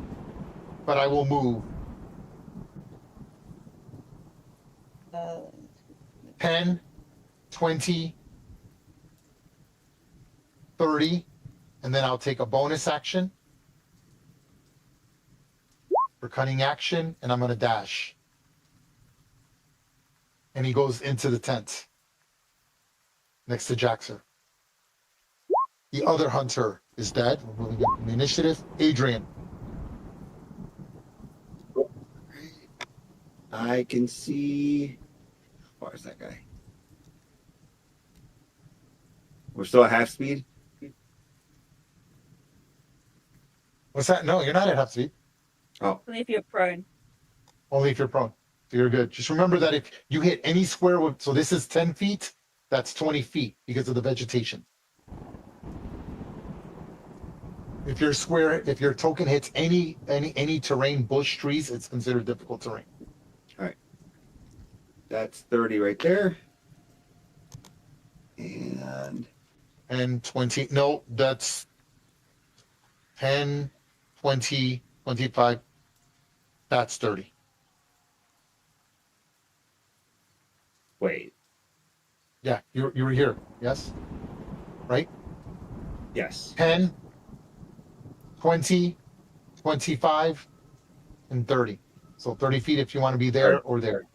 Whichever No, one you want. That's there. That's fine. That's 30 feet. Yep. There you go. 11 this, I'm sure. Yep. So you're trying to attack that hunter that's there. So Yeah. again, he's inside the tent. You cannot see in the tent, but you try to hit him while he's inside the tent. But you cut through the tent, so now you can see him. Unless you don't want to cut through your tent, but that's up to you. Well, I wouldn't know he was there then. Because if you're just Yeah, completely sort of. hidden, Well, no, because I would imagine that again, Jaxor's there. You could hear movement. You're right. Combat's fluid. It's not like the tent is perfect, right? Like you know somebody went into the tent. You're like, oh yeah, but you can attack. But I just want to make sure that I understand that if you're cutting into the tent. yeah, I'm Do you cutting still them. wish to? Yep. So you like cut through, and he sees the blade. Jaxor, you see the Adrian scimitar cut through the tent, but it misses him. Anything else, Adrian? Sword, 16, That's a hit. 7 points of damage, and I got advantage for the next attack, and that's it. Okay, awesome. Okay. Oh, yeah. I just noticed you guys are not seeing the auras because they're not set on tab 1. I didn't think about that. Okay. Well, he's injured. That's interesting. Ah, okay. So you know what? Let me change that.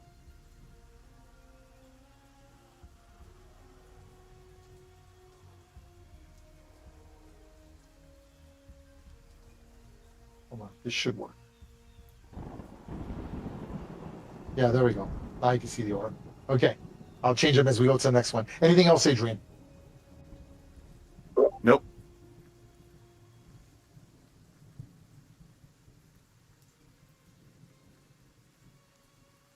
Okay, I'll just correct that. Trying to make it look cool, and I just okay. That's it for Adrian. Ungrim. Do the same thing with this guy. All right, so I just almost got shot by an arrow, so I'm gonna swing around this way and see if I can.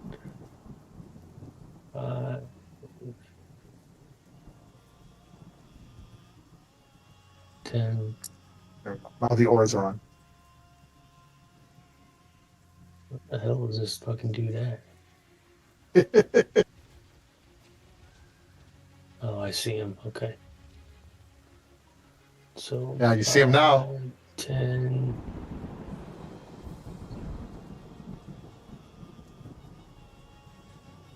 I moved it right there. Okay, awesome. And I'm going to bonus action to continue to rage. Okay, awesome.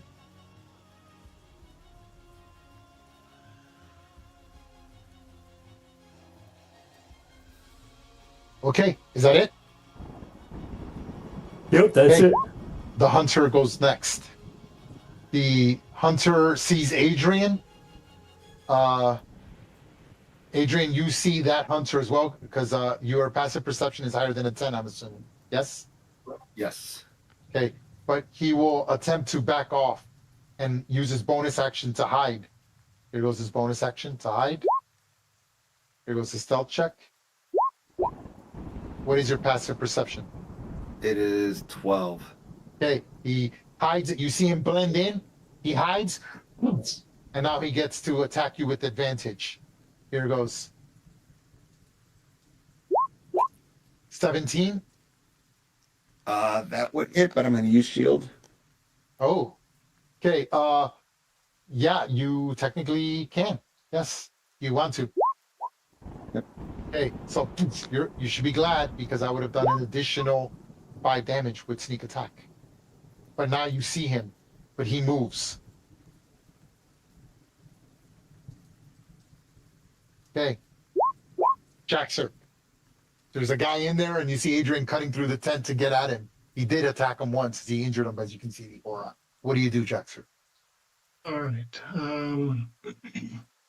I'm just scooching around so I can see being in the tent there. Yeah, I hear you. I will stand up and take a shot at this fool that just ran into the tent. Go ahead.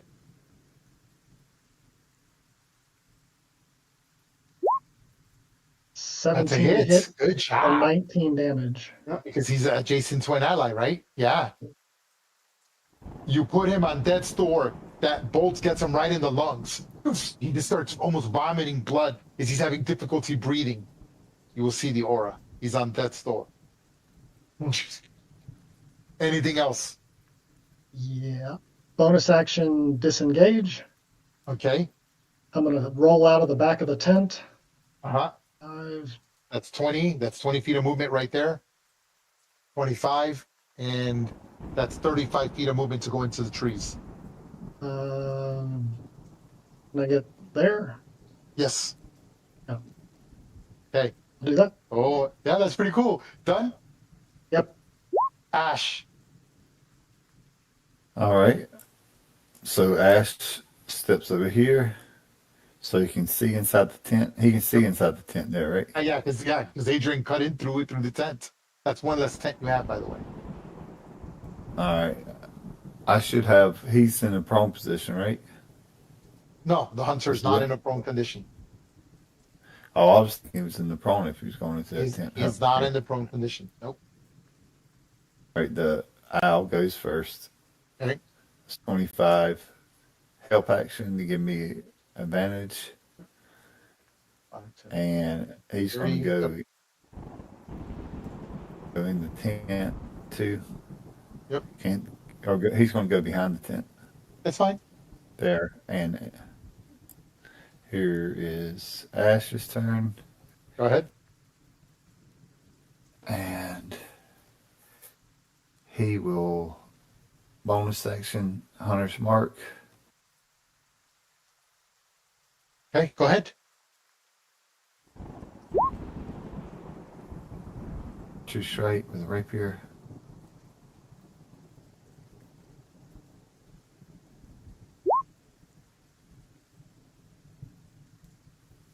And I'll re-roll that Hunter's Mark damage. When I find it, hold on. Here. You ended him. Call it.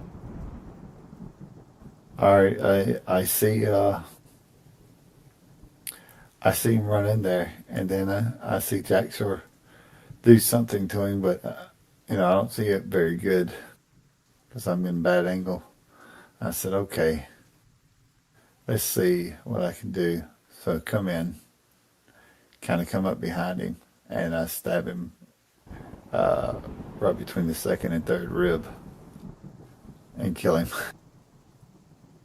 Okay. And that's exactly what happens, right? You're like, holy crap.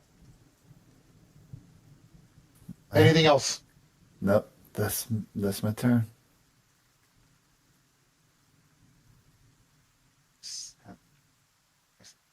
Okay, Bartleby, your turn.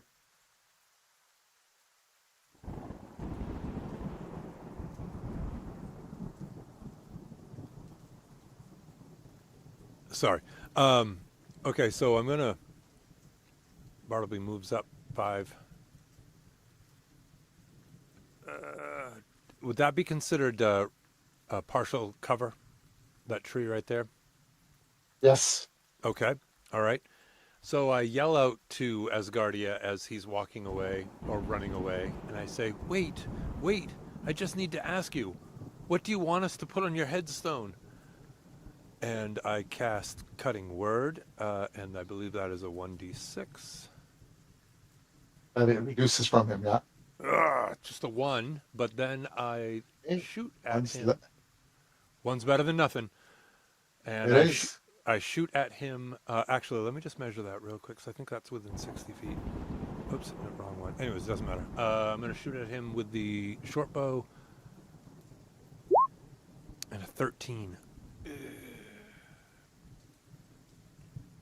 And who did you attack? Asgardia. The bitch That brought is a me- miss. Fuck. Yep. You shoot your arrow and it just sticks to the tree there. Just comes up short, hitting him. Okay. And then I'm going to take, actually, 5 feet and go this way. Okay. All right, done. Yep, that's it. Top of the turn. It's Adele. This is me. So I'm gonna go where Barbie was just at because I can't see nothing. That's where I think that's where you were. There That's you the are. one. Now you can see.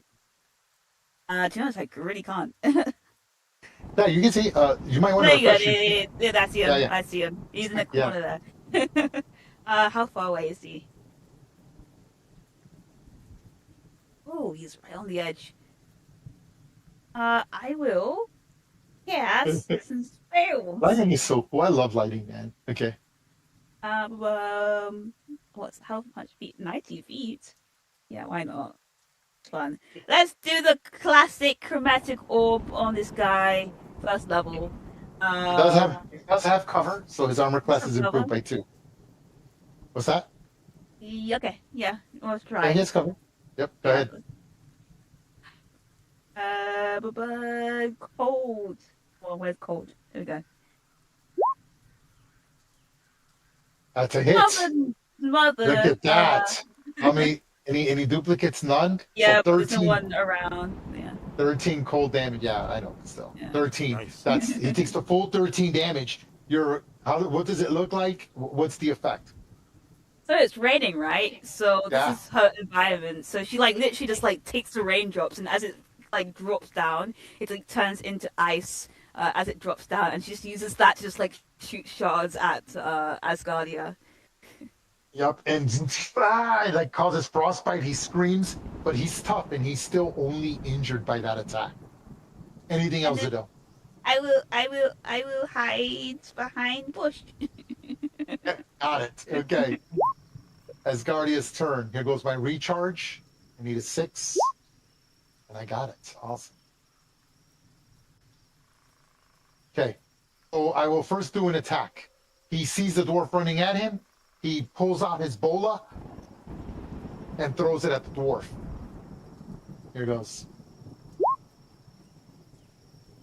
9. Oh my god.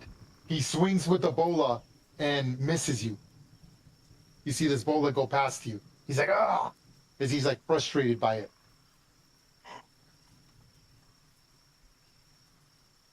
Five, 10, 15, 20, 25. He does not suffer from difficult terrain as he has Forest Traveler. Now, Ray, would that cutting word have possibly, could I have chosen to affect that on his recharge to make that a 5 instead of a 6? Normally, I would say no. Do you want to? Instead of giving me a -1 to hit? I'll let you if you want to do that. Hold on. Let me just take a quick look here. It says It's not a metagame, huh? ability check. I'm setting a heavy precedence here. I might not always allow this, right? Because that's kind of a big deal, right? Yeah, yeah. It says ability checks or attack rolls, so never mind. Okay. All right. He goes here, and then he shoots a whole bunch of volley arrows at Adrian and all them up there. Here goes, as I do a volley attack. Here goes the attack at Adrian. Okay. 19. That hits. Okay. When he loads it, you see that he's grabbing arrows that are poison tipped. You take 9, 10, 11, 12, 13, 14 points of damage. 8 piercing, Ooh. 6 poison. Here goes that Ash. Here goes that Ash. 9 misses. And the owl Owl has covered though. doesn't matter. That does. No. Killing the owl. Okay.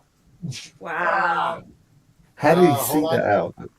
It's a volley of arrows that are flying. Like So hold on. anything It's a 10, okay. it's a 10-foot radius at any point that I can see everyone. That includes Jackster as well. Here it goes.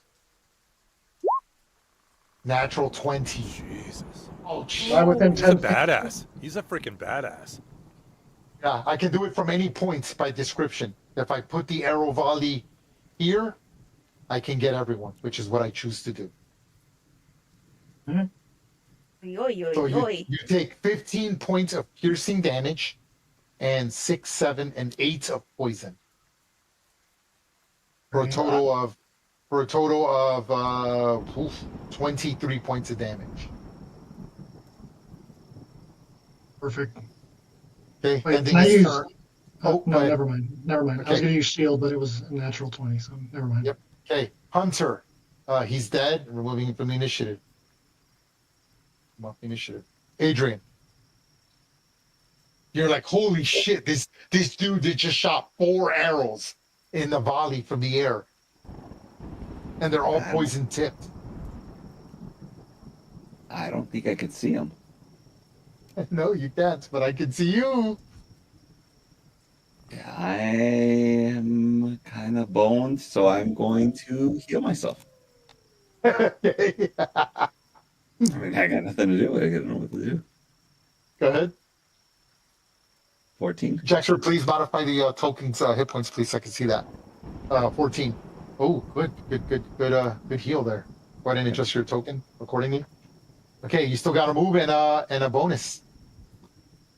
I mean, I don't even know where to go. I guess maybe go much towards the fire, a little safer.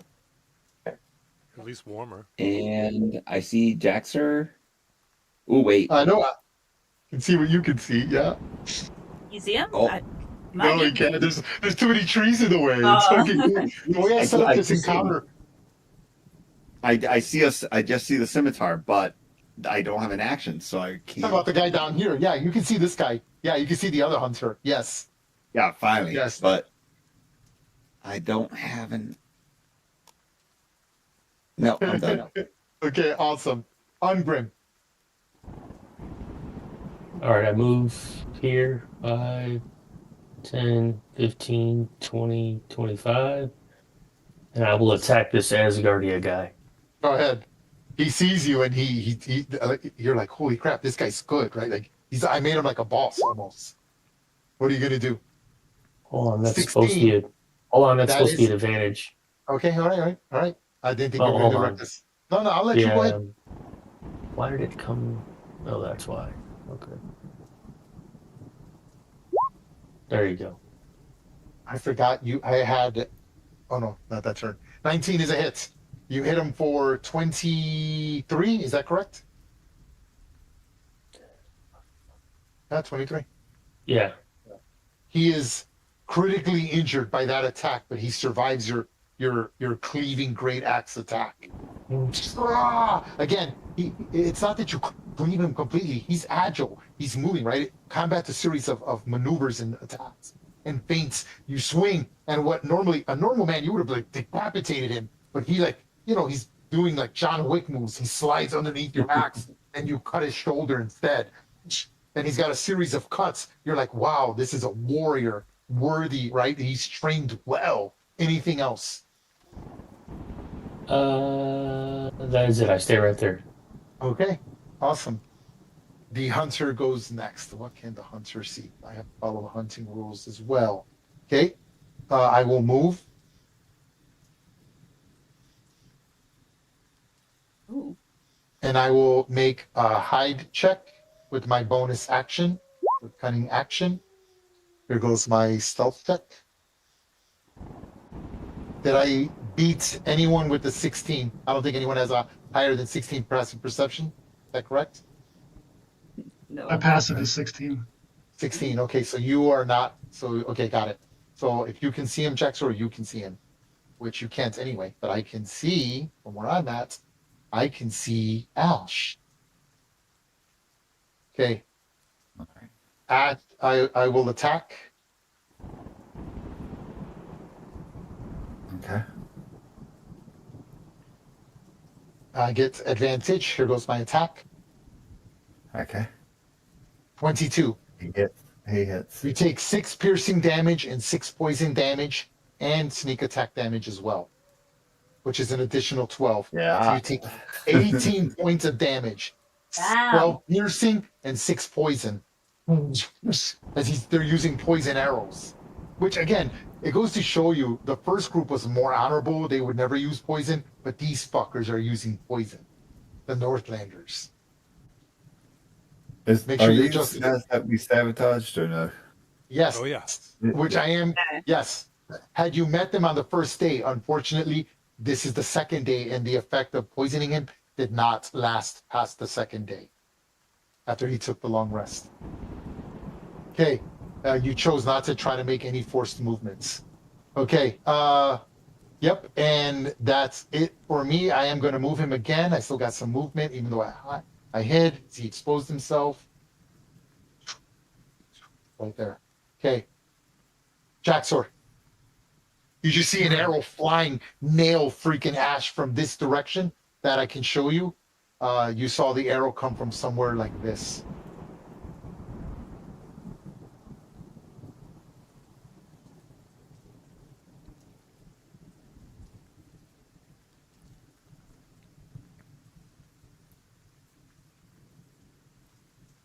What are you gonna do?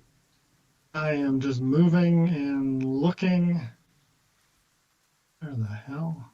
I can't see anything. He's bugger heads. He's hiding like a rat. All right. Yeah. Oh, and how do you like it, right, motherfucker? No doing that to me and my monsters. All right. Bonus action. Hide. That's a cheap shot at your other high level character. Yep. So a bonus action hide here, and then I'm going to hold my action. Till you see an opening. Got it. Well, I see him. Okay, that's cool. I love it. I love it. Not exciting, but very tactical. I'm going to put the readied marker on you. Nice. There it is. And let me see what you can see so I know if something pops up. Okay, I can see what you can see. All right, anything else, Jackson? That's it. My stealth roll is 28. Yeah, you don't have to worry. My passive perception, my highest is 16. The hunters are at 15. Ash, your turn. You just got pelted by a poisonous arrow. Come out of nowhere. What are you going to do? 10. Let's see, 5, 10, 15, 20, 25, 30, 35. You see him now, don't you? I'm gonna, Just show him. I'm gonna heal my.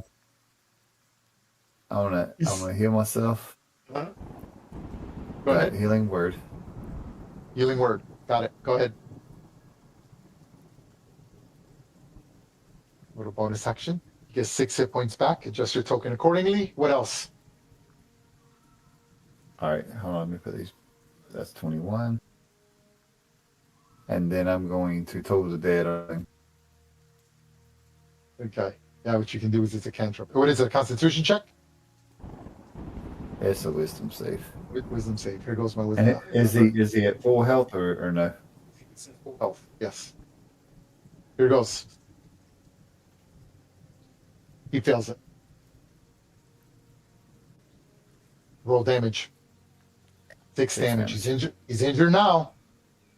He's injured by that attack. As you can see the aura. Anything else, Ash? That's my turn. Bartleby, you're just seeing arrows popping out of the woods. You're like, because it's dark, it's rainy. You're like, what the hell? What are you going to do, Bartleby? I'm going to assume that I have a feeling that I know where Ungrim and the dude went. So I'm going to come down. 5, yeah, you hear fighting 10, coming from this direction. Yeah. 15. There you go. Oh. This is cool. Isn't this so cool? I think it's so cool. For me, it looks so cool because you have to understand, whenever you guys take your turns, I have a macro that shows me what you see. And so I can see as you're moving what you see. And it looks so cool. I like how I set up this encounter. I tactically put the trees to my advantage. Okay. So this isn't like a random, right? Like I set up this encounter to give me as much advantage as I can possibly get. Damn. I'm still bitter about that guy taking me down. So I... Hold on just 1 second. No, that's an action. Shit. All right. I'm going to blow another cutting word at Asgardia there. And that's a D6. High. Damn it. What the... And I'm going to... 1. Yep. Okay. And I'm going to volley another... That was at Asgardia. Yep. I'm going to put a red dot with a 1 as a reminder for all of us, okay? Yeah, and then I'm going to I volley forget. short bow at Asgardia as well. And as I do that, I'm going to yell Ungrim Duck. Okay. That's a hit. Good job. 4 damage. That is critically injures him. Again, so your arrow goes, it grazes him. He hears the arrow. He's got keen senses. He ducks at the last second. What would have been a neck shot just kind of grazes his shoulder. He's covered in cuts and wound. He's bleeding more than he ever has before due to Ungrim's series of attacks and you. Anything else, Bartleby? And I'm going to move 5 more feet down here and go back into friggin'... Cover. Okay, Zadel. I'm loving the poke and dive. So I am gonna Yeah, there.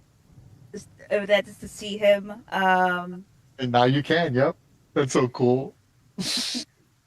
How far away is he? This is a cool map. Yeah, I like it. Oh yeah, Okay, so yeah, that's two. you're admiring. I'm just gonna pop a little. How excited you get. Okay. Yeah, just a little source reverse because I think Urgrim is gonna mess him up a little bit. So roll 8, no, but you get 4 points of cold damage. It's 14, right? That's what you rolled to hit. Oh yeah, 14. Sorry, 14 to hit.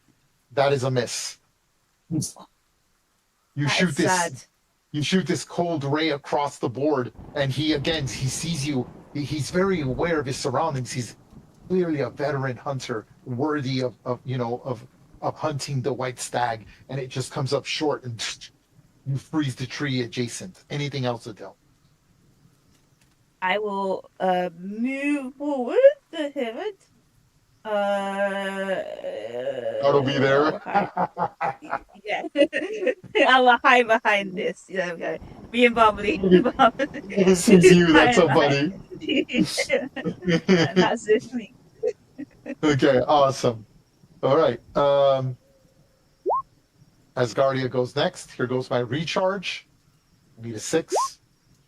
Not enough. Okay. First thing I'm going to do is I'm going to use a bonus action using cunning action, and I'm going to disengage. 5, 10, 15, 20, 25, 30. I could see him as he passed through here. Can I use my held Yes. action? Yes, you can. Actually, he goes there. There. Go ahead. Take your shot from, look, how far is that, dude? I don't know. Doesn't matter. I missed. Oh, yeah. You see him, he exposes himself for a second. You see this bolt fly across, and it just misses. And then, let me see if Ungrim can see where he is. He can. I use my disengage. It can't hide, but he's going to attack from there. Here goes. He's going to shoot Ungrim. Here goes with his longbow. 25. 24. Yeah. 6 piercing, 1 poison. If you have resistance to poison, the minimum damage is 1. So you can't reduce that. It's 1. Okay. So You take 4. 3 piercing and 1 poison. He sends the second attack at you. 22 hits you for 5 piercing and 6 poison. So half of that and half of that. 3 and 2, 5. Correct. Okay. Ending his turn. Adrian. All right. Let's 6. 5, 10, 15, 20, 25, 30. I barely see him through some tree I cover, don't- but Yep. let's That's see so what cool. I got a spell here somewhere. Hold on. How far is he from you? 30 feet. All right. I'm going to use. Oh, Dissonant Whispers. Okay, you like that spell. Okay, here it goes. It is Wisdom saving throw, which is not very good for me. Here it goes. 15. He succeeds. Ah, bastard. On a successful save, the target takes half as much damage only, and the damage was 14. He takes 7. He is on death's door with that attack. So you kind of, how do you shoot this Dissonant Whisper in this stormy weather? Shoot.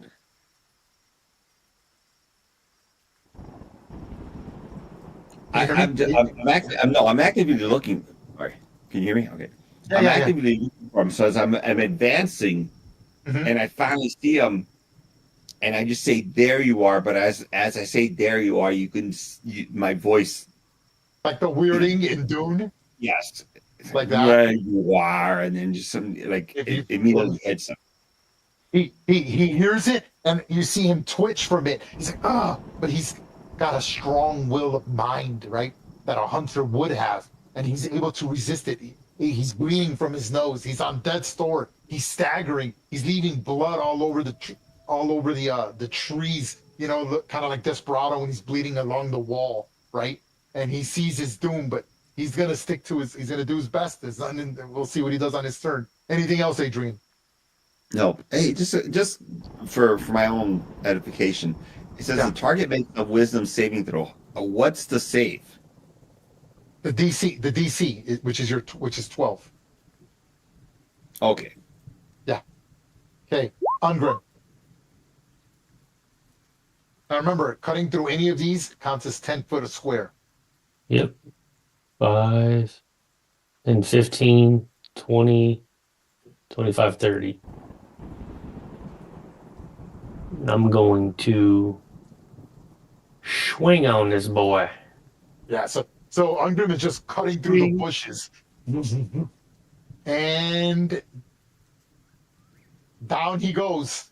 Call it. Nice. You took him to -2. Just fucking chopped him in half, baby.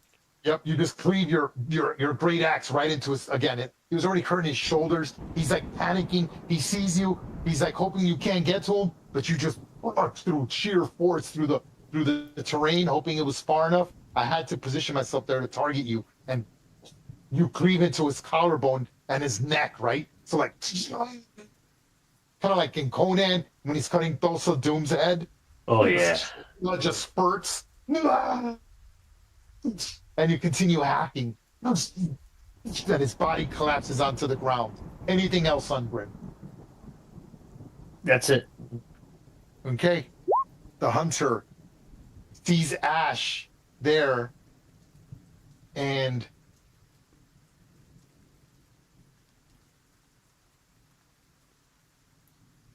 five, 10, 15, 20, and he will attempt to, and I will dash and move. So you just see him running into the triple canopy,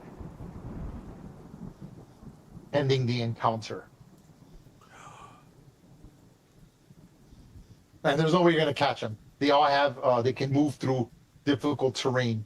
So he just moved basically 60 feet in difficult terrain where you can't even see him. Scared out of his mind. And ending the encounter, folks. Let me open up the entire map for you so you can enjoy how beautiful this map is.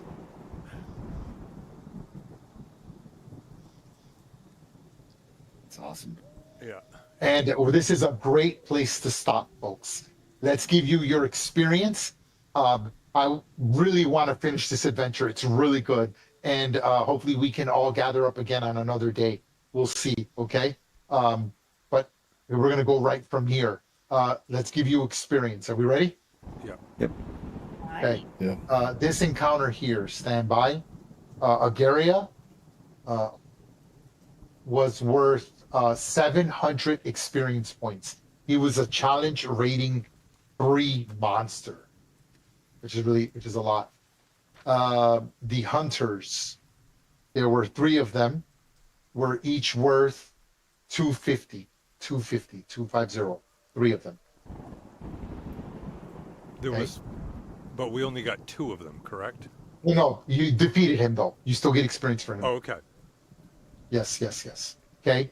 The Dryad, stand by. You considered defeating that encounter.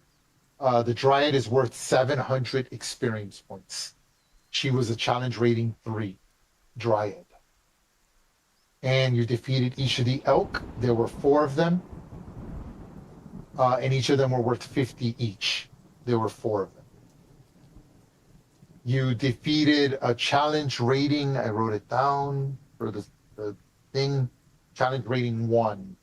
Challenge rating 1 is, I don't know what challenge rating 1 is. Let me look at it. That wasn't all of us, though. No, and I understand. For those that participated in the group challenge to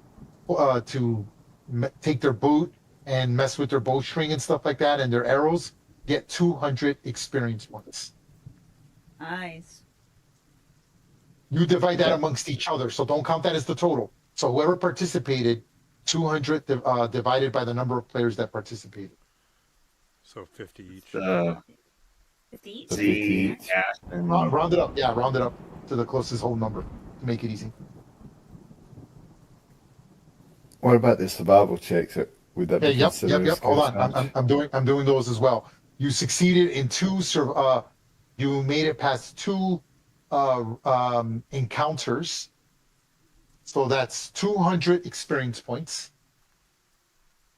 and you Total? succeeded on 2 of those, and each of those is worth 50. So wait a minute. You said Oh, 2 100. encounters and they were 200.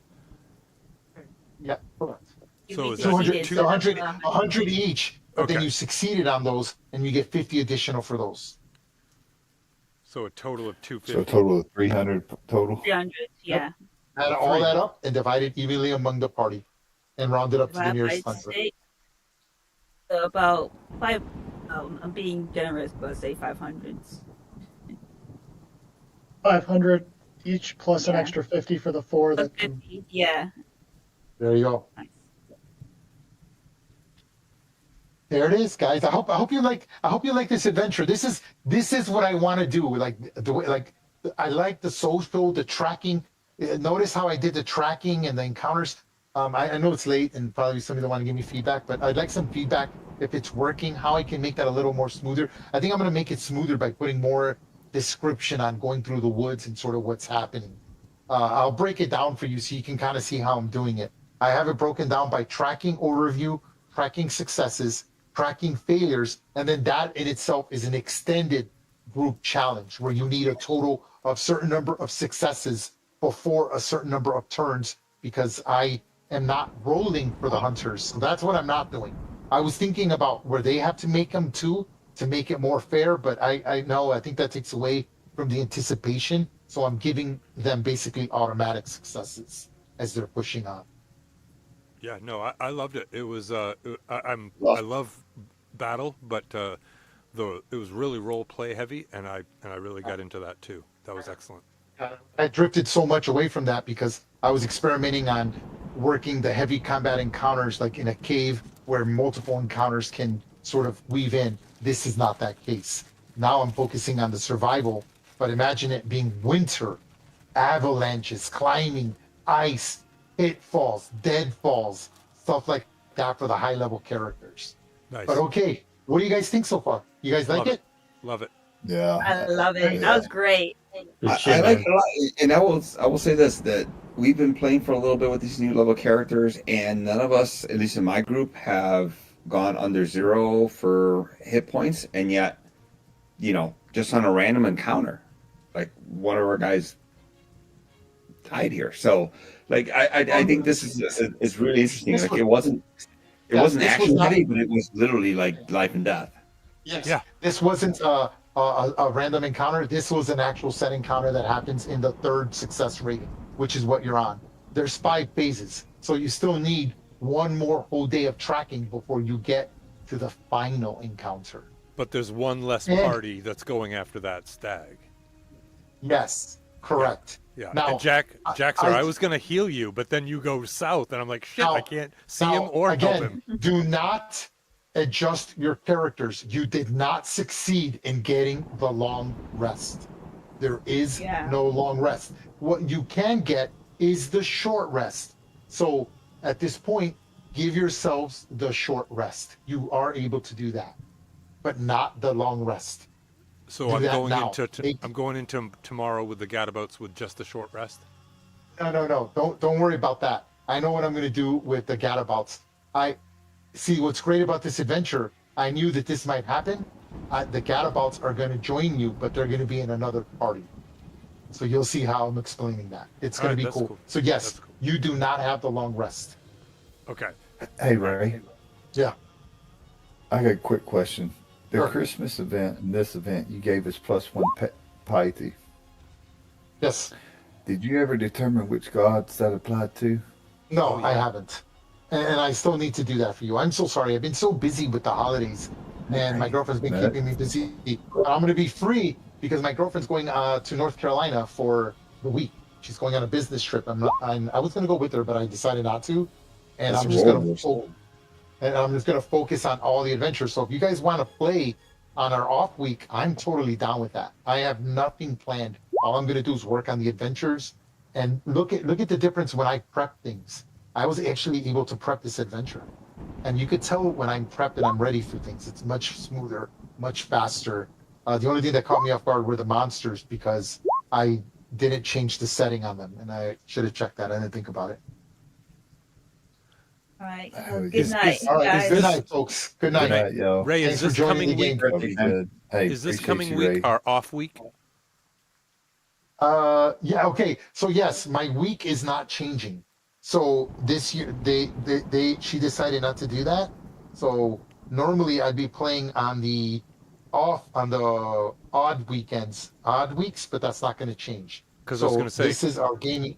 It's going to stay the same. We play again on the fourth week, which is the 19th, the 21st, 23rd, and the 25th. So our next game, not counting this Sunday on the 11th, is on the 25th of January. I was going to say, because if you guys wanted, if anybody could do it this week, I'm pretty much good any night to be able to finish up this adventure specifically.